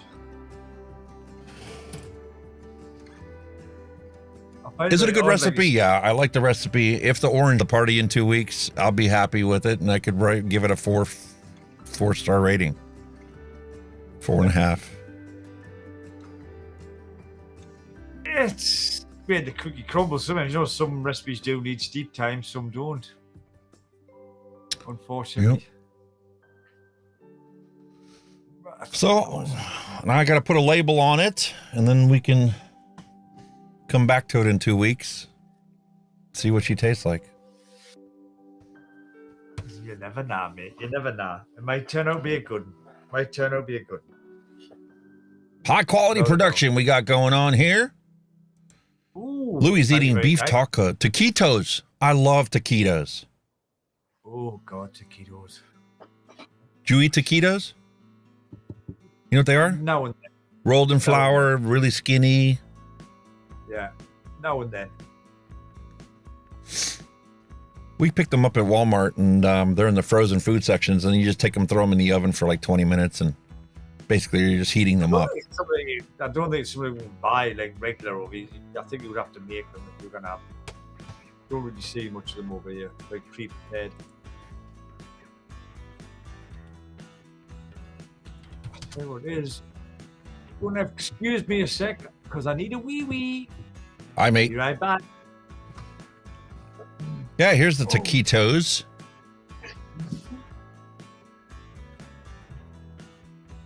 Love them.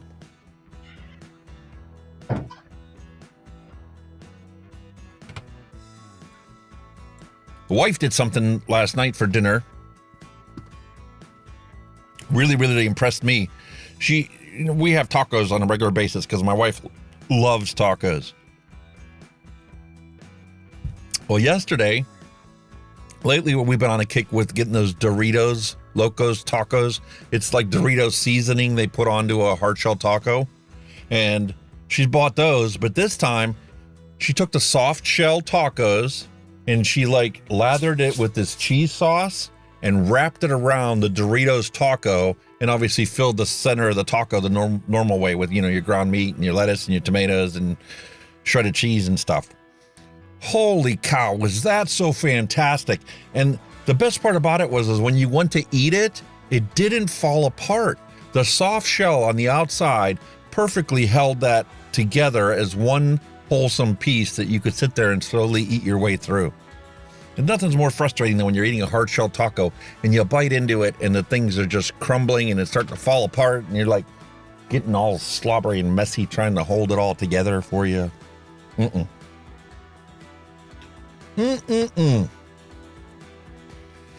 All right, so let me go to the chat window here.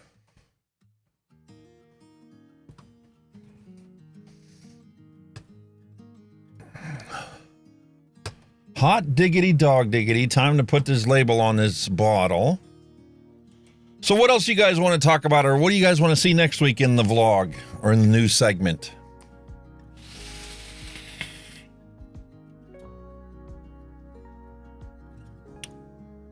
It's not bad.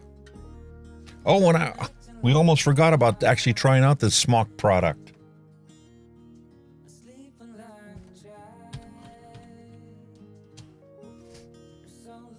Let me get the label before I forget it, and then we'll go and we'll give this SMOK Trinity Alpha a try. Find out how good it actually is. Open. Orange Julius.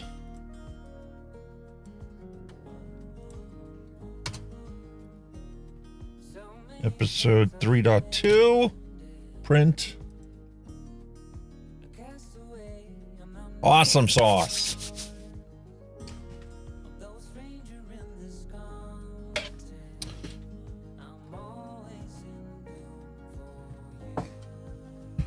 Here's our lovely label.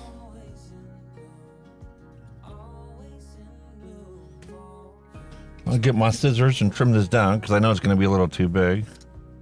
I have to create a template for these little 15 ml bottles.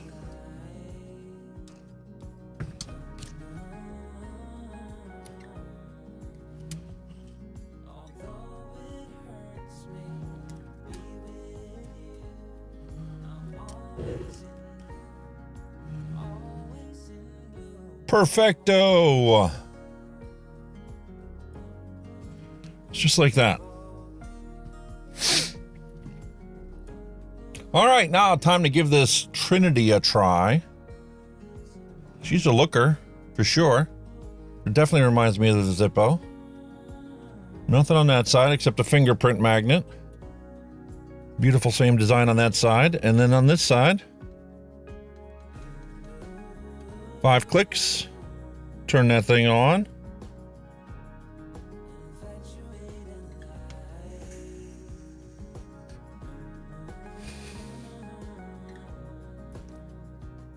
Wow! That does taste like a fried banana.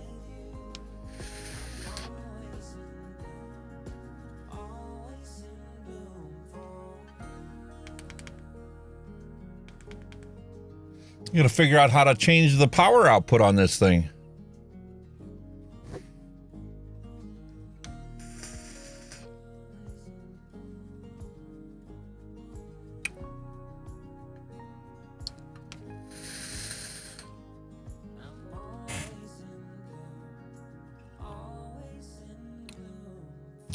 Interesting.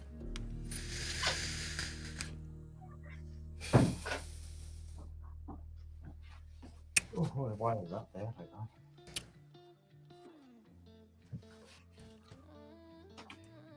Well, I can definitely feel that it's a 30 milligram.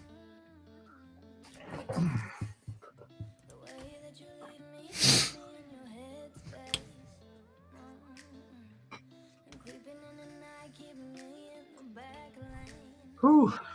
Sorry about that. Jesus Christ. When you gotta go, you gotta go.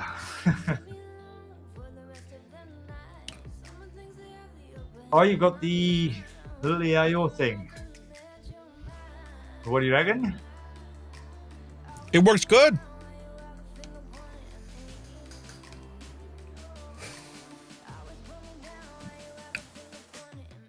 It's a restricted direct lung. Yeah, it's not MTL. I'm going to hand it to my wife tonight. I'm going to see what she thinks of it, but I can definitely feel the nick already. As a 30. Holy moly. It's a lot of vapor for a 30 milligram. Oh, it is like it pumps a tiny little bit out for what it is. It sure does.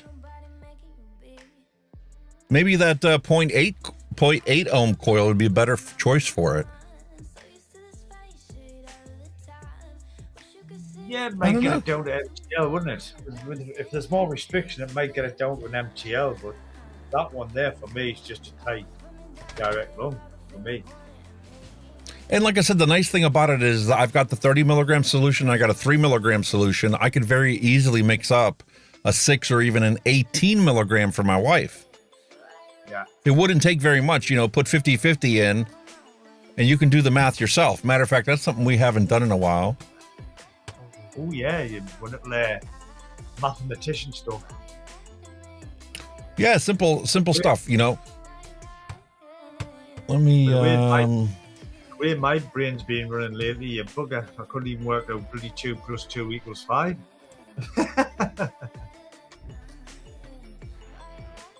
Okay, let's see if I'm gonna dox myself here.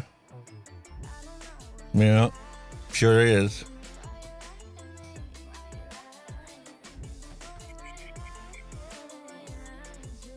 Let's do this instead. Okay.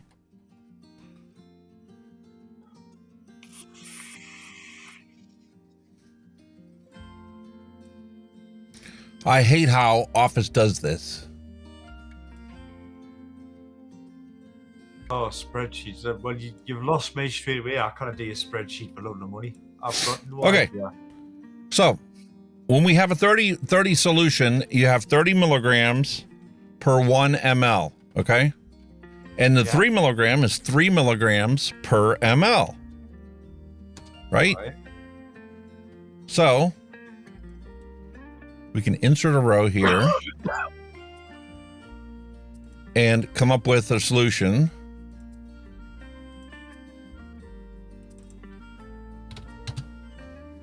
And let's say that we're going to put a 50-50 solution, okay?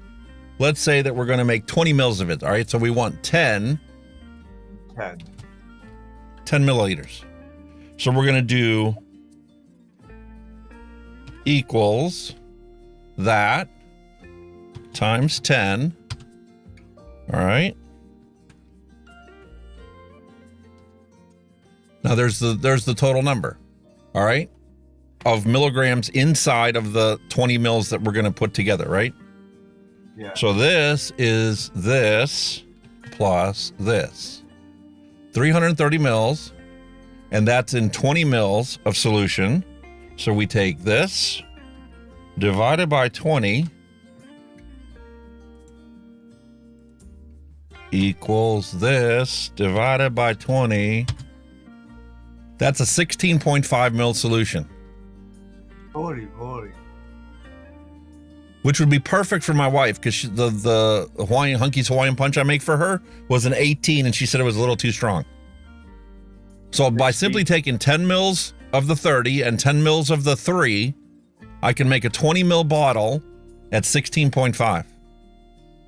So cool, I like.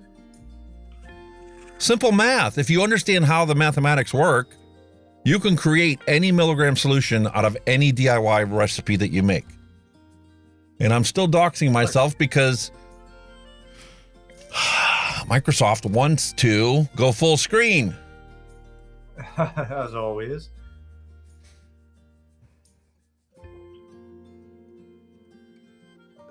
Drives me up a wall. That's Chrome does the same thing all the time. Well, that's what I'm saying. When I was like setting this up for the night, the Chrome browser just wanted to go full screen all the time. I'm like, no, I don't want you full screen. I mean, I'm trying to get it, and it just nah. But literally, I just shrink it down manually. I can't understand how people can stream with just one monitor. Oh, I'd go insane. But like I say, I've got 3 windows open in this, and it's driving us up a fucking wall. As you just what? I've got the YouTube stream, I've got OBS, and I've got the Ninja stream all squeezed into one monitor. And all right, it's a 27-inch monitor, but it's just still ain't good. I'm just used to like having something over here. But this is definitely a restricted direct lung, and 30 milligrams is too strong to put in there. It just makes too much vapor. What do you think of the flavor of it, though? I mean, are you happy with the flavor of it? I do like the flavor. I thought it was all right. I didn't think it was too bad. The fried banana split flavor profile itself is very unique, you know, because it gives you the banana and it gives you like a fried crust over top of it. But there's something else there. There's a creamy aspect to it. There's also that fruity aspect of it that you would have from a banana split. But it's not like forefront like you would when you eat a banana split. You get a bite of fruit with a bite of the ice cream. That's right. So it's definitely a fruit and cream mix. This one is more of a fried banana, like you said. So I'm expecting some kind of like strawberry sauce or pineapple or cherry or something. It's not there. Fried banana over pan. That you think would add some kind of dressing to it, like you say, like a syrup or whatever. Banana? What did I say? Banana? Like tomato and tomato. Yeah, tomato and tomato. Banana? What the fuck? I'll be walking to fucking work talking an American accent, surely. Hi, you want a banana? Definitely. Like, my fucking, I just don't know what's out of my head lately. It's fucking battered. Really. I really like this thing. It's all right, it is. I mean, Christ, I originally give that to my daughter, but it was like a bit too much for her. She wanted a date, she wanted a mouth along, and this obviously didn't do it. So, how about with the 0.8 ohm coil? That's a lot more restrictive than the 0.6. She still wasn't happy with that, so I'd give her both of them. Still too much. Too much for her. So, fair enough. I wish I had more pods for this. For the X-Slim Pro. What do you get your hands on this fella, man? This one's quite good. It's the Vapor Lux. That's really good. That's nice. That's really nice. I'll have to order me one of them. It's a nice bit of kit. You see, you've got like, you put the pod in where you can have your airflow adjustment, or if you put the pod in the opposite way around, you've got like a little slot there. When we light, it's not helpful. It's a little slot, so you've got a choice of airflows, and honestly, it's fucking absolutely spot on. You know, you've got a little 60-watt display thing there. Nice little bit of kit. Yeah, this pod is shot. It won't. It says no atomizer found. See the flashy blue screen? Yeah. No atomizer. I mean, it chucks out a fair bit of vape as well. I mean, I obviously I'm on full airflow, fully open, like, so you know, but it's spot on. I've got a clue what I've got in that, like, but oh Jesus, whatever it is, it's gone. Oh, yeah. Oh. The only left juice in the pod base and it just gone horrible. Oh. I'm telling you, and if you put a bigger drip tip on that Bushido, oh man, it's even better. I put a big, nice wide bore 510 drip tip on there. How do you get one of them? Because I've only got a tiny one, tiny hole. It's a standard 510, so if you have a 510 drip tip that's got the O-ring on the bottom, it'll slap right in there. Oh, you mean like with a little adapter on? I've got you. 510 drip tips. 510. They work great. What if you do with them? Like little adapters in some of the kits, like, would be brilliant. I never thought The of that. flavor is so potent on this, though. That's why I'm surprised I can't taste the orange. It's an odd one, that, like, definitely an odd one.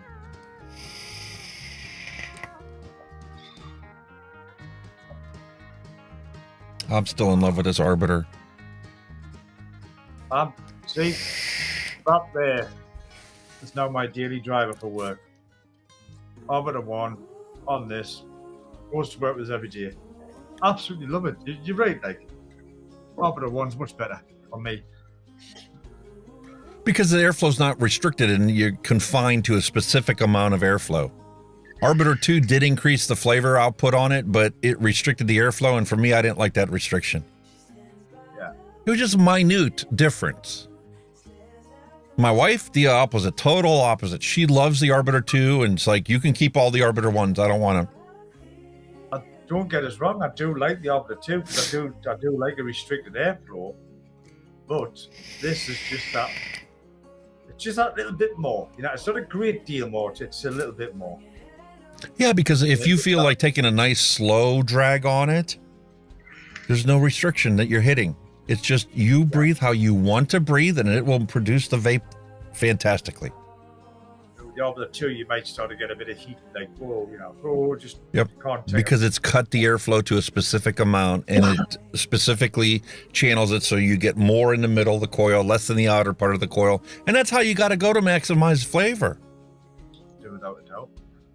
But I mean, the Arbiter's good enough by itself that it doesn't need improvement in my book. I mean, even when you look at a few reviews of the Arbiter 2, a lot of the reviewers prefer the Arbiter 1. Yep, it's going to hold the champ reigns for myself. Don't get me wrong, I definitely love the Blaze, and I use it. But the Blaze gunks up the coil faster than the Arbiter. I have to clean and re-wick it at least once a week in the Blaze.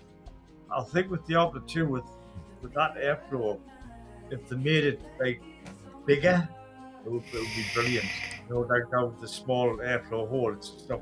If they made that like slot wider and maybe had a couple of like another 2 extra holes either side, whatever, it would have nailed it. For me, anyway. Just to give you that Actually, the simplest solution for the original Arbiter 2 is if they would have extended each of those channels a 0.5 millimeter. Yes. You could have surpassed the airflow of the Arbiter 1 and maximized your flavor. Yeah. I do get it. The honeycomb does smooth it all out. It does. It works. It's brilliant on other RDAs. It's fantastic. Then again, you may find if you do that you actually muting the airflow because you're actually having more air than what the coil is producing vapor flavor-wise. Yeah. You've got to get enough happy medium. In which case, you're back to square one with the original Arbiter.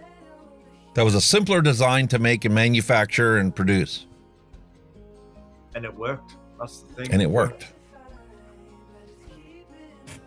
But you can see where they're going from. They always want to improve, so you can see where they're going with it. Kudos to them for trying to make it better. And it was better flavor-wise, but not at the sacrifice for airflow for me. Whereas the Blaze Solo, I love. The airflow was exactly tuned to why I want. Which for a Mike Vapes product speaks volumes, because his is normally very restricted. He likes restricted airflow, Mike Vape stuff like that.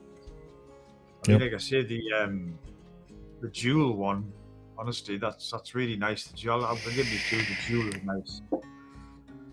Where am I at? Hunky Vapes wines. The Dual is nice. If you like. But I have to give credit where credit is due. This FRUSION juice company did get the flavor profile, and they've nailed every single one I've tried so far. I'm curious to see what this spoonful is going to taste like. We're going to do that next week. What's the actual flavor profile on that? Fruit Loop cereal and milk. That's the Fruit Loop on it, the cereal one. Yep. And there's lots of companies that were making Fruit Loops type vapes, juice wise. There's a bunch of flavors I have here that are actually Fruit Loops recreations. Again, it's another hard one to nail, though, isn't it? That kind of flavor profile. It is a hard one to get right. Yep. Definitely a hard one to get right. But we'll see. We've tried the other ones. I hope that orange one turns out good, but after a bit of steep time. I hope it turns out good.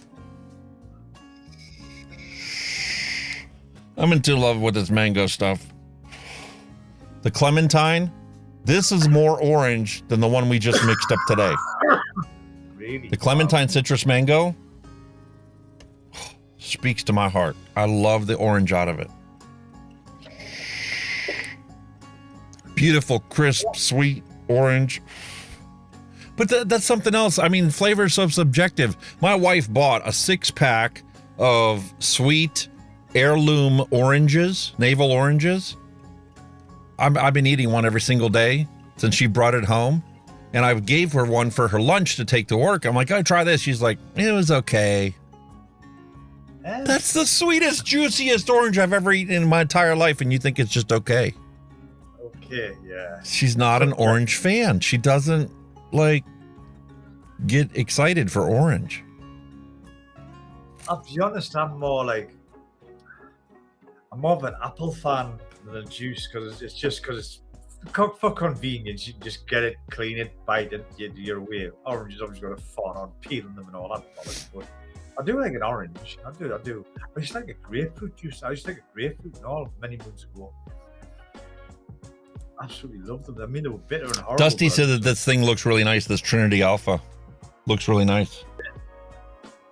I have a feeling I think I was a little too harsh on SMOK for this one here.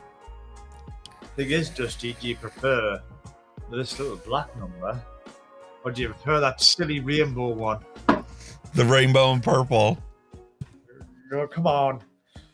Look at it, man. The coloring's terrible. Listen, the box shows it as an actual purple, but we all know when you look at the actual device, it's an actual rainbow. Exactly. It's not purple. It's a bloody rainbow. I don't know. God, where did people get that idea from? I can't get away with rainbow. I just can't. It just looks tacky. I think it just looks tacky. You're lucky I didn't send you the Rainbow Arbiter. Oh, I'll tell you what it is. It would be fucking first class return. Or it would have been painted. I would have sprayed it. Spray paint it, call it a day. Yeah, exactly. Black paint, that'll do. Bit of lacquer, job done. I used to do hydro dipping, you know. I was going to hydro dip some mods, but I mean, I couldn't be asked for the chew on tatting the bits, you know what I mean? Getting all the shit out before you can dip them. You can be fucked on. Oh, God, no, man. Jesus Christ. That's horrible. Yeah, see, here's the thing. You as a machinist know all you need to do to get this look is to take a torch, an acetylene torch, to anything steel, and you can create that rainbow effect. Just heat it. It's just heat treatment at the end of the day. That's it. That's all it is. Heat treated, and after they heat treat it, they spray lacquer on it, call it a day. Yeah. And it's absolutely horrible. But as a machinist, you also know that all you need to do to make it a beautiful, shiny chrome is to take it to a buffing wheel. You could take that to a buffing wheel, buff off the lacquer, buff off the metal, and you can have a beautiful, shiny chrome mod. Yeah, polish it off. Get rid. That's simple. Little rubbing compound is all it takes. Yeah, definitely. I just don't understand why somebody went, ooh, rainbow looks bloody lovely. It doesn't, mate. It really doesn't. Honestly, just nah. That's why everything is so subjective, though. I mean, we talk about flavors being subjective all the time, whether you want pineapple on your pizza or not. And it's all a matter of preference. It just looks so wrong in my eye. It just looks.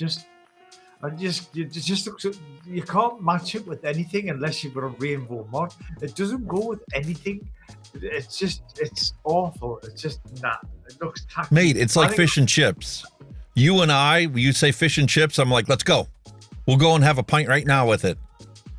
Yeah. I'm eating a fish sandwich and my wife is like gagging on the other side of the room. How could you eat that fish? Ooh, I smell it over here. There's no smell. This isn't a smelly fish. It's a beautiful, delicious, flaky fish. I'll tell you what it is. You want to make your wife gag, get some smoked kippers. The stink. Poach them in milk. They absolutely stink, but they're so good. Hey, how about anchovies? You want anchovies on pizza? No. Nah, I'm not a fan of them. How about sardines? Do you like sardines? To a certain extent, yes. No. I don't like them in brine. I don't like them in tomato sauce. But when I went to Greece, they had a sardine festival where they celebrate their first catch. An actual proper sardine on a grill, like a barbecue. Mwah, out this world. No sauce, no shit. Straight on the grill, bit of seasoning, beautiful. But when they put in lime and tomato sauce, oh no. Nah, wrong. So wrong. How about tuna fish? I could eat tuna right out of a can. Oh, in easy. water especially. I'm always making tuna mayonnaise. Love tuna mayonnaise. Oh yeah. Make it all the time. Everybody's like, how you eat that? Shut up. What I do with tuna, when I get out the can, I mix it up, like loosen the flake it up. I hide black pepper, salt, and vinegar. Lots of vinegar. Oh. Mate, I'll take and I'll put the tuna can in the can opener, and then when it's done, I will literally take the lid and push it down onto the thing, hold it over the sink, and squeeze out the water. Yeah, Bin the lid and sit there with a fork and just eat that. Oh, vinegar. You want some vinegar on it? I'll send you some of that next time. Some good old vinegar. Oh, put that on your fish and chips as well. With your mushy peas. Yo, malted vinegar on chips. You go to Long John Silver's, they have malted vinegar right on the table. You can put on your chips. It's awesome. Put that on your tuna. Mwah. Absolutely perfect, mate. Beautiful. Never tried that. I'll have to give that a try. Vinegar on your tuna, tremendous. Just gives it that little bit of vinegar, black pepper, bit of salt. Jobs are good. I love that flavor, but that nick is just too strong. Tell you, next time you get some peas, mushy peas, drop a little spoonful of that mint sauce in, mix it in. You'll be blown away. I'll have to give that a shot. I never thought about that. See, we don't do mushy peas here, so like peas is a thing that I love to have once in a while. Legit, you know, my wife will be making like something like, we'll have meatloaf or mashed potatoes to go with it, right? And she'll like open up a can of corn that we normally have with it. And every once in a while, if I can find a can of peas in the cupboard, I'll take that and put that on my plate. Oh, and she's like, how could you eat those peas? Oh my God, peas. I love them. Garden peas or like a sweet pea, they're like fresh out the pod.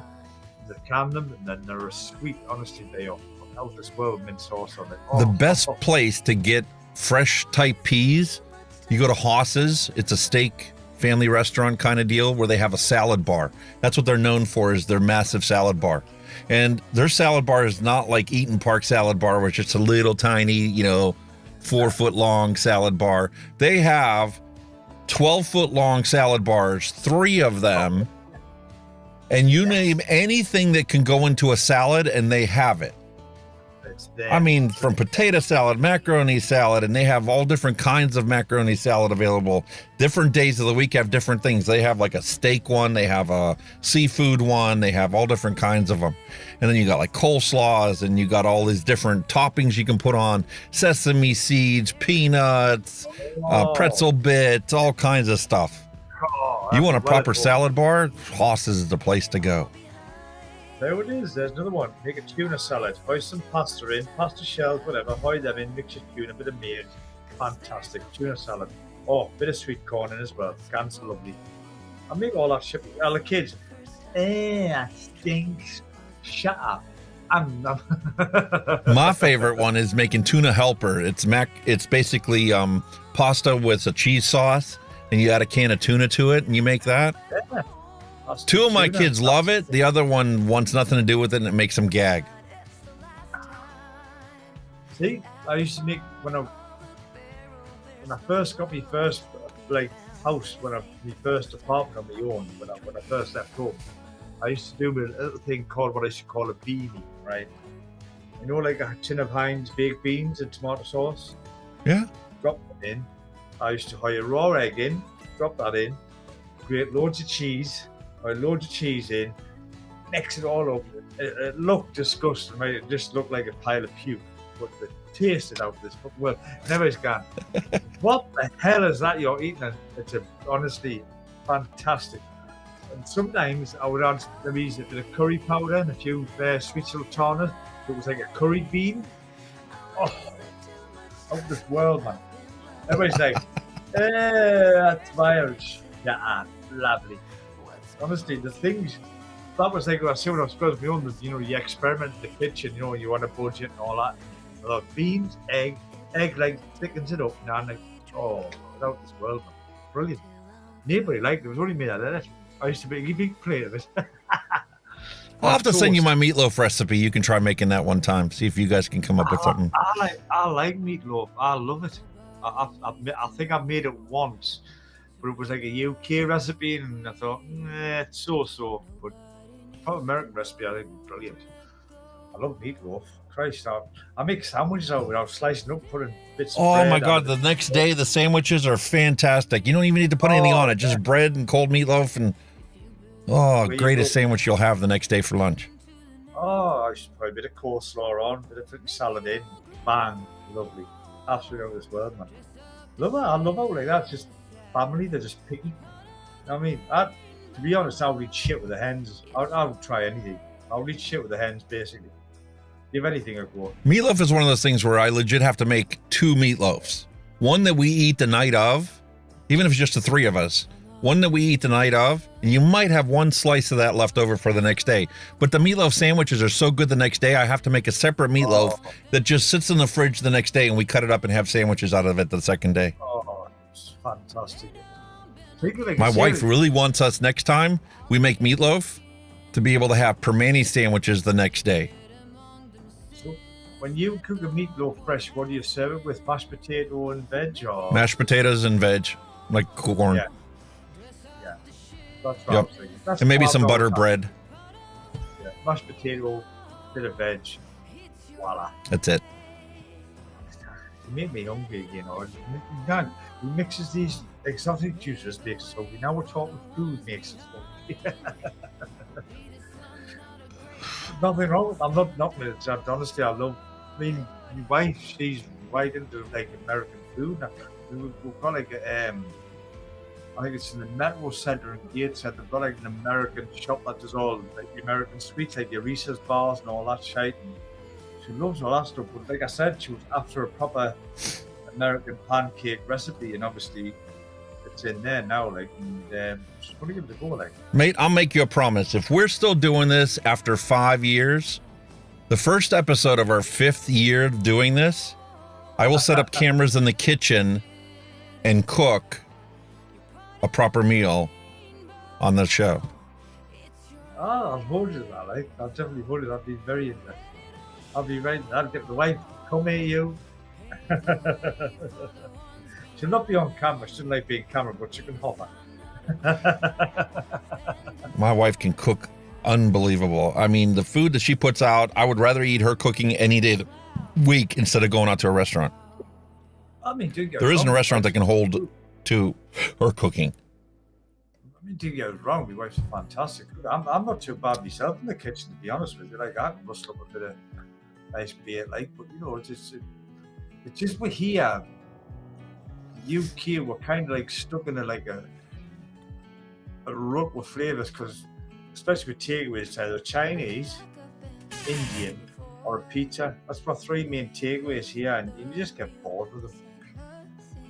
It's worse here, mate. You have the Chinese options. We don't have Indian food around here. In Pittsburgh, you can get to out of Indian restaurants. There's a couple of them down there, but none of them around here.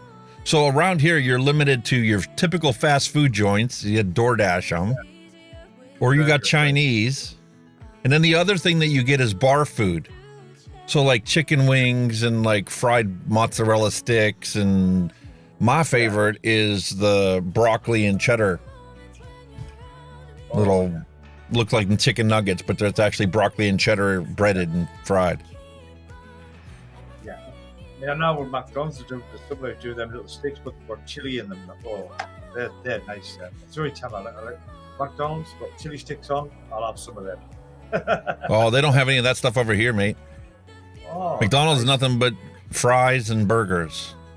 There's like 4 different kind of burgers. You can get a fish sandwich there. I typically get a fish sandwich from McDonald's too. They need to do the odd thing, like, you know, they do the odd specials, you know, like, I mean, they've done a Christmas burger or something, but it wasn't too bad. It's like, burger with turkey stuff and then shit, like, it wasn't too bad. It wasn't really good, was that? But I think the thing with McDonald's over here, I find when you've had one, you're not full. You can eat two. Now, if you like when I got a Big Mac meal, you sit there and eat and you think, I can just eat that again because it's not filling. You know what I mean? That's why we quit going to McDonald's for the most part. Once in a blue moon when we can't come up with anything else, we'll just do that to just have something quick. But it sucks because 20 minutes after you get done eating, you're hungry again.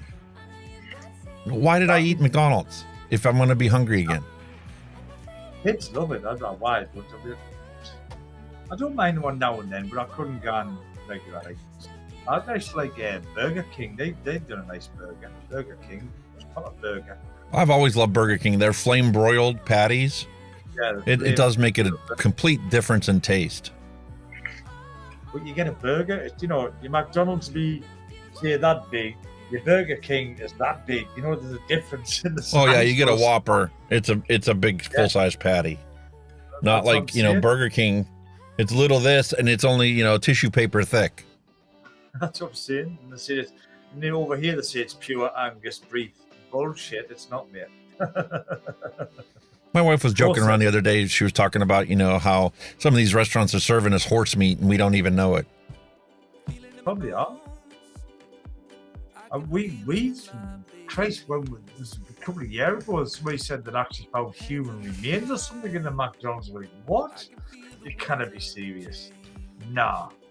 Whether it was it true or it was just bullshit, it can't be eating fucking human meat. Nah, that's wrong. If it is, it's wrong. If it is, it's wrong. You know what I mean? But, I don't even want to think about it. All right, mate. Unfortunately, I think that's where we're going to have to end the show. We're coming on 5 hours once again. We've done a good run again, as always. Longest running show on YouTube. Yes. 5 hours. Consistently. We can't promote that, boys and girls. 5 hours. Longest running show on YouTube. None of this hour shite. 5 hours straight. We can do it. How do people do these hour-long shows? I mean, you're like, it's over. It baffles me. Especially if you're doing any kind of feature. Right, there's a feature. Look at that. Right, next, right. You must just have to go like a whirlwind. Glance over everything you cover. We spent an hour on the news alone today. Exactly. Bitching about the news. If you're going to do something, do it properly. You don't just skip it and fuck about with it. You know what I mean? That's what I like about this. You know, 5 hours. It doesn't feel like 5 hours. It feels like 5 minutes because it's gone that quick. The other reason why, you know, we're still doing 5 hour shows week after week is because we want the people that are the antis out there to realize we are human beings. We're not just saying that we vape all the time. You can sit there and watch a 5 hour show and exactly count how many times we're vaping through the show. We're human beings out here, and when you pass these ridiculous laws and prohibitions, you are affecting real people out there. And the sad reality is, if I wasn't vaping, I would be smoking. And I would be smoking a lot more than I am when I'm vaping. Think about it. Could you have a smoking YouTube channel? Very much doubt it. I enjoyed smoking enough that I probably could have started one. But the thing about smoking is you had one brand and you stuck to your brand unless it was too expensive or they were out of it. You kind of did because I found if I switched brands, the coughs and the chest. The coughs were ridiculous and it just didn't taste right and your food tasted different. Not with vaping. Vaping's the opposite. I'm always switching up flavors. Yeah. I see it. I mean, the thing I used to enjoy about smoking was your after meal cigarette. I used to thoroughly enjoy it after. You know, you've had a nice meal, gone out. That was so good. But now I can do it with a vape. I can have an after meal vape. Not so much after sex vape, but you know, like I used to have a smoke. Nah, we still do that, mate. We still do that after sex vape. Just laying there. That was the nice thing about it is we don't have to go in the kitchen or go outside to smoke afterwards. We just grab reach over the headboard and... Oh, but I don't vape in the house as a rule. I generally stand at the door because before we moved here, we had a flat and I vaped in the flat when I was doing it. And honestly, the shit and everything on the telly, you were like, oh my God, that's But obviously the VG settles somewhere, and it's just like an oily film on everything. I was like, nah, the computer, Jesus Christ, and then he sees the fan on it was absolutely covered in fucking VG. Really, honestly. I haven't noticed any issues with mine. Then again, I have ceiling fans in every single room of my house and it's constantly circulating the air. If you've got ventilation, it's fine, but you know, like your climate, Stagnant air, stagnant room, that it's just going to fall. It sits, and then when it sits, it leaves like a grease. You know like how nicotine used to leave like the yellow shit. Yeah. It leaves like a grease clear. on it, you know, so it's clear. And it's a twat to clean. So well, that's when I've noticed that in my truck. Whenever I was, driving constantly and vaping in it and stuff, driving back and forth to Cleveland, like when my mom was sick and whatever. Yeah, it's easy to clean up. Oh, Here's my spray away glass cleaner. I spray it on there, wipe it off with a towel, and good for another 3 months. Yeah, it's mint in the car. You can clean up, but like I say, in the house, it gets on everything. You know, all your ornaments, all your stuff, all your shelves, and it gets everywhere. And it's fun to get off. Like. I got 3 dogs. The coating on the wall that I get from Vape is nothing. So I'm going to have to paint every 5 years. Whoop-de-doo. Probably should do that anyway. Paint will slide off with all the vape juice. No, you got to properly prep the thing before you put the paint down. Oh, yeah, but like I say, I'm just for ease of use, I'm quite happy. And then again, in the summer and I'd rather sit out. I mean, we've got a little yard there, sit outside in the summer on the table, beer, whatever, chuck it away outside, love it. Love the summer nights, brilliant. Just sit out there and look away. Absolutely love it. Kind of beer, man. All right, ladies and gentlemen. My wish is always peace, love, and a hunky vape to end cigarette combustion. We'll see you guys all again next week, same time, same place. Hope you guys all have a fantastic day and a week ahead. And we'll catch you on the next one. Yes. Yes. As Alex said, hope you all have a fantastic week. And as always, thank you to you boys and girls in chat. You do make the show. We love to see you, and obviously all your interaction, comments, etc. It makes the show. And as always, thanks Alex again for putting me up for show whatever it is. We're still going, and I'm looking forward to 5 years to see him actually do some cooking. But but in the meantime, again, folks, thank you very much for joining us. And until the same time, same place next week, we shall see you all then. And in the meantime, you all stay safe, vape safe. We'll see you all very soon. Take care now. Bye-bye. Thanks for listening. We'll be back next week again for a fresh round.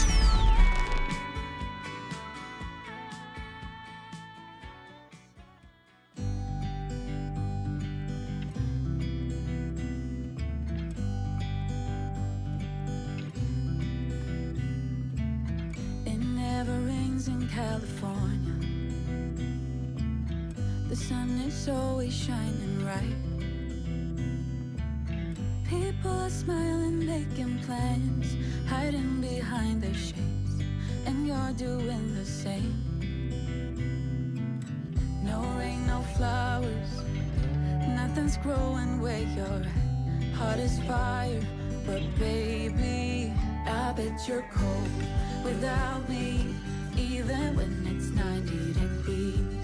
Without me, I bet that you can get any sleep in that bed, lying awake. 'Cause I'm not there beside you, keeping you warm, and I know I bet you're cold. You're so damn